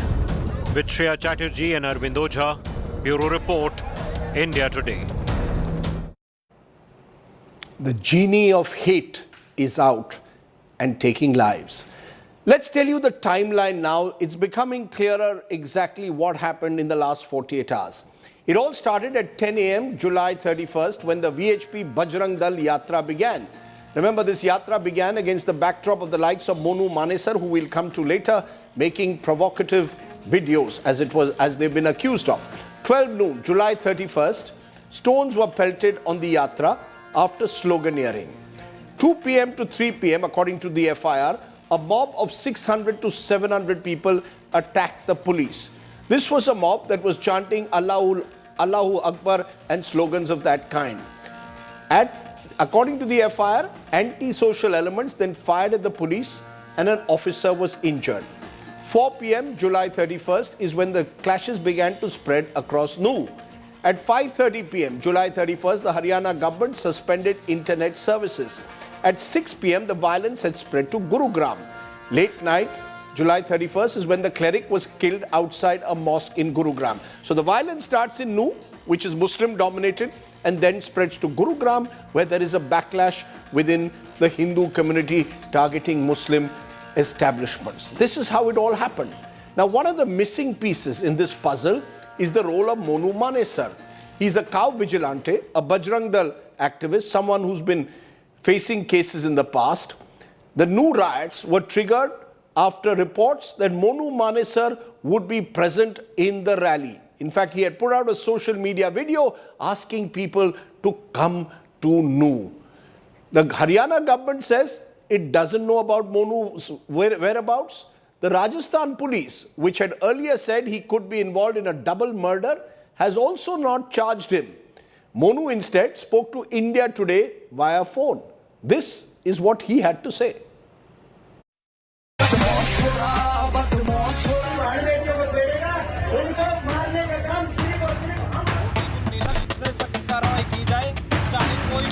A notorious cow vigilante.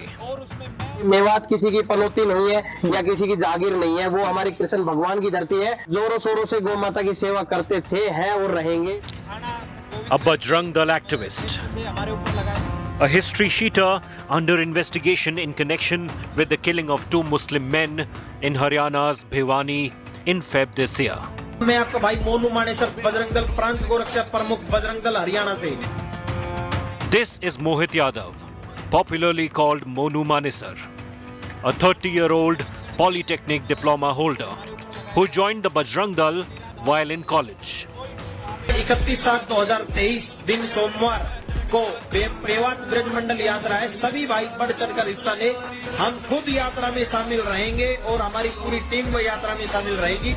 Monu Manesar shot to limelight for his announcement that he would attend the VHP's Braj Mandal procession on Monday. The annual 130-kilometer march planned through Nu, a sensitive Muslim-dominated district in Haryana. Police stopped him from attending the yatra. But an India Today investigation has found rumors about his alleged presence stirred the passions among locals already pent up by the Feb killings and the Gau Rakshak squads.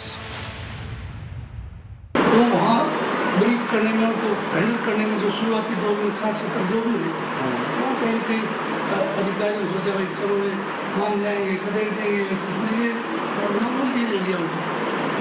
हाँ, फिर मोनू मानेसर नहीं आया, समझा देंगे यार, वो आ भी नहीं रहा था।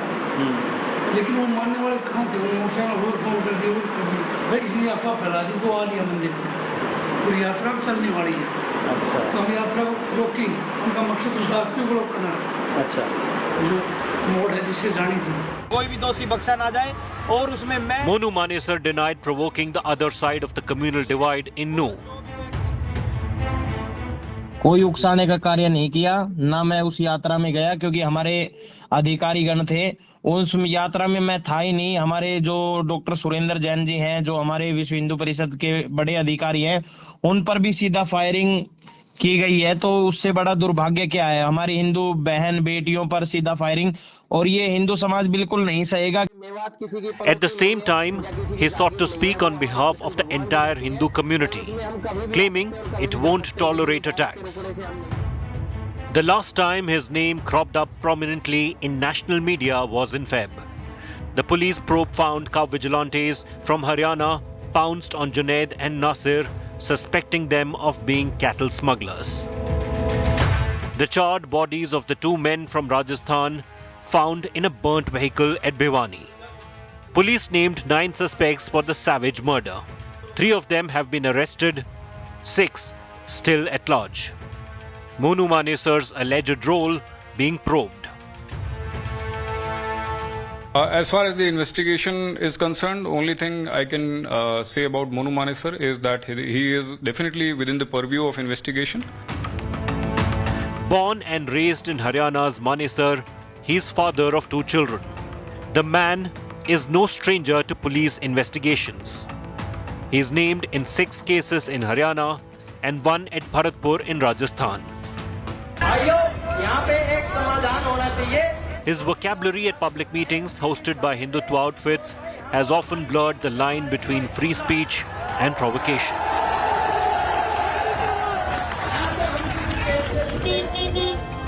Monu Manesar appears to have got the back of some powerful people over what all unfolded at NU on Monday. Monu को हुआ बना करके, मोनू को ढाल बना करके इस तरीके की हिंसा करना, मोनू तो वहाँ प्रेजेंट भी नहीं है। जो अभी तक की रिपोर्ट्स आई हैं, अगर मोनू होता तो शायद लगता भी कुछ उसके कारण लोगों में उकसाहट आई है। वो तो वहाँ था नहीं और उसके बावजूद ये जो हुआ है, इसका मतलब ये कि तो एक मोनू का नाम लेकर के वहाँ हिंसा करने की जो योजना बनी, हम खुद यात्रा में शामिल रहेंगे और हमारी पूरी टीम वो यात्रा। A textbook case, a man with criminal record fostered by the powerful, going berserk online and on the ground, all in the name of Gauraksha and religion. With Arvind Ojha and Jai Kishan Sharma, Bureau Report, India Today. The victims, the chronology, and someone who certainly had a role to play, many believe, in inciting trouble. Who will be held accountable? That's the question I want to raise. Joining me now, Kishan Pal Gujjar is Union Minister for Heavy Industry. He's from Haryana. Appreciate your joining us. Gujjar साहब, ये बताइए, आपके गृह मंत्री अनिल विज कहते हैं, हमें कहते हैं ये साजिश है, इट्स अ कॉन्स्पिरेसी। मुख्यमंत्री मनोहर लाल खट्टर जी कहते हैं इसके पीछे कुछ ना कुछ हाथ है, साजिश है। लेकिन deputy chief minister Dushyant Singh Chautala हमें कहते हैं किसने परमिशन दी इस यात्रा के लिए, इतनी बड़ी यात्रा के लिए। और इंद्रजीत सिंह आपके यूनियन मिनिस्टर कहते हैं क्या ऐसी यात्रा होनी चाहिए जिसमें तलवार हो? अगर ये साजिश है तो आज हमें बताइए इस साजिश के पीछे कौन है? If this is a conspiracy, who is behind it? Kishan पाल गुज्जर जी। देखिए राजदीप जी, ये तो जांच का विषय है। जैसे जैसे जांच आगे बढ़ेगी पूरी तस्वीर क्लियर हो जाएगी कि इसके पीछे षड्यंत्रकारी कौन है, साजिश रचने वाले कौन हैं, मास्टरमाइंड कौन है, ये सब जांच का विषय है। और जैसे जैसे जांच आगे बढ़ेगी पूरी तस्वीर क्लियर हो जाएगी।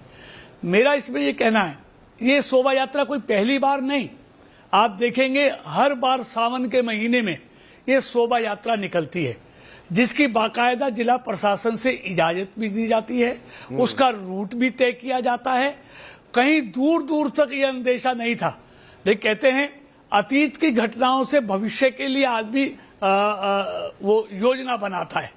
अतीत में ऐसी कभी कोई घटना घटी नहीं, बड़ी शांतिपूर्ण तरीके से ये शोभा यात्रा निकलती रही है, अपने रूट पर जाती रही है। लेकिन पहली बार साजिशकर्ताओं ने साजिश रची है भाईचारे को समाप्त करने के लिए। लेकिन ये भाईचारा आज का नहीं है, दशकों का नहीं है, सदियों पुराना है। ये साजिशकर्ता अपने इस मकसद में कदापि सफल नहीं होंगे। ये भाईचारा कायम था, है और रहेगा। ये अपने मंसूबों में सफल नहीं होंगे, इतना मैं कह सकता हूं। नहीं, ये मुझे सीधे सीधे बताइए, हमारे पास जो सबूत है, हमने इस पर स्टोरी की है, उसके मुताबिक वहां के लोकल पुलिस ऑफिसर्स जहां नू के हैं, उन्होंने वार्निंग दी थी, इत्तला दी थी कि रैली बड़ी हो सकती है, हिंसा हो सकती है। इसके बावजूद पुलिस वहां तैनात क्यों नहीं थी? उस लेवल पर नहीं। यू हैव अ बिग यात्रा और पुलिस तैनात नहीं है, ये श्योरली एडमिनिस्ट्रेशन का लैप्स है। कहीं ना कहीं हरियाणा सरकार पर सवाल उठेंगे। इतनी बड़ी यात्रा के लिए आप परमिशन देते हैं, लेकिन पुलिस यंत्रणा वहां कमजोर रहती है। Even though there were warning थे इसके बारे में। देखिए, जितनी यात्रा में हर साल फोर्स लगाई जाती थी, हजारों उसमें फोर्स की संख्या में फोर्स लगाई गई थी। लेकिन कहते हैं कि आप कह रहे हैं कि आजकल ये सूचना आ रही है कि उन्होंने ऊपर रिपोर्ट दी थी, आगाह किया था कि संख्या इस तरह की वारदात हो सकती है। तो ये जांच का विषय है और जांच में अगर इस तरह की बातें आएंगी तो जो भी निश्चित तौर पर उसके लिए दोषी होगा उसके खिलाफ निश्चित तौर पर कार्रवाई होगी। इसमें किसी के लिए माफी नहीं है, चाहे वो साजिश रचने वाले हैं, इस तरह के घटनाओं को अंजाम देने वाले हैं, उनके खिलाफ सख्त से सख्त कानूनी कार्रवाई होगी। नहीं, मेरी सिंपल बात है कि आज आप कह रहे हैं कि कानून सख्त से सख्त कानूनी कार्रवाई होगी, लेकिन इस यात्रा के पहले तैयारी क्यों नहीं थी, यंत्रणा क्यों फेल हो गई? सर, कोई दंगा बगैर कहीं ना कहीं पुलिस की लापरवाही या उनकी फेलियर के बगैर होता नहीं है। इतना बड़ा दंगा नहीं हो सकता कि इतने लोग वहां फायर आर्म्स के साथ हैं और पुलिस गायब है। कहीं ना कहीं पुलिस को अपना रोल अदा करना चाहिए था, जो नहीं हुआ। पुलिस पर मैं सवाल आज उठा रहा हूं, आपकी यंत्रणा पर उठा रहा हूं और सरकार पर उठा रहा हूं। सरकार की कोई जवाबदेही है या नहीं, गुज्जर साहब? देखिए राजदीप जी, अगर पुलिस बहुत ज्यादा कमजोर होती तो ये दुर्घटना बहुत बड़ी हो सकती थी।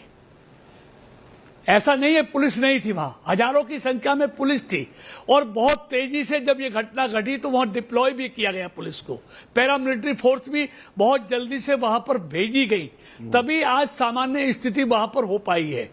लेकिन मैं एक कहना चाहता हूं कि ये जो घटना हुई है इसके पीछे मुझे षड्यंत्र नजर आता है, क्योंकि पिछले 9 साल से मोदी जी की सरकार, भारत एक, भारतवासी एक, हरियाणा में मनोहर जी की सरकार, हरियाणा एक, हरियाणवी एक, इस भावना को लेकर लगातार देश और प्रदेश को आगे बढ़ा रहे हैं। इसीलिए देश में भी और प्रदेश में भी तेजी के साथ निवेश आ रहा है। और आप जानते हैं राजदीप जी, निवेश वहां आता है जहां स्टेबिलिटी होती है, सिक्योरिटी होती है। लेकिन ये हुआ है, इससे हम इनकार नहीं करते, लेकिन लोगों के मन में जो भावना आई है, निश्चित तौर पर कड़ी कार्रवाई करके हम ऐसे असामाजिक तत्वों को, ऐसे साजिशकर्ताओं को ऐसी कड़ी सजा दिलाएंगे कि भविष्य में कोई सोच भी ना सके इस तरह भाईचारे को समाप्त करने की बात भी। सर, आपने कहा एंटी सोशल एलिमेंट्स, जरूर एंटी सोशल एलिमेंट्स थे, किसी भी समुदाय से हो सकते हैं, मुस्लिम हो या हिंदू हो। लेकिन मैं आपको यह पूछ रहा हूं, एक संगठन है बजरंग दल, बजरंग दल का क्या रोल आप समझते हैं? क्या आप उनको कहते हैं वो बिल्कुल दोषी नहीं है? आप बार बार ये कह रहे हैं यात्रा बहुत पीसफुल थी। मैं आपको अभी तस्वीर दिखाऊंगा, उसके उन बजरंग दली जो यात्रा में है उनमें कई ऐसे हैं जिनके पास गन है, जिनके पास और हथियार हैं। तो क्या आप केवल मुस्लिम समाज को दोष देंगे कि वो anti social elements with in Muslim community? Bajrang Dal का इसमें क्या रोल है? क्या आप समझते हैं बजरंग दल बिल्कुल बेकसूर है? देखिए, मैं किसी को दोष नहीं दे रहा राजीव जी, मैंने कहा ये जांच का विषय है। अगर अवैध हथियार वहां भी मिलेंगे और वहां भी मिलेंगे तो निश्चित तौर पर जांच के बाद जो भी दोषी होगा उसके खिलाफ कार्रवाई होगी। मैं किसी एक वर्ग को इसमें दोषी नहीं ठहरा रहा। और आप कह रहे हैं तो ये सारी चीजें तथ्य सामने आएंगे जांच में, और तथ्य के आधार पर कार्रवाई सरकार करेगी, क्योंकि इसके लिए सबका साथ और सबका विकास, सबके साथ एक जैसा न्याय ये सरकार करने वाली है। ये दोषियों को बिरयानी खिलाने वाली सरकार नहीं है, उनके खिलाफ कार्रवाई करने वाली सरकार है। राजदीप जी, गुज्जर साहब, मुझे ये बताइए, मोनू मानेसर वो भड़काऊ, एक तरह से कुछ लोग कहते हैं भड़काऊ, सोशल मीडिया पर कहता है आप सब बड़ी तादाद में, कम इन बिग नंबर्स, 31 जुलाई आप पहुंच जाइए यात्रा में, मैं भी आ रहा हूं। यह कहा जा रहा है मोनू मानेसर, जिस पे सवाल उठ रहे हैं, उनके क्रिमिनल रिकॉर्ड पर सवाल उठ रहे हैं, हरियाणा सरकार उसको प्रोटेक्शन दे रही है, यह आरोप है। कार्रवाई के बजाय जिसका नाम मर्डर में शामिल हो, वो वीडियो इस तरह से वातावरण को बिगाड़ने की कोशिश करता है। क्या हरियाणा सरकार मोनू मानेसर को बचा रही है? आप कह रहे हैं किसी को नहीं बचाएंगे आप। ये आरोप निराधार है राजदीप जी। मोनू मानेसर का वीडियो आपने भी देखा, हमने देखा है, उसमें क्या कहा है उन्होंने। ये हरियाणा सरकार पर जो आरोप लगा रहे हैं बिल्कुल निराधार है, असत्य है। हरियाणा सरकार ने ना उसको कोई रियायत दी है, ना उसको बचाने में लगी है। वो राजस्थान के में वो कार्रवाई हुआ, उसका मुकदमा दर्ज है। राजस्थान की सरकार को कार्रवाई करने से किसी ने रोका नहीं है, हरियाणा सरकार उसकी मदद करने को तैयार है। तो ये कार्रवाई राजस्थान की सरकार ने करनी है।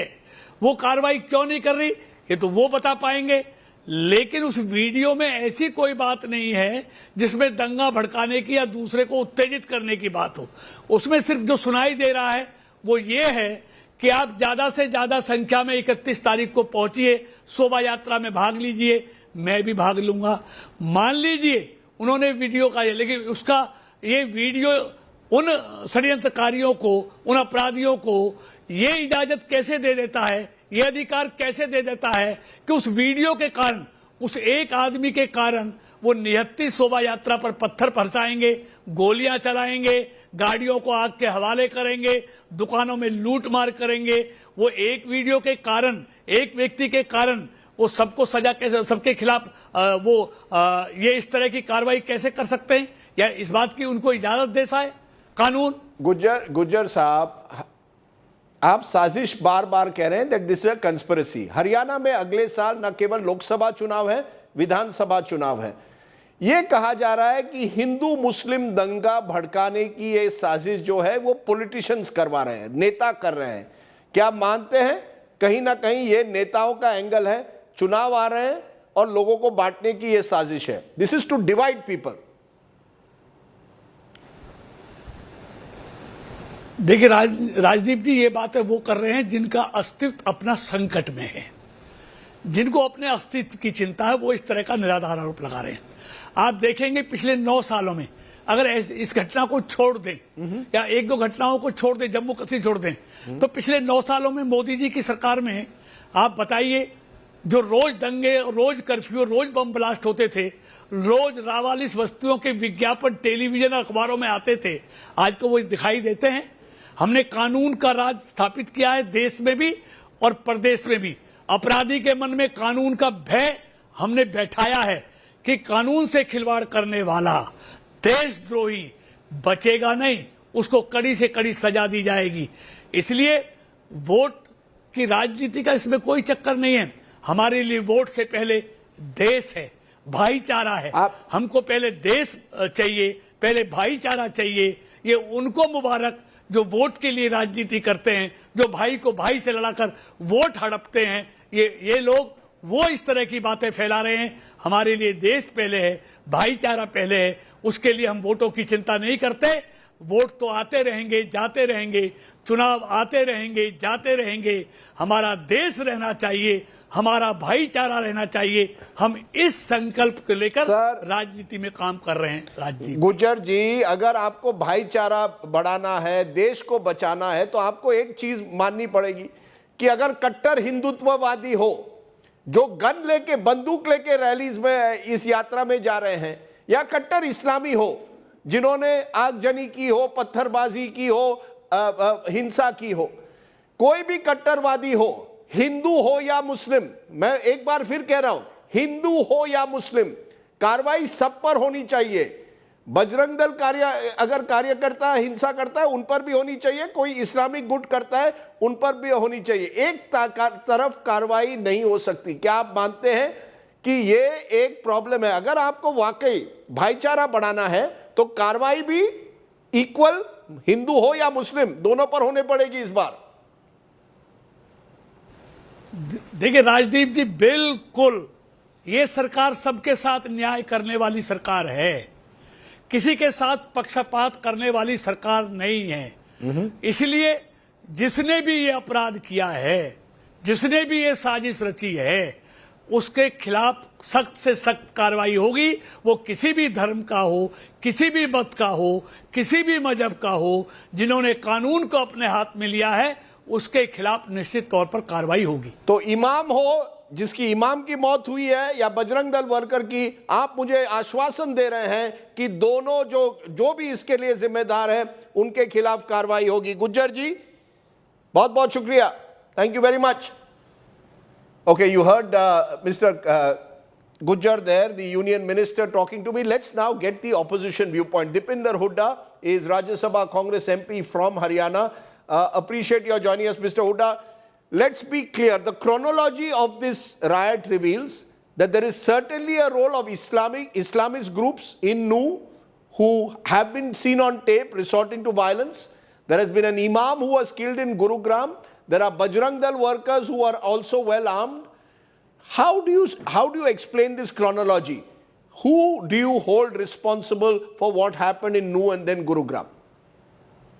See, first of all, Rajdeep, what has happened in Haryana, it's most unfortunate, very painful to see, because Haryana has not had a history of communal clashes. In fact, this is one area which remained peaceful even going back to 1947 during the partition, when we were part of joint Punjab and there were a lot of communal flare-ups in many regions, but this region remained largely peaceful even then. So for Haryana and this region to see such communal clashes, it's very, very painful for us, the citizens of Haryana, to see. And that is why, first and foremost, through your means, I would like to appeal to all the citizens of our state, to our workers and everyone, that everybody should do whatever they can contribute to help in normalizing the situation, to help in creating a situation of social harmony, be it through social media, be it through your conversations with when you meet people. Everybody should try to do that. And I would also like to appeal to Haryana government that they should also take whatever steps are necessary to normalize the situation, to maintain the social harmony. So that's the first and foremost, the priority for all of us. But now the question is, how did we come to this? Absolutely, this is the failure of Haryana state government machinery. This could have been completely avoided. The government, the responsibility lies with the state government. The procession, this is a procession which takes place, and if adequate police deployment was there, this was a completely avoidable scenario. I heard our friend Krishan Palji, who said that police adequate deployment was there, but actually it was not there. The only home guards were there. This procession was left, people were left to fend for themselves. And this happened, no adequate deployment of police forces was there, despite the fact that there was a intelligence input which was passed on to the government. Now, this is something, the administrative failure, that questions on administrative failure is not something that we are asking. These are the questions that have been asked by the local BJP MP, Rahul Gandhi, who is a minister in the union government, and also the Deputy Chief Minister. In his statement today, Deputy Chief Minister also pointed to the administrative failure. So I take your point. Both Dushyant Chautala, now Inderjeet Singh have questioned administrative failure. But let me tell you what Haryana Home Minister Anil Vij says. He says planned conspiracy because the way stones, weapons and bullets were seized, it does seem someone masterminded and orchestrated the violence. Do you agree with that? Do you believe that there is a planned conspiracy, that there was a group waiting to target this yatra? So now, this statement itself proves administrative failure. If there is a plan, if there was a planned conspiracy and they knew about it, then why the police was not deployed? And if they did not know about it, then what was the CID department doing? Rajdeep, in most Indian states, including Haryana, always the department, the CID and the police, both the departments lie with one ministry, which is the Home Ministry. But in Haryana's case, CID first time, because of certain differences between Mr. Khattar and Mr. Vij, the CID department actually is with the Chief Minister. And the Home Minister is with Mr. Vij. So now both the Chief Minister and the Home Minister are saying that there is a pre-planned conspiracy. One, CID is with you, Mr. Chief Minister, and Home is with the Home Minister. Then, that means that either you did not know about this, so your CID department it's a failure of CID department, or if you knew about it and you sat on the report, as has been pointed to by a report in your channel, which did a sting, which had asked certain questions of these officers, then if they did not do about it, then where did that CID input got lost? Where intelligence input got lost? It could have been lost either in the Chief Minister's office or the Home Minister's office. But Dipinder Hooda, what is being suggested, and this is, as I said, the chronology that I also explained to Mr. Gujar, it is being suggested that jihadist groups, call them Islamist groups, radicalized, were waiting in Nuh for possibly Monu Manesar and other Bajrang Dal activists to reach there, and they were going to take them on because clearly they were prepared. The kind of weaponry that's been used clearly suggests there was one group clearly well prepared. Now, are you saying in this that only Monu Manesar or Bajrang Dal is to be blamed? Do you concede that this is an issue where possibly Islamic jihadists who are involved at the local level in these firearms will also have to be taken to task? It cannot be that this was a one-sided riot. This was violence where both an imam has died as well as Bajrang Dal workers have died. Rajdeep, now absolutely anybody, anyone who was involved, irrespective of their religious background, has to be taken to task. It doesn't matter. And you know, it is a fact what you are saying, that even as a build-up to this incident, there were provocative videos from both the sides leading to the build-up of this communal tension. Now, anybody who's indulging in crossing the red line and crossing the red line of law, anybody who's taking law in their own hand, provoking communities or indulging in any kind of rioting, etc., from any caste or religion, they have to be taken to task, and exemplary punishment we demand from the government. This is proven to be a very weak government, this Khattar government. But tomorrow that the government has to take take every culprit to task and provide exemplary punishment. But Dipinder at the same time, the government needs to answer to a basic fact that why you did not take any preventive measures. It's a very, very simple. Why the procession of this nature and after build-up of such communal tension where public videos were being issued from both sides. It was not even if the CID is a failure, you did not have, which is not, because the CID officers are saying, intelligence, that they did provide input 10 days back that this is an inflammatory situation. In the public knowledge, these videos were circulating. In spite of that, when you don't deploy the police, and SP of that district is actually gone on leave, then who is to be blamed? I mean, the government has to avoid this. And another angle which I would like to, through you, say, the fact is that this region, Gurgaon to Faridabad, now Gurgaon has emerged as a millennium city, is the #1 choice for investors. All the Fortune 500 companies have their presence in Gurgaon. Investments from all across the globe, from US to Japan, from Europe to Middle East, it's a favorite destination for investment, creating jobs for lakhs and millions of youngsters from across the country. The success story of Gurgaon is based on the foundation of social harmony, peace and law and order situation that these MNCs can take for granted. Today, after this, the kind of clash that we have seen, hundreds of MNCs have either, have taken, declared a holiday or declared work from home. Colleges are shut down, schools are shut down.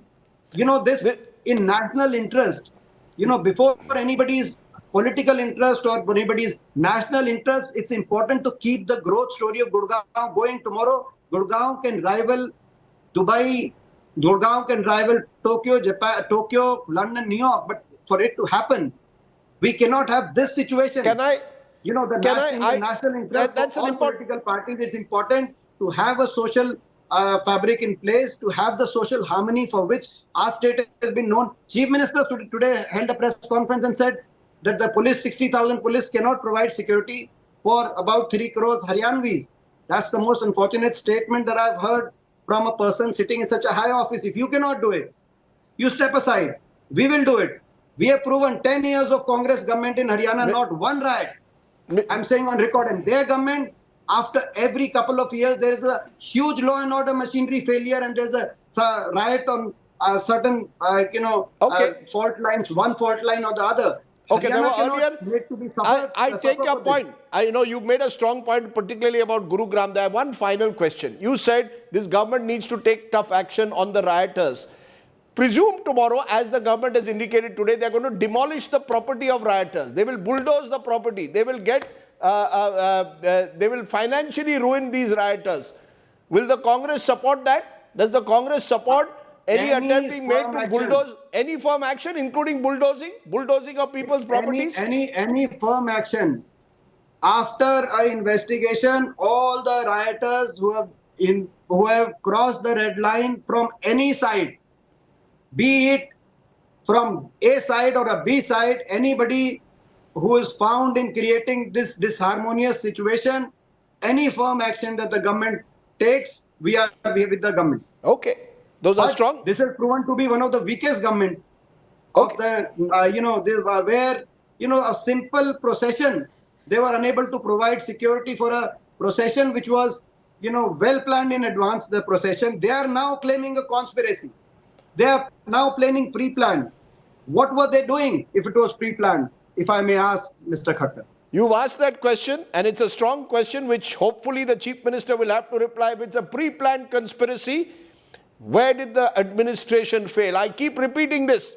Riots of this kind don't take place without either the incompetence or complicity of both of those in the state. So questions will be raised of the state, as it will of those who took law into their hands, whether they were riots belonging to some jihadist mob or whether they were Bajrang Dal activists.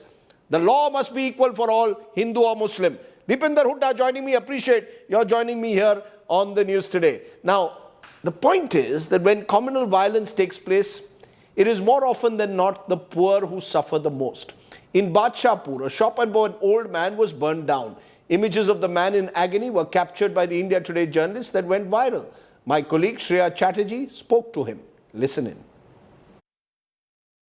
एक बार अगर आप बताएंगे कितने बजे के आसपास की घटना है? 3 बजे। 3 बजे के आसपास कितने लोग आए थे? 10-12 आदमी आते थे और वो मारकूट कर रहे थे। मैं तो यहाँ था नहीं, न पता 2-4 मिनट बाद उन्होंने आग लगा कर चले गए। पुलिस से कंप्लेन किया आपने? यहाँ पे पुलिस भी आई थी या नहीं? पुलिस भी आई थी। आई थी। हाँ, उन्होंने कोई कंप्लेन नहीं की, लेकिन रात को मेरे को बुला के ले गए थाने।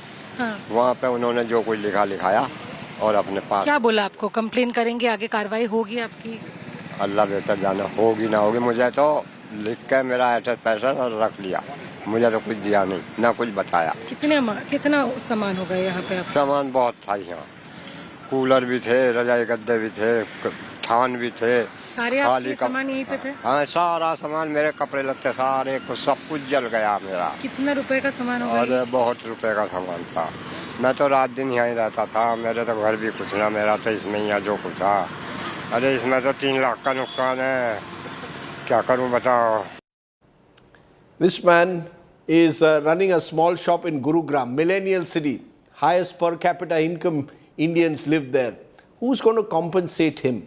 Who's going to compensate him for what has happened? Why should he be targeted in this manner? Simply because of his religion, just as those who were targeted, Hindus and Muslims, were both targeted in this violence.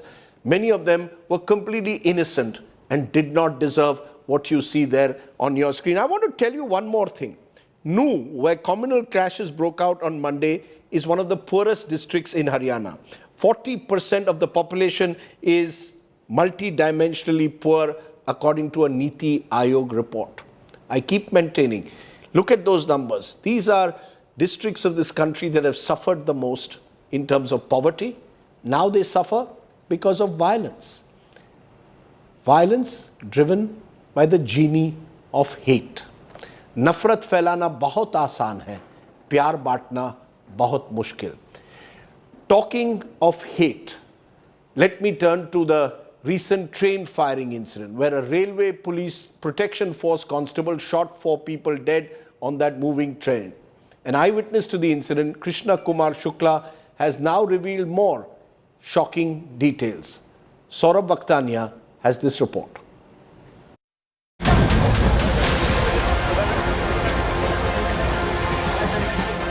5 a.m. on Monday.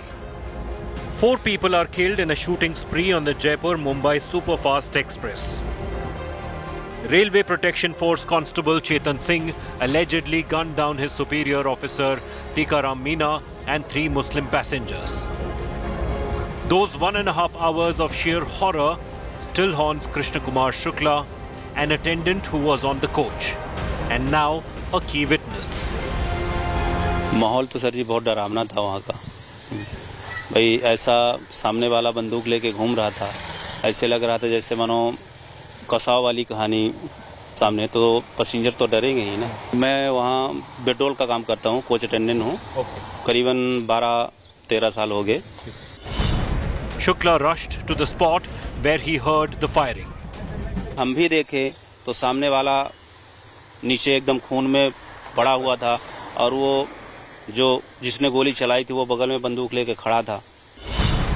The train attendant says he got nightmares even now. हम तो इधर जो police वाले साहब मरे थे खाली उन्हीं को जान रहे थे, लेकिन बाद में बोरीवली में ये देखने को मिला कि उधर भी एक बॉडी पड़ी हुई है। फिर दोनों बॉडी को बोरीवली में उतारा, फिर इसके बाद पता चला कि स्लीपर में भी 2 हादसा हो गया है। Police officials who are investigating the entire case are not at all buying the claims that Chetan Singh is mentally unfit and therefore he committed this entire crime. There are several allegations by Chetan Singh's advocate and his family members saying that Chetan Singh was mentally unfit. But the police officials who are investigating this case saying that while this crime was committed, Chetan Singh was very much in his consciousness. He did what he wanted to do and he was very well aware about it. Meanwhile, the Railway Protection Force has issued a press note saying the periodical medical examination conducted by the force detected no medical ailment. The RPF says if Chetan Singh was under medication, then he and his family kept it a secret. With Saurav Bhaktania and Mustafa Sheikh, Bureau Report, India Today. Lots of depressing news today, news that should make us angry as Indians. We do not want to see hate. Is there an India above hate? Of course there is. We will bring you the stories that you also need to know of. Stories of hope from Manipur and from Haryana. That's coming up. There is hope amidst despair. Back in a moment.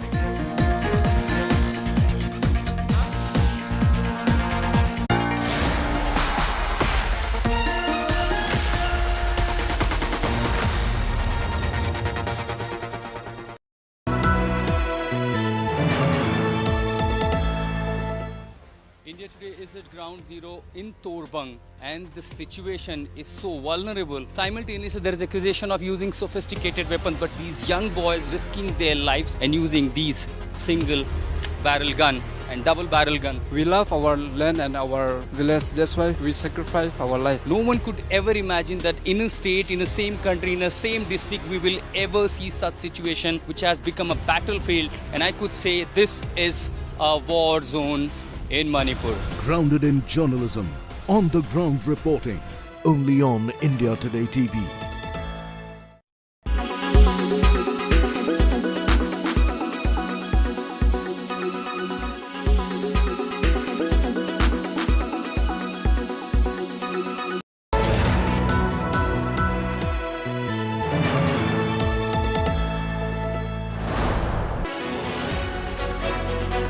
From the miracle of 1983 to becoming the first-time host in 1987. The More versus Miadad of 1992 to the Prasad versus Amir Sohail of 1996.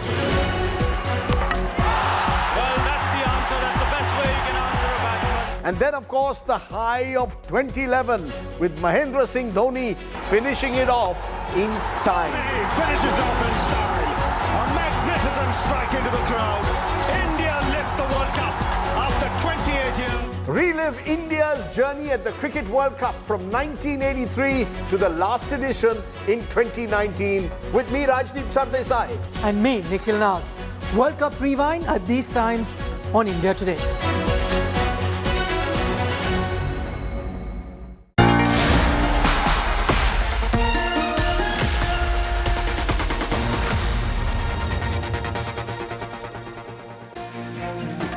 Well, the top story at the moment may be Haryana. Don't forget the ethnic conflict in Manipur that has created that deep division between the Kuki and Meitei communities.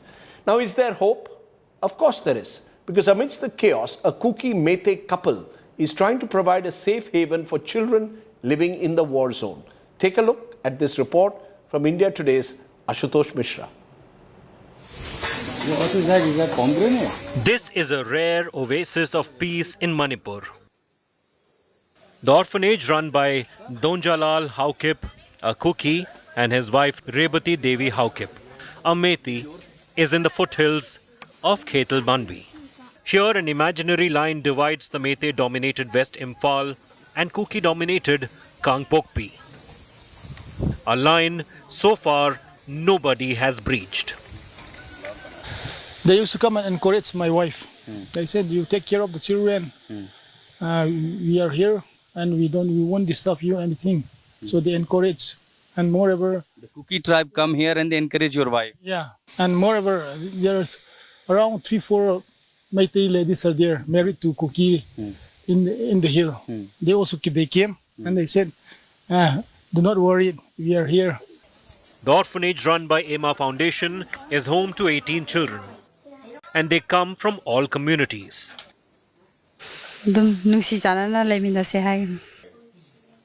The children haven't been to school since the ethnic clashes started.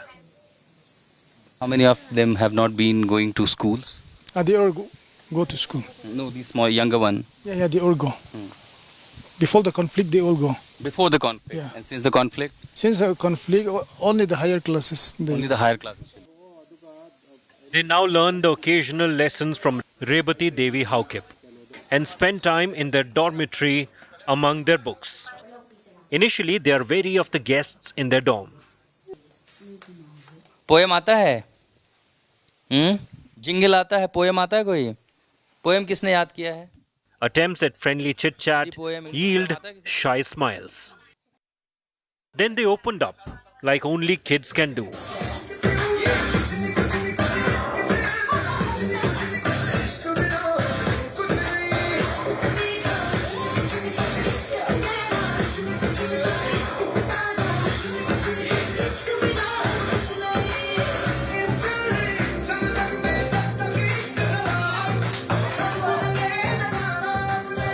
And when kids do that, how does one hold back?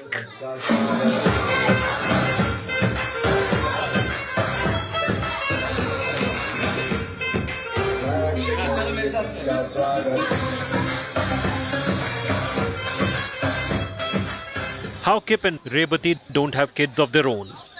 These children mean the world to them. They love with peace and harmony. Yeah, they love peace and harmony. We are trying our best to be a good citizens in the future. By the time we got ready to leave, the children obliged us with a song.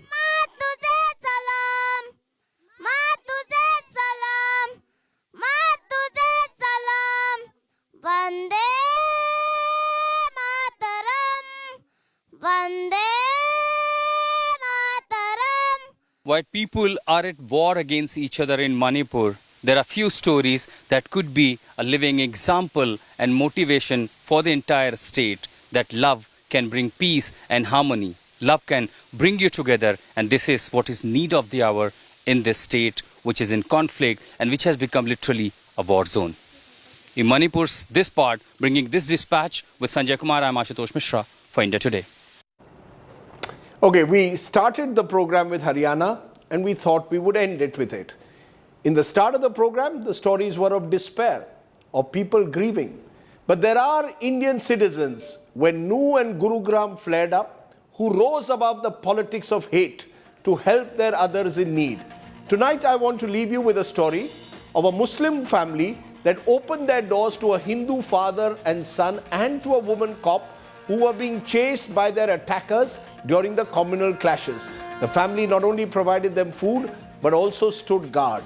Tonight, I leave you with this conversation that my colleague Shreya Chatterjee had with the duo, with the prayer, Nafrat Chodo, Pyar Bato. India above hate. Good night, Shubhratri, Jai Hind, Namaskar. जब एक नफरती तत्वे ने आप लोगों पे attack किया आपके क्योंकि आप कह रहे हो धर्म को लेके और भी ज़्यादा अटैक हुआ और दूसरी तरफ उन्हीं धर्म के लोगों ने आपको बचाया, क्या आप नफरत को सीख के तौर पे लोगे या फिर अमन को सीख के तौर पे लोगे और आप लोगों को भी क्या दोगे सीख के तौर पे कि इस पूरी घटना से लोगों को क्या सीखना चाहिए? हम तो धर्म के बारे में और अपने भाईचारे के बारे में यही लोग वागन से कहेंगे कि शांति बनाए के रखें, ज़्यादा उसमें कुछ नहीं रखा है। ये देश हमारा है, ये बर्बाद हो जाएगा, कुछ नहीं बचेगा।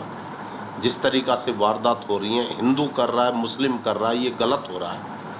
या कि अपने भाईचारे को अपनों कायम रखो, इसी में हमें भी यहीं रहना, उनको भी यहीं रहना है। बाकी जो हादसा इन्होंने किया है ये बहुत ही शर्मसार, बहुत ही मतलब बहुत ही ज़्यादा शर्मसार। अभी सहमत हो? हाँ जी मैम, बिल्कुल मैम। कुछ कहना चाहते मैम? वही है, गलत तो हुआ है, हमारा भी नुकसान हुआ है मैम, ठीक है। और मैम वहाँ से जान बच के आ गई, ये हम तो बहुत बड़ी बात है, गाड़ी घोड़ा की तो कोई बात नहीं है, लेकिन हाँ जी मैम, बिल्कुल मैम, सुख शांति से जी ले मैम, वही सब। ज़्यादातर आपसे ये सवाल मैं पूछ रही हूँ कि ज़्यादातर जो लोग थे वहाँ पे वो यूथ थे, है ना? तो जो यूथ है मैम 25 साल तक के बच्चे थे, जो और पतले पतले मैम जो भी थे, हमने देखे भी, मैंने बिल्कुल बहुत करीब से देखा है उनको, तो मैम सारा यूथ था। तो भैया इन भटके हुए नौजवानों को आपके कहानी से आप इनको जो सीख है वो क्या देना चाहोगे? हम यही देना चाहेंगे कि अपन शांति बनाए रखें, इनके बिना हमारा काम नहीं चल पाता और हमारे बिना इनका काम नहीं चलेगा, ठीक है मैम। तो वही चीज़ें अमन चाहते हैं, हाँ जी, अमन चाहते हैं। So, you know, this is the story that you beautifully heard by both Karan and Vivek.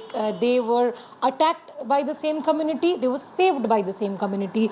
They are choosing to take the message of friendship, and that is their message forward. They're asking people to ensure and keep peace and harmony, because otherwise, as we've always heard, an eye for an eye will make the whole world blind. With video journalist Abhishek, this is Shreya Chatterjee for India Today.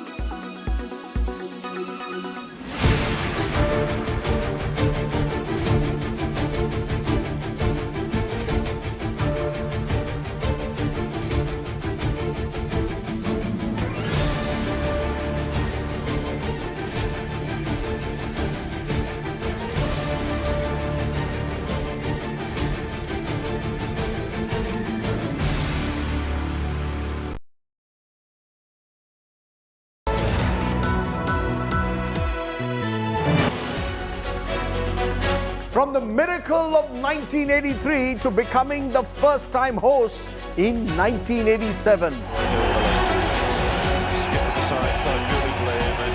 The More versus Miadad of 1992 to the Prasad versus Amir Sohail of 1996.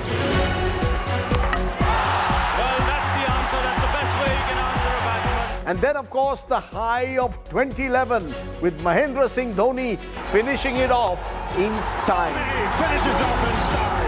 A magnificent strike into the crowd.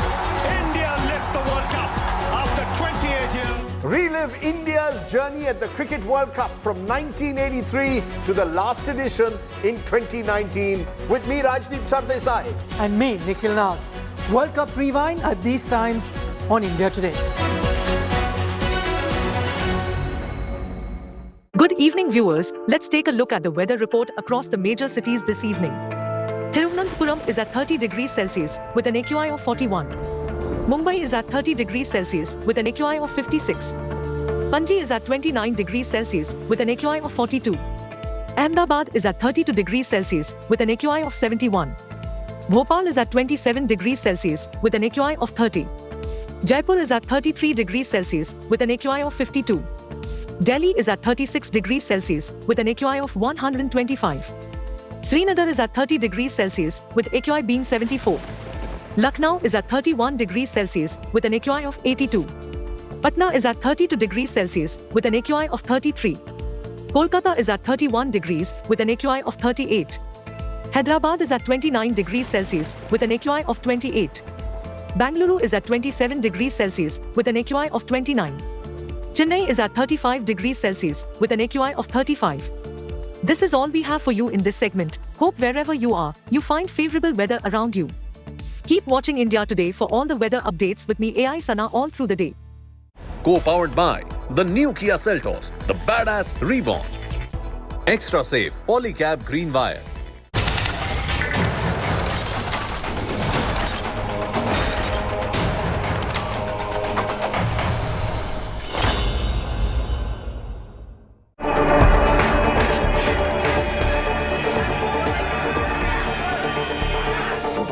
Communal flashpoint at Delhi's doorstep.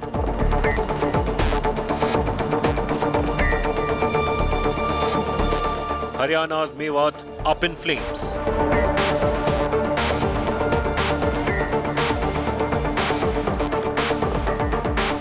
Blaze singes smart city Gurugram.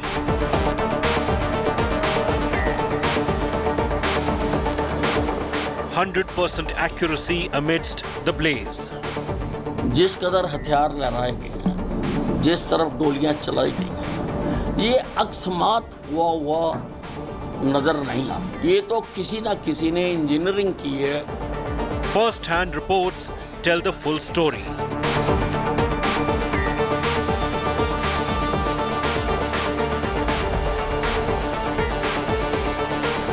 Haryana on edge. Top focus on India First. As we enter day 4 since the clashes in Haryana on the doorstep of Delhi, with 6 people dead, hundreds injured, so many people displaced, hundreds of vehicles destroyed, police stations burnt down, we take you down to the very basic, the genesis, where it all started, how it was triggered. You've probably heard that these provocations began on social media. Here on India First, we confirm to you, not only is that true, but our investigation by India Today's Ankit Kumar nails it down. Take a look at this exclusive. 6 dead. Countless injured. Over 100 vehicles reduced to burnt shells. A police station smashed. Shops looted. And a national capital territory on edge. It's day 4 since the communal eruption at Delhi's doorstep in Haryana's Mewat region. And until now, the true trigger has been a matter of speculation. Not anymore.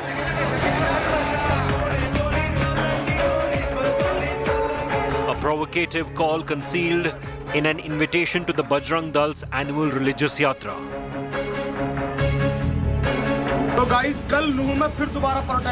The provocation instantly triggering a response from the Muslim local in Nuh named Muhammad Samar. If there can be two faces to what triggered the horrors in Mewat, take a close look at these two men. It was their social media posts that raised temperatures to a terrifying degree, resulting in the eruption. But on India Today, we want to peel away the layers to tell you how things really started. The first seeds were planted in a cyber fraud case in Faridabad a few days ago.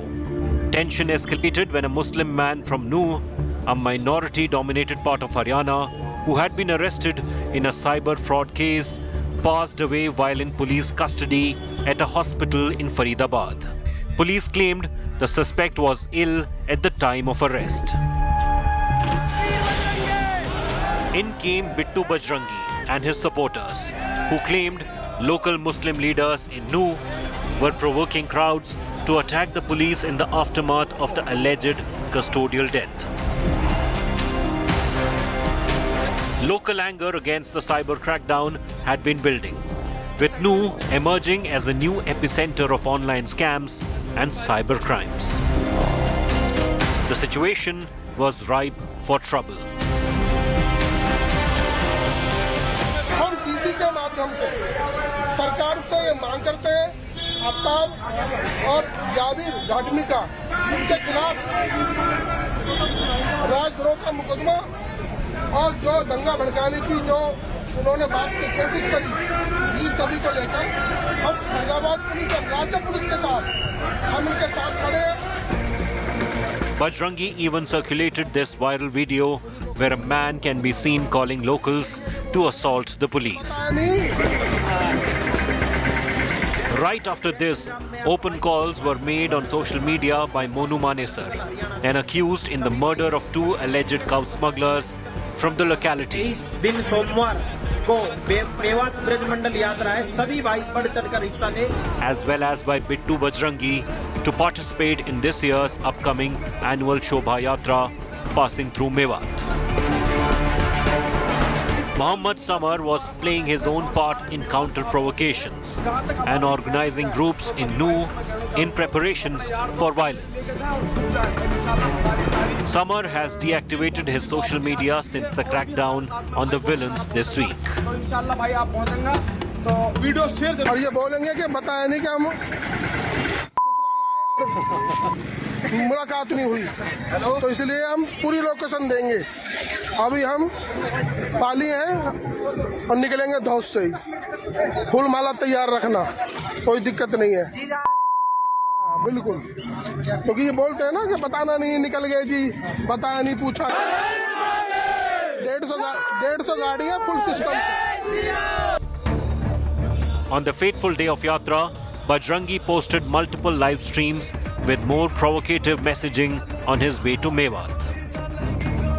What happened next was no longer limited to a social media showdown or a cyber fraud investigation.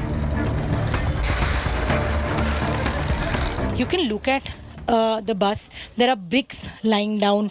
People have somewhere down the line fled while this bus was looted, and subsequently then this bus was used by the miscreants to break the wall of the cyber police station. The manner in which the cyber police station has been destroyed, it stands testimony that this was nothing less than a revenge. This social media build-up was not happening covertly. It was in full public view and would have raised an alarm on police systems. So how did this very public and communally charged build-up evade the attention of law enforcement? And could timely intervention against those challenging the authority of law have potentially saved lives? With Arvind Ocha and Shreya Chatterjee, Bureau Report, India Today.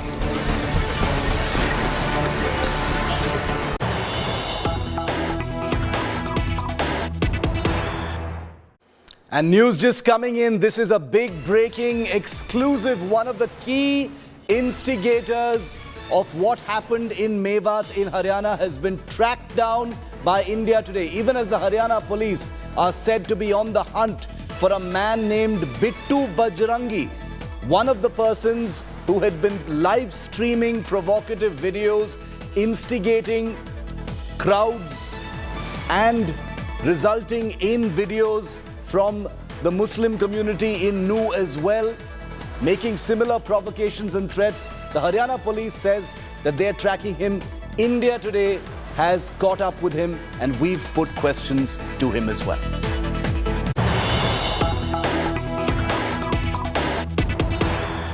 तो बजरंगी, आप ये बताइए कि क्या हुआ था उस दिन, आप वहाँ मौजूद थे, कैसे सब शुरू हुआ? जी, हमारी हर वर्ष की तरह इस वर्ष भी हमारी एक शोभा यात्रा थी और वो बड़ी शांति से हर वर्ष शोभा यात्रा निकलती है, शांति सद्भाव से। और इस वर्ष हमारी परसों जो यात्रा निकली वो पहले से ही हमारा वो था कि हम वहाँ से अपने नल्लड़ मंदिर है मेवात में, वहाँ से जल अभिषेक करके और अन्य मेवात क्षेत्रों में निकलेंगे और पूजा अर्चना के बाद हम वापस अपने स्थानों पर जाएंगे, जिसमें अनेक महिलाएं, बुजुर्ग, बच्चे पूरे गाजे बाजे के साथ हम गए वहाँ पर। हमने वहाँ पर पूजा की, पूजा करने के बाद वहाँ पर हमने खाना खाया, महिलाओं ने, बुजुर्गों ने, सबने मिलके कीर्तन हुआ। उसके बाद हमारी जो गाड़ियाँ थीं वो एक ही रास्ता था वहाँ का, एक सिंगल रास्ता था। उस रास्ते पर हमने बोला कि अब गाड़ियों को घुमा के निकलो। तो जैसे ही हमने बोला कि निकलो तो जो पीछे वाली गाड़ियाँ थी वो आगे हो गई, नॉर्मल बात है। जो पीछे थी वो पीछे हो गई। तो आगे जो काफिला जो चला तो हम कोई 500 मीटर या आधा किलोमीटर चले होंगे तो वहाँ पर हमने देखा कि जो हमारी आगे की जो बस है और गाड़ियाँ हैं उनको आतताइयों ने आग लगा दी, आग के हवाले कर दिया। और फिर हमने देखा वहाँ पर तो वहीं पास में एक मस्जिद थी सड़क किनारे ही, वहाँ पर 200-250 की संख्या में उन्होंने हथियारों से गोलीबारी चालू कर दी। आप कह रहे हैं हथियारों से गोलीबारी चालू कर दी, आप खुद कैसे निकले वहाँ से, आप ये बताइए। मैंने बताया ना, जैसे हम वहाँ से फिर जैसे उन्होंने गोलीबारी चालू करी, वहाँ पे आगजनी कर दी, वहाँ पे गाड़ियों में आग लगा दी। तो हमारे पीछे महिलाओं की बसें थीं और भी लोग थे, सभी लोग थे सब एक साथ। हमने वहीं से ही यू टर्न ले लिया वापस मंदिर की तरफ कि वापस मंदिर पे चलो, क्योंकि मंदिर एक ऐसा स्थान था कि वहाँ पर एक लग रहा था कि हम वहाँ पे बच जाएंगे, क्योंकि पीछे से पहाड़ था पूरा। आगे हम खड़े होते तो चारों तरफ से मुझे घेर लिया था, लेकिन वहाँ मंदिर पे पीछे पहाड़ था, इसलिए हमने सोचा वहाँ बच जाएंगे। तो फिर क्योंकि बचने का मतलब हमें इतना डर नहीं था अपनी प्राण देने के लिए, धर्म के लिए हमें डर नहीं है, लेकिन हमें अपनी महिलाओं, बच्चों की चिंता थी, क्योंकि इनके साथ कोई ऐसी अनहोनी जैसे मणिपुर में घटना हुई कि बड़ा वाला मणिपुर ना बन जाए, हमें अपनी माताओं की चिंता थी। उसके लिए हमने उस यात्रा को वापस करके हम मंदिर में गए। अच्छा, आप कह रहे हैं हथियार वहाँ पर थे, तो तस्वीरों में तो ये भी देखा जा सकता है कि जो हिंदूवादी संगठन थे, जो शोभा यात्रा में जो लोग शामिल थे, उनके पास भी वेपन्स थे, तलवारें थी, कुछ एक लॉन्ग गन्स के साथ में भी वहाँ पर मौजूद थे। जो एक आध गन्स होंगी भी तो वो लाइसेंस की हैं, अवैध नहीं है। और तलवार हमारी क्या होती है, पूजा करने वाली होती हैं। ये तलवार हमारी शादी ब्याह वाली होती हैं, काटने मारने वाली नहीं होती। और एक दो तलवार थी किसी कार्यकर्ता पे, किसी बहन बेटी पे, अगर सैकड़ों की संख्या में होती तो लगता कि हम लड़ाई झगड़ा करने गए हैं।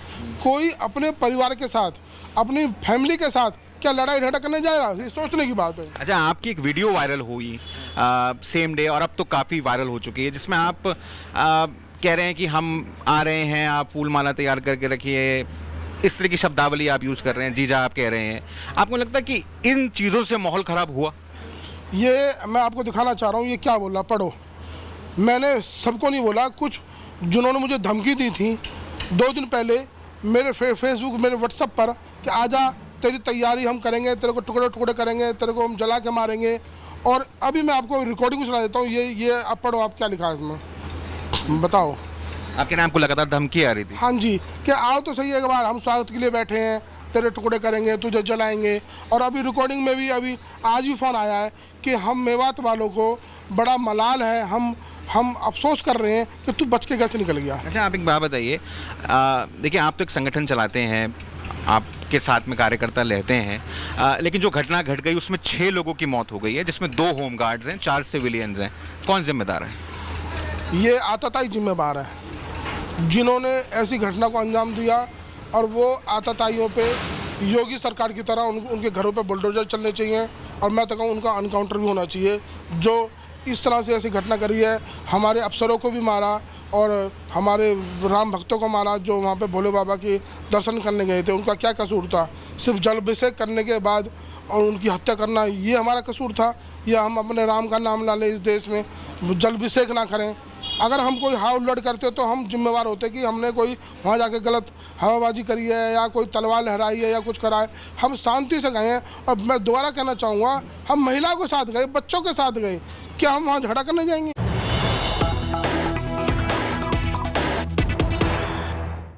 If the trigger point for what happened in Haryana can be boiled down to two faces, then it would be the faces of two men, namely Bittu Bajrangi and Mohammad Samar.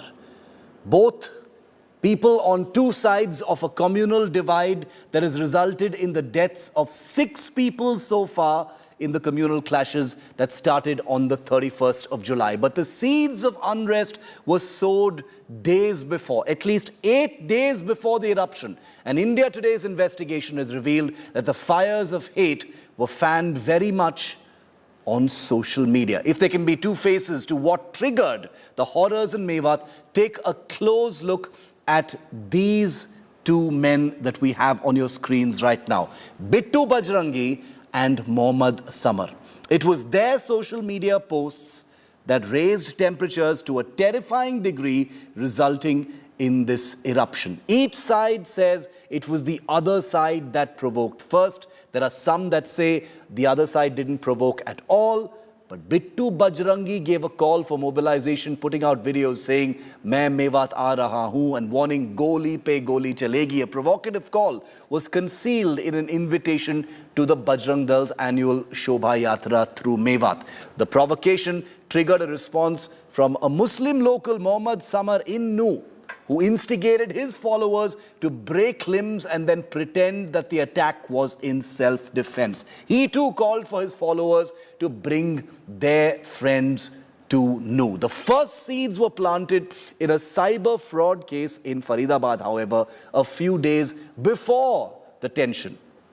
It was this man, the death of Shaikul Khan, 30 years old, on the 23rd of July in Faridabad police custody that actually set off a chain reaction of social media posts that resulted and erupted on the 31st of July, 8 days later. Remember, Nu has emerged as a massive epicenter for cybercrime and online scams, and the death of a man in custody, a Muslim man in custody, is now believed to be the one key trigger point that resulted in a chain of social media posts, each one more provocative than the other, both from either side, fanning temperatures, fanning flames, raising the fever pitch of anger and poison to such a level that things reached a head on the 31st of July. During that Shobha Yatra, stones were pelted and 6 people have died between Nu and Gurugram. But this is to tell you, viewer, that it all started on social media. Joining me live now to go through some of the findings of this and get their views on it, Vishnu Gupta is National President of the Hindu Sena. Saira Shah Halim is a well-known activist. Welcome to you both. Thank you for being with us. Saira, I'd like to come to you first. You've seen a part of our investigation, and we'll be playing out more of it in the in the hours ahead. We'll also have more information about the social media posts, but it looks very much like this was far from being a spontaneous attack. It was far from being one-sided. It was something that was aggravated through social media, through provocative social media posts, for over 8 days before it erupted on the 31st of July. Saira. Right. Yes, Shiv. So one thing I'd like to make it very clear, even if it started off on social media, isn't it the job of the authorities to quell tempers? Isn't it the job of the authorities to take actions against any particular person, or be it a group, be it a political group or a fringe group, to stop it, to ban and to ensure that these things don't happen? But then, the role of the authorities is in question here, because why did this issue escalate? That it has become a full-fledged riot? More than 6 people have died, including 2 police personnel. A mosque has been torched. There's been a complete backlash. You look at various areas. Section 144 has been imposed. Delhi is tense. Gurugram is tense. Whole of that Delhi, Gurgaon, Haryana belt is tense. So for a social media post, so here we need to understand that it might have started, the trigger point might have been 2 individuals. But what has the government done? What has the police establishment done? What are the enforcement agencies doing? Why did they let an incident on social media? Why did they allow it to flare up? That became a communal outburst, that became a religious riot. So I think here the authorities need to be pulled up. They need to be asked some very tough questions, because and let me tell you that India Today is the only channel asking those tough questions to the Haryana government. We've just grilled the Home Minister as well. I'll come to the part of accountability of the Haryana government and the police, which is very important, in just a moment. I want to focus for the moment right now on what we found in these social media posts. Vishnu Gupta, आपका क्या कहना है इस पर? जो social media में जो चल रहा था एक हफ्ते के लिए, जुलाई 23 को लेकर जुलाई 31 तक, विष्णु गुप्ता, काफी सोशल मीडिया पे भड़काऊ चीज चल रही थी दोनों साइड से। दोनों साइड बोल रहे हैं कि एक ही साइड से चल रहा था, लेकिन अगर हम ये फेसबुक के स्ट्रीम्स देखेंगे, इंस्टाग्राम के स्ट्रीम्स देखेंगे, विष्णु जी, ये तो साबित होता है कि दोनों साइड से काफी प्रोवोकेटिव चीज बोले जा रहे थे। जी, ऐसा है, दोनों साइड से ऐसा जब काम चल रहा था, और वहाँ की लोकल पुलिस और जितने भी विभाग होते हैं पुलिस के, वो सभी लोगों ने उस पर नजर रखी। पुलिस को उस समय भी उस पर कार्रवाई करनी चाहिए थी, क्योंकि भड़काऊ भाषण या भड़काऊ बयानबाजी कहीं से भी होती है तो वो आगे भविष्य में चल के नुकसानदायक होती है।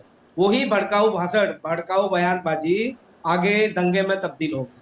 और मैं मेवात की हिस्ट्री में बताना चाहता हूँ, जो लोग दूर दराज के हैं, जो मेवात को नहीं जानते हैं, मैं बताना चाहता हूँ, मेवात आतंकवाद का गढ़ बन चुका है, और दिल्ली और एनसीआर में अपराध का गढ़ है। जितने भी बड़े अपराध और अपराधी और जितने भी बड़े कांड टाइप जो होते हैं, वो सब के तार मेवात के यहाँ से जुड़े होते हैं, और वहां कोई भी पुलिस आसानी से वहां कार्रवाई भी नहीं कर सकती। इसलिए दिल्ली के भी कुछ छोटे मोटे केस और छोटा मोटा जितना भी फ्रॉड होता है वो मेवात से ही होता है। वहां पुलिस जाते हुए भी डरती है। इसीलिए ये जो दंगा हुआ है, इसमें लोकल पुलिस का बिल्कुल फेलियर है, और मैंने इसीलिए माननीय मुख्यमंत्री जी को पत्र भेजा है आज, और कहा है एसपी और डीएम और वहां के डीसी को बर्खास्त किया जाए तत्काल।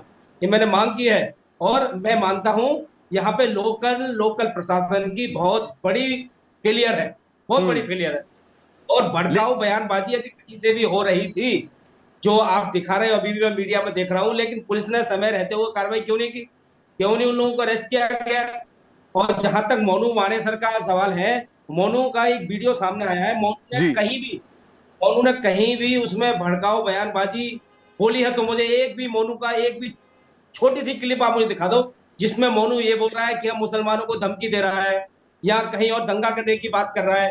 भाई, दंगा करने की बात और धमकी देने की बात सिर्फ वहां दूसरे पक्ष की ओर से आ रही है, जिन्होंने मेवात को गढ़ बना दिया है जिहाद का। उनके खिलाफ कानून सख्त कार्रवाई करने में नाकाम रहा है। लेकिन अगर आप बिट्टू बजरंगी के वीडियोस देखेंगे विष्णु जी, उसमें भी काफी भड़काऊ बयान तो है ही।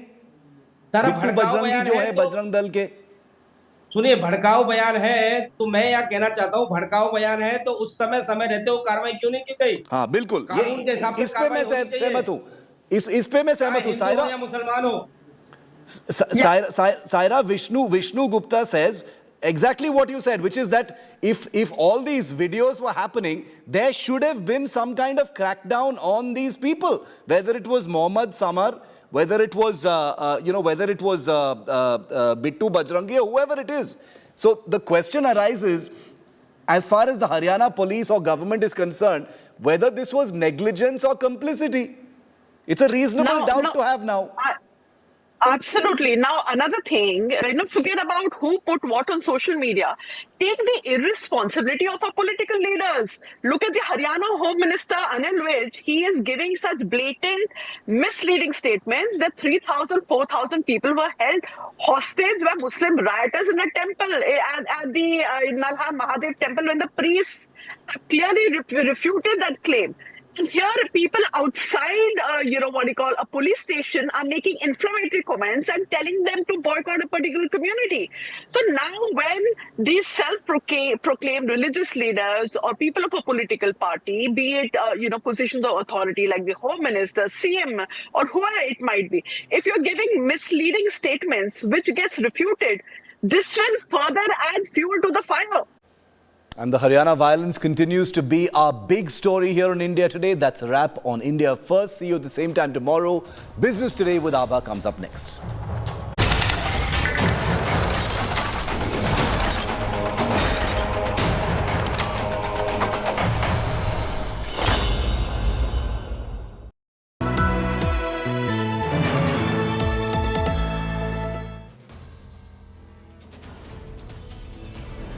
In politics, everyone has an opinion, but I have the data. Whose stock is rising? Whose graph is falling? Track India's political stock exchange. Unmatched, unmissable data analytics. The only show on News TV where numbers do the talking. India's most credible poll tracker. The Political Stock Exchange with Rahul Gandhi, only on India Today.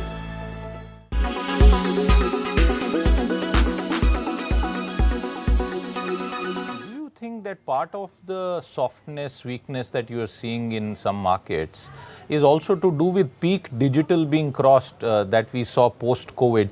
Is it due to that, or is it due to what's happening in the broader economy in some of the markets that we just spoke about? Yeah, very good question, Siddharth. So I think from my perspective, I would share some data points. One is globally, we are at about 1.1 billion 5G subscribers, which in my view has to get to 5 billion subscribers in the next, 4 to 5 years. So clearly, multi-fold growth on 5G subscription has to happen. That will only happen when all our towers globally, at least 70 to 80% of them are connected on optical fiber. In India, for example, we are still at only 35% of our towers are backward on fiber, which clearly has to go to 70-80%. So I think that's the second part. Is there's still majority of the tier 1 countries, including US, Germany, of course, India, Australia. Many of these countries have only 30 to 40% of the homes connected on fiber. And so that's the second shift that will clearly happen. And third is clearly a massive explosion of data centers, not only in India, but globally, that we will continue to see, both in terms of large data centers as well as edge data centers. So we continue to be quite bullish in terms of next 5 to 7 years. And the last part is tier 1, governments putting in large investments to connect the unconnected, which has also got accelerated by COVID. So when we look at all of these, targets, we clearly are confident that next 5 to 7 years, there'll be strong demand for the optical fiber. What about India? I just want you to expand on that, because on one hand, we are seeing broadband, wired broadband expand slowly. Wireless broadband is obviously the bulk of the market. But if you move away from the top tier cities, when it comes to rural India, it's still a bit patchy despite BharatNet. How would you describe the scenario going forward as far as India getting connected with good backhaul networks? Yeah, I think I would categorically say this is a top priority both for telecom operators, independent internet service providers like ACT, Fastway, etc., and equally for the government. There's, making sure that BharatNet gets executed at scale, as well as the network itself gets utilized, is a top priority for the government, which I think is right on the button. I think we still continue to face challenges in terms of execution on the ground because of right-of-way permits getting forest clearance, getting railway clearance. These are the things which typically hinder the speed of execution. So that I'm confident with the efforts of Department of Telecom and the ministry. There's a lot of work going on between center and state to simplify the approval process, and which will then further accelerate the deployment. What really should be your alternatives to white refined sugar, which clearly is something that you must avoid? Let's talk about what you can use instead of this white sugar. Number one, organic brown sugar. Organic, then all the very better, because this is extremely healthy. Now what it does essentially is that this is processed, but it is made in the most natural way to retain most of sugarcane's nutrition, and that's the reason why this should be an alternative. Coconut or palm sugar, again extremely healthy sources of sugar, which are alternatives as well, extracted from the flower buds of the coconut palm tree. The sugar has a mild caramel taste and can be used in a number of ways in your delicacies, also for daily consumption. Date sugar, extremely nutritious natural sweetener. Date sugar can be a great addition to your diet. This also is a good alternative. Jaggery or gur, as we know it, has got a world of benefits in terms of what it does to your body. Essentially, a lot of people have spoken about the fact that during pollution, you should be consuming a lot of gur. It's a great alternative to sugar. Also, the fact that it is rich in iron is really an added benefit and added advantage. Raw or unprocessed honey. This too is a great alternative. You can use it in various forms, like you use white refined sugar. It tastes extremely good as well.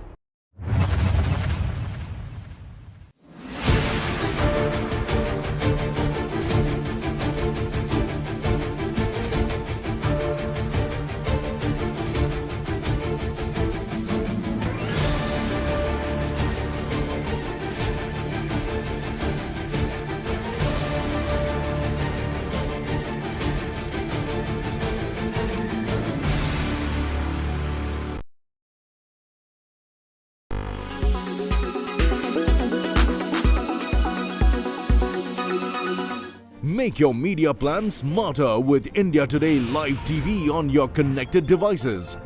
Amplify your brand with 100 million smart internet viewers. To advertise, mail us at sales@aajtak.com.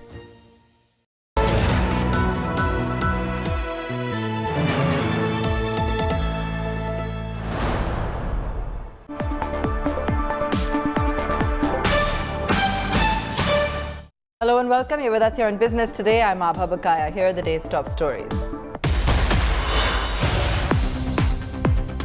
Sensex and Nifty follow global cues and tumble after Fitch downgrades US credit rating. 3 lakh crore in investor wealth wiped out.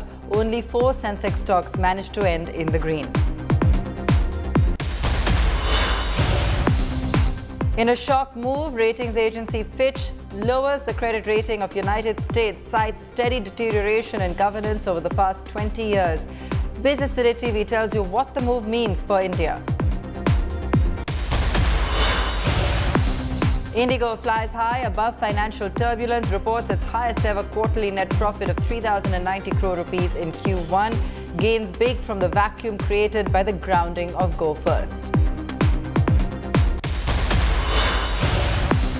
SpiceJet to convert dues of aircraft lessor Carlyle into equity will issue 5.91% stake at 48 rupees a share. That's more than 65% higher than yesterday's closing price.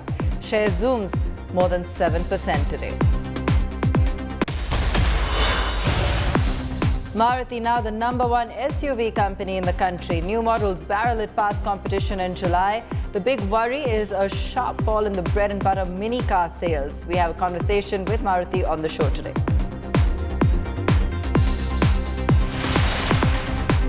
Let's take a look at how the Sensex and Nifty performed today. Let's take a closer look at all of the market action.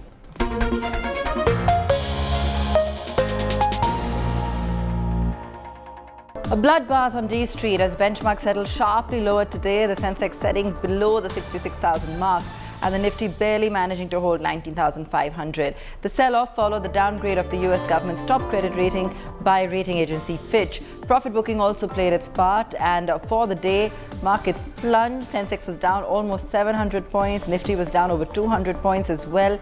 We had a few gainers, just a handful: Divi's Lab, Nestle, HUL, Asian Paints and Tech Mahindra. Minor gains.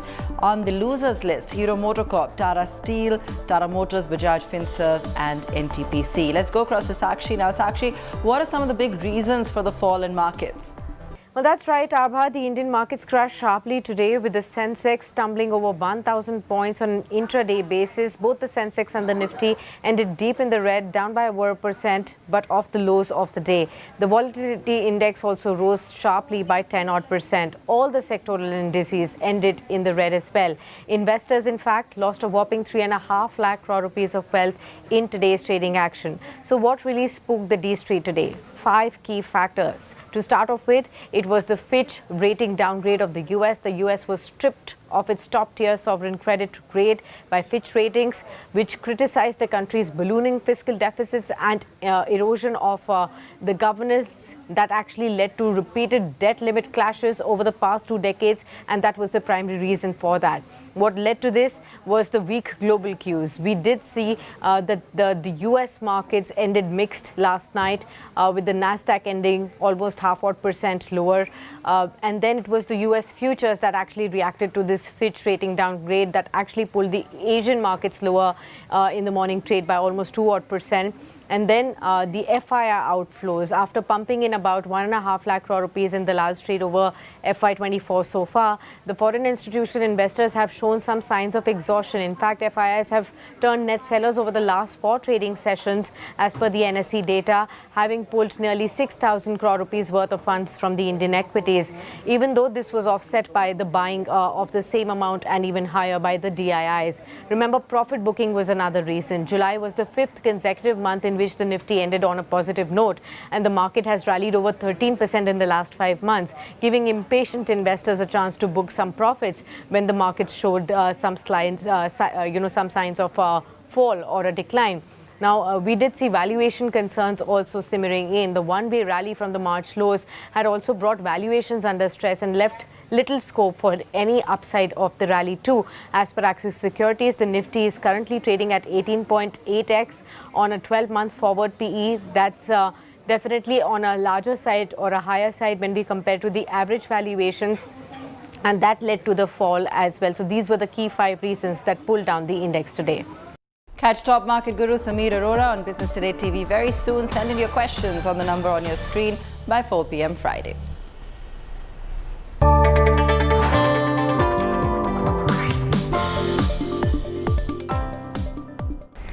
Rating agency Fitch late on Tuesday downgraded the U.S. government's top credit rating, leaving American authorities furious. The downgrade drew angry responses from the various wings of the U.S. government and left investors surprised. What does this mean? Here's a complete report on the implications of Fitch's latest move. It is the largest economy in the world, with the dollar, the Fed's interest rates, the bond market, all benchmarks for the world to follow. Now, Fitch is one of the 3 big global rating agencies has, in a shock move, downgraded the US government's top credit ratings to AA+ from AAA. Citing fiscal deterioration over the next 3 years and repeated down-the-wire debt ceiling negotiations that threaten the government's ability to pay its bills. According to Fitch, there's been a steady deterioration in standards of governance over the last 20 years, including on fiscal and debt matters. It added that the repeated debt limit political standoffs and last-minute resolutions have eroded confidence in fiscal management.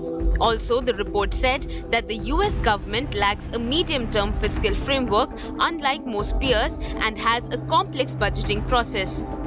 These factors, according to Fitch, along with several economic shocks as well as tax cuts and new spending initiatives, have contributed to successive debt increases over the last decade.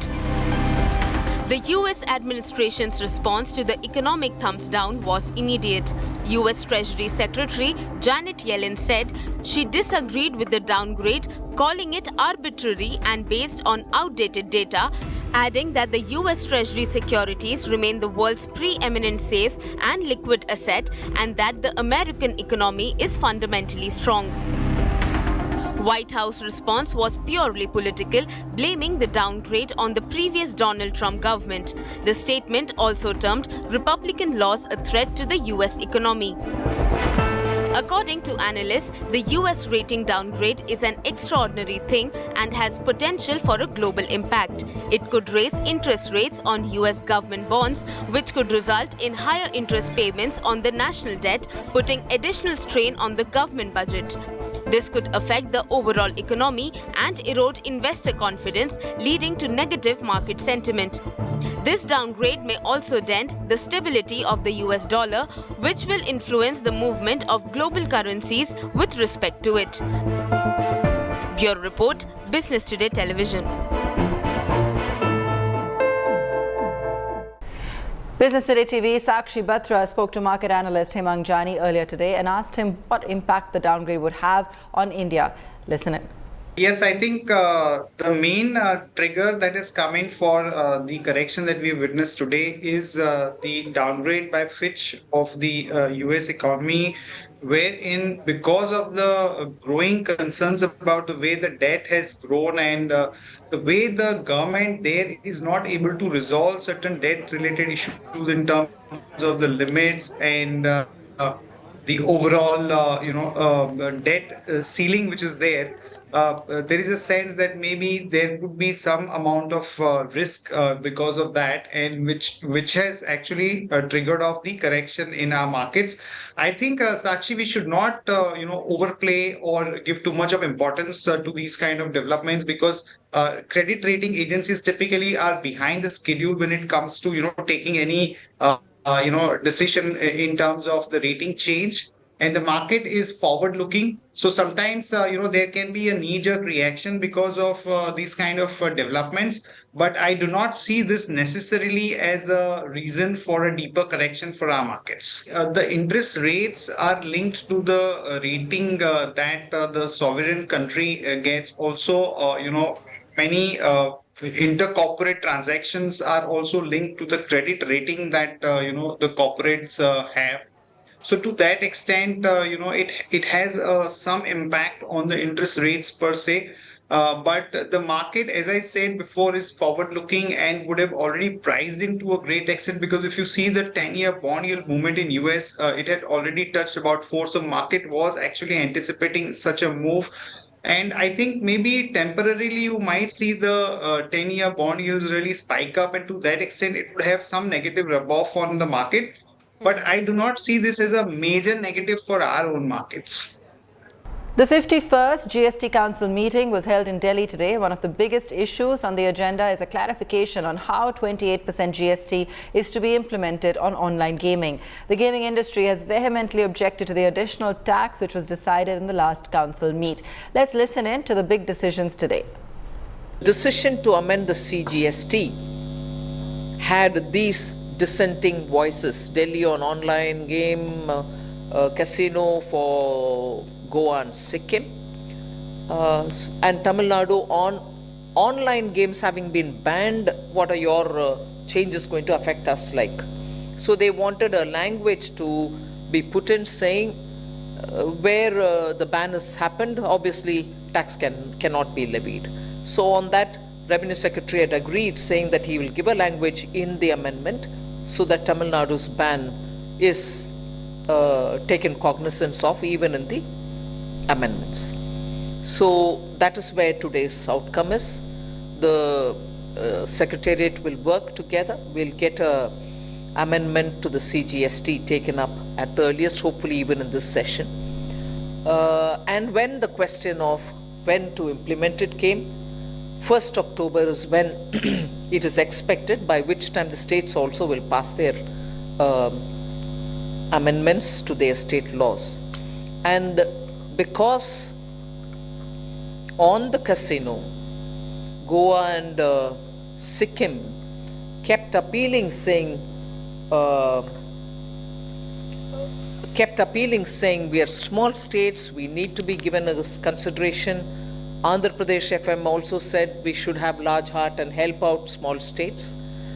The council agreed today to come back after 6 months to review the way in which this is getting implemented.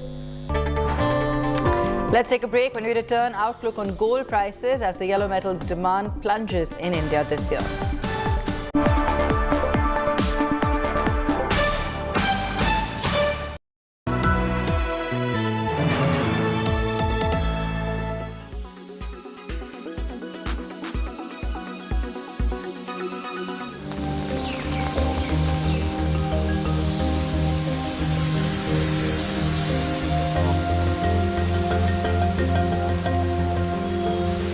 The moisture brought by the rains brings temperatures down, providing relief from scorching heat, and is seen as a symbol of prosperity, festivity, and joy across the nation.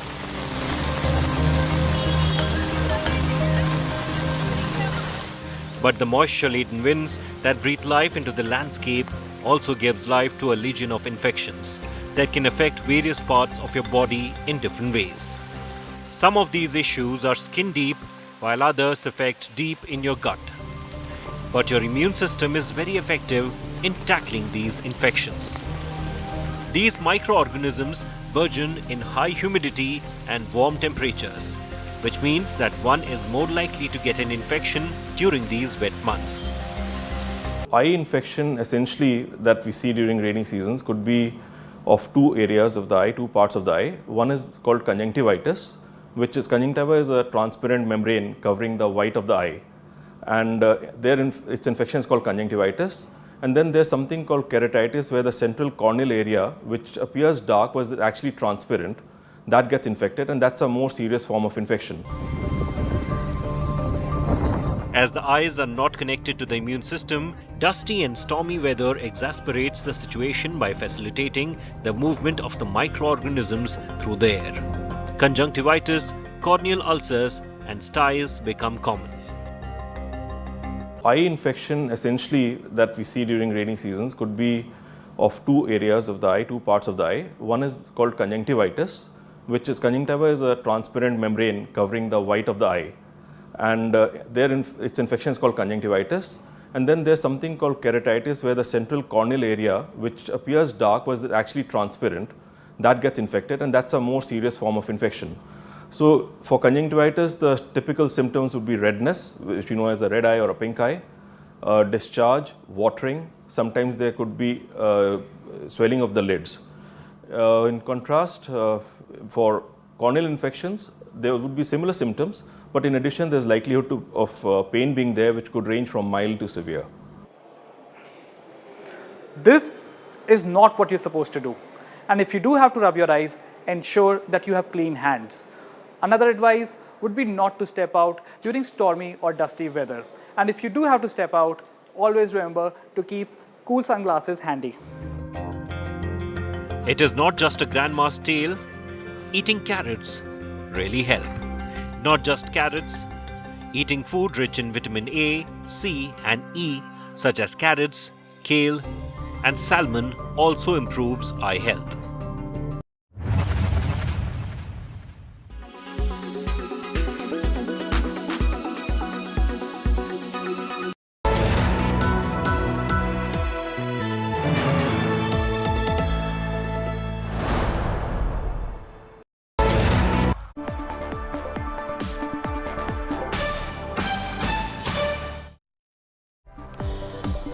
Welcome back. The Finance Ministry has tabled a list of the top willful bank defaulters in Rajya Sabha.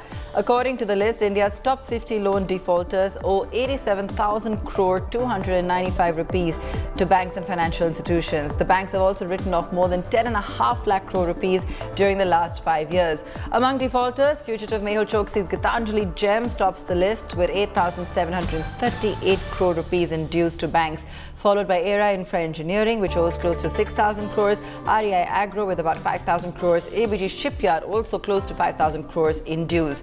Concast Steel and Power close to 4,000 crore rupees, and that completes the top 5 list. Others include Rodomac Global, Winsome Diamonds, Frost International, Sri Lakshmi Kotsin, and Zoom Developers Private Limited.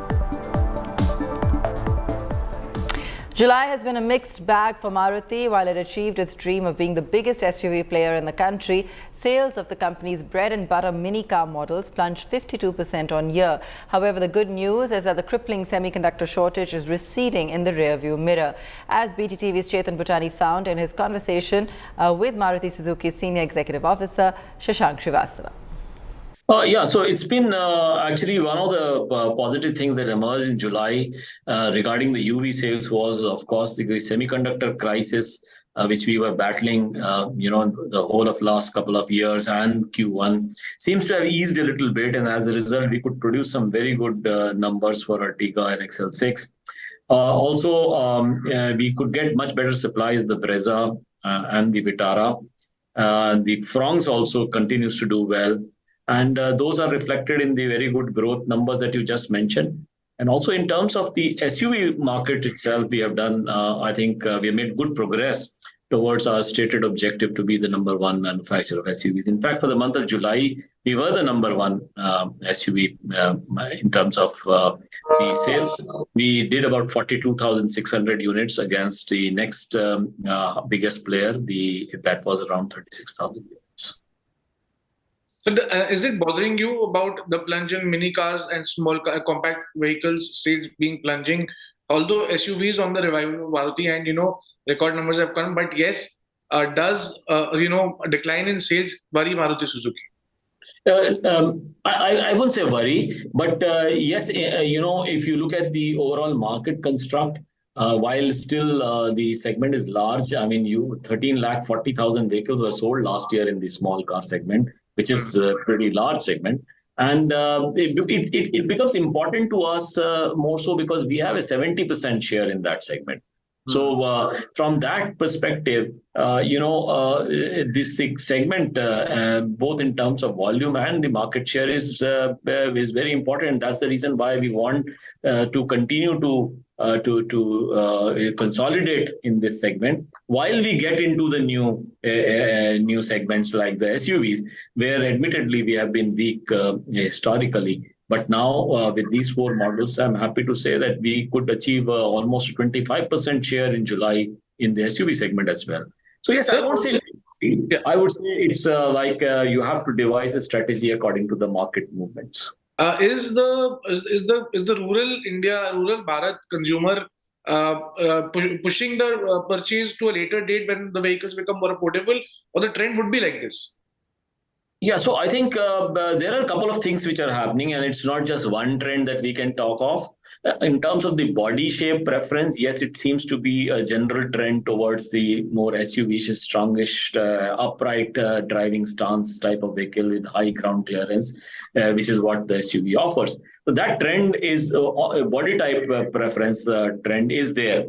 On the other hand, you also see the trend in terms of the income levels going up in the rural areas. So combined with that, you would see the rural growth, for example, in our opinion, should continue to be robust. If you look at, for example, April to July period, the growth in the rural areas has been about 12%. In the urban areas, it is 8.6%, and combined, it's about 10.3%. So still rural growth outpacing the urban growth.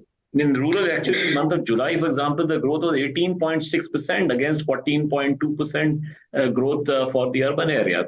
So the preferences obviously will depend on how the economy in the rural areas work. There seems to be a lot of positives which we observe, but of course, we'll have to wait and see how it pans out. Sir, the company has, of course, now become the leader in the 10 to 20 lakh crucial segment.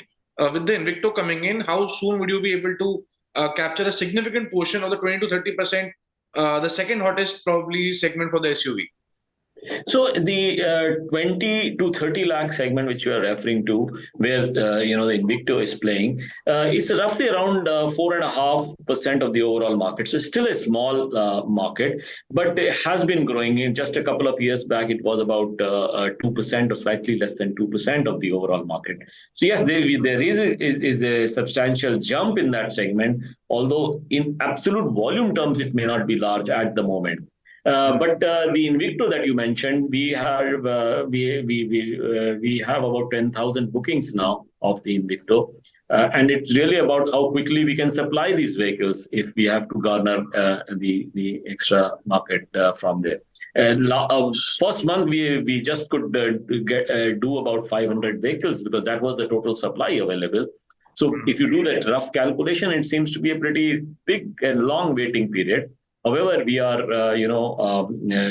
discussing with Toyota on how to get more Invictos so that we can get not only good volumes there, but also reduce the waiting periods. Gold demand in the country this year could fall to its lowest level in 3 years. The World Gold Council has said that with prices of the yellow metal at record highs, dampening retail sales could translate to a 10% fall this year. My colleague Sakshi Batra spoke to Mr. Somasundaram, PR, Regional Chief